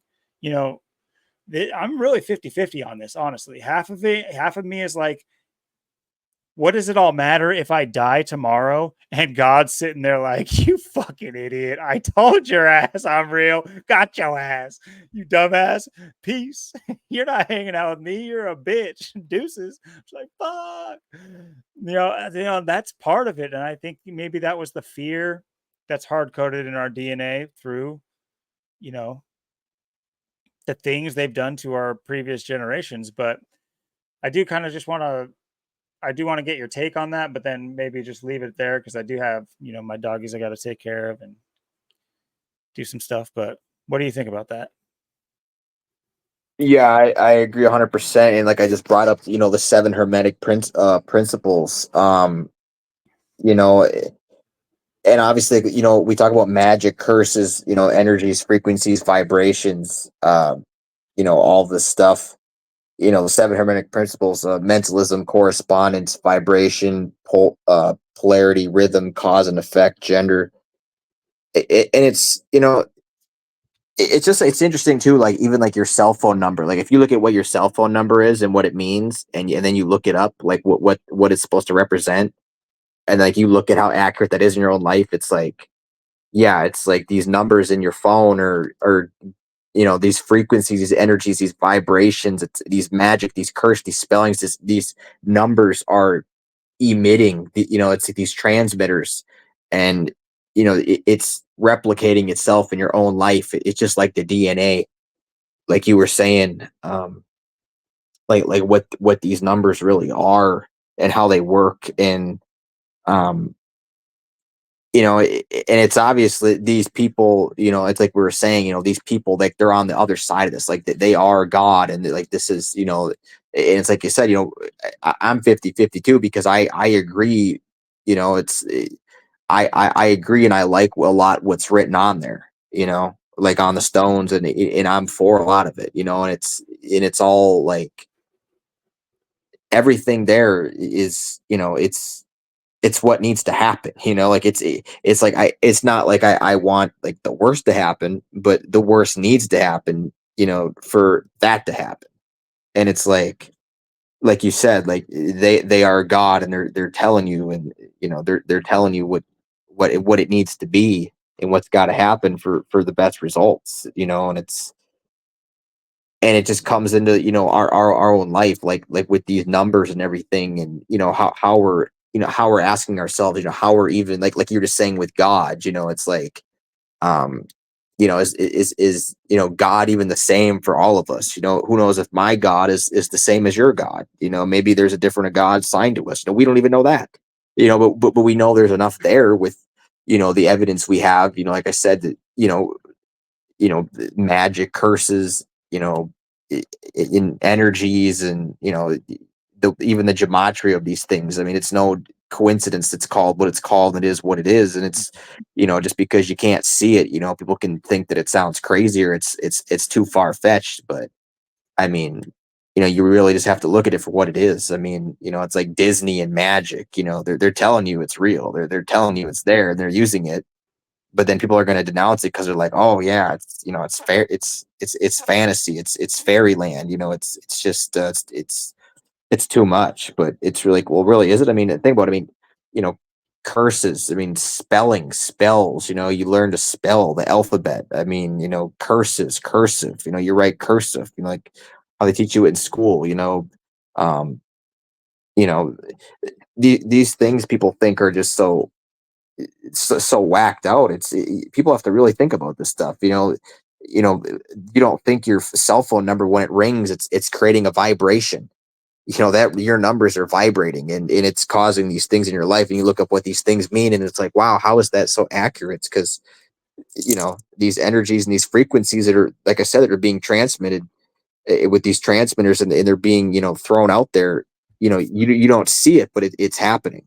Like I said, there's a curse on you. It's like a curse. These things are happening to you because of a certain certain something you can't, a spell is on these people. That's why they can't break out the matrix. There's a spell on them. There's some sorcery magic involved. It's black magic. It's some kind of something that you can't see, but it's there. And I think that's just really what it comes down to at the end of the day, is there's these things that you can't see, but it's how the world, it truly is, and how it's working. Whether you know whether or not you can try and figure it out to the best of your abilities. Obviously, these people, obviously, to me, understand this stuff. They're obviously mastering it. They obviously have figured it out, and we're on the outside looking in. We're trying to figure it out to the best of our abilities and see where they're at, and try and see how they're pulling all this off. You know what I mean? I couldn't have said it better myself. That is very, uh, very closely aligned to my perspective on our rulers, our even our progenitors. I think that these things have happened cyclically, and I don't think we come from pond scum like my little name is. I think there was people that crawled out of the recesses the last time, or came from somewhere else. Whatever your position on that might be, impossible to prove pretty much until we raid the Vatican or whatever. But I think it's doomed to happen again,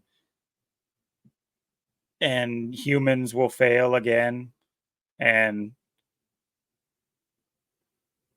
I think the chaos is what keeps, not chaos to the extent that it's at now. The chaos that we're under now is through attempted control. The chaos I'm talking about is new things happening, like a new thing being introduced, and how we handle it. Because who would want to play a video game the same way 50 times in a row that offers different ways to play? It's like nobody does that.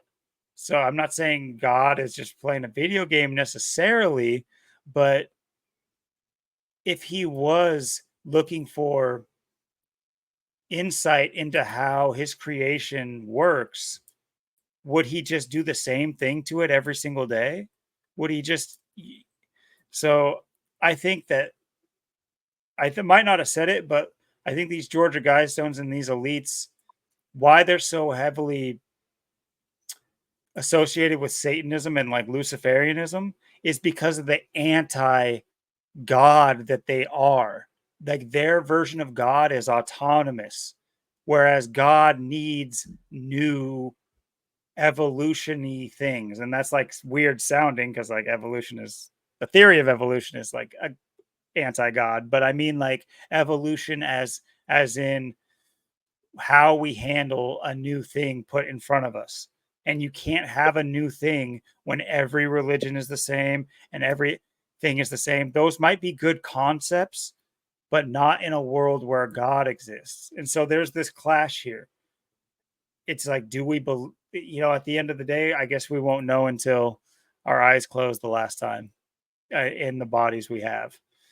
But with that being said, my eyes are about to close for the last time tonight here pretty soon, and I gotta go take care of my doggies. But that was a very fun discussion. That was for sure. Yeah, I think we hit on a lot of open-minded stuff, and like you're saying, we'll never know this. Maybe we'll figure it out when we're dead. Maybe that's when you figure it out, when you die. Maybe you get the chance to. Who knows? I mean, or maybe you just never do. I mean, it's hard to say, but yeah, I mean, it's it's important to talk about this stuff and bring it up because it's like I said, it's obviously happening and it's obviously there and it's obviously fact. It's just we don't know it, we don't understand it. It's like at the end of the day, what you think you think you know a lot, you think you have a lot of knowledge, but in the day, it's like, well, what do you really know? I mean, it's like the kind of way I look at it. Like, yeah, I know a lot, but I don't even know the basics. I know how this stuff's working, how they're doing it, how they're pulling it off, and whether it's my burner's turning on, I can't even figure that one out. So I'm really stuck. I'm really far behind. I'm lagging. So it's like, Now man, God is just like, well, it could have been God. I mean, God could have, who knows? It could have been something triggered something through there and just poof. And there it was, just like I said, just like magic, just that sorcery, just abracadabra and bam, I mean, like I said, who knows? But yeah, I think we covered a lot of things tonight that, like I said, need to kind of be looked at and addressed, because it's like you have to, you can't just focus on what you know and what's obvious, what you think and what you think is obvious. You gotta really think deep about things, because you might think things seem pretty simple. It's like you just get up and do your thing every day, but no, there's a lot more to it than that. And it's like I said, it's not about what you pretty much do see or what you can see. It's about what you don't see and what you don't even know is there. I mean, what in the knowledge that we have, we're able to connect the dots and draw parallels in a way where, I mean, I feel like we have a pretty solid understanding of how the world works and what it really is. We just don't have the basics of it. We don't have it dialed in like they do. Like they really get it. We're just throwing darts at the board trying to hit the bullseye is all we're doing. But they're the ones dialed in. They got it, and we're trying to match them at their levels. So I think that's something we do well, because we got that, like I said, that third eye, the mind's eye, and we're able to look at this stuff and call it out, and have the ability to you know I guess, even like I said, have it happen in your own life. You're such a powerful person, it's gonna make your burners go on. It's just like, it's God, here I am. So yeah, we unlocked the magical world tonight is what we did, and the mind mania, the mania of the mind.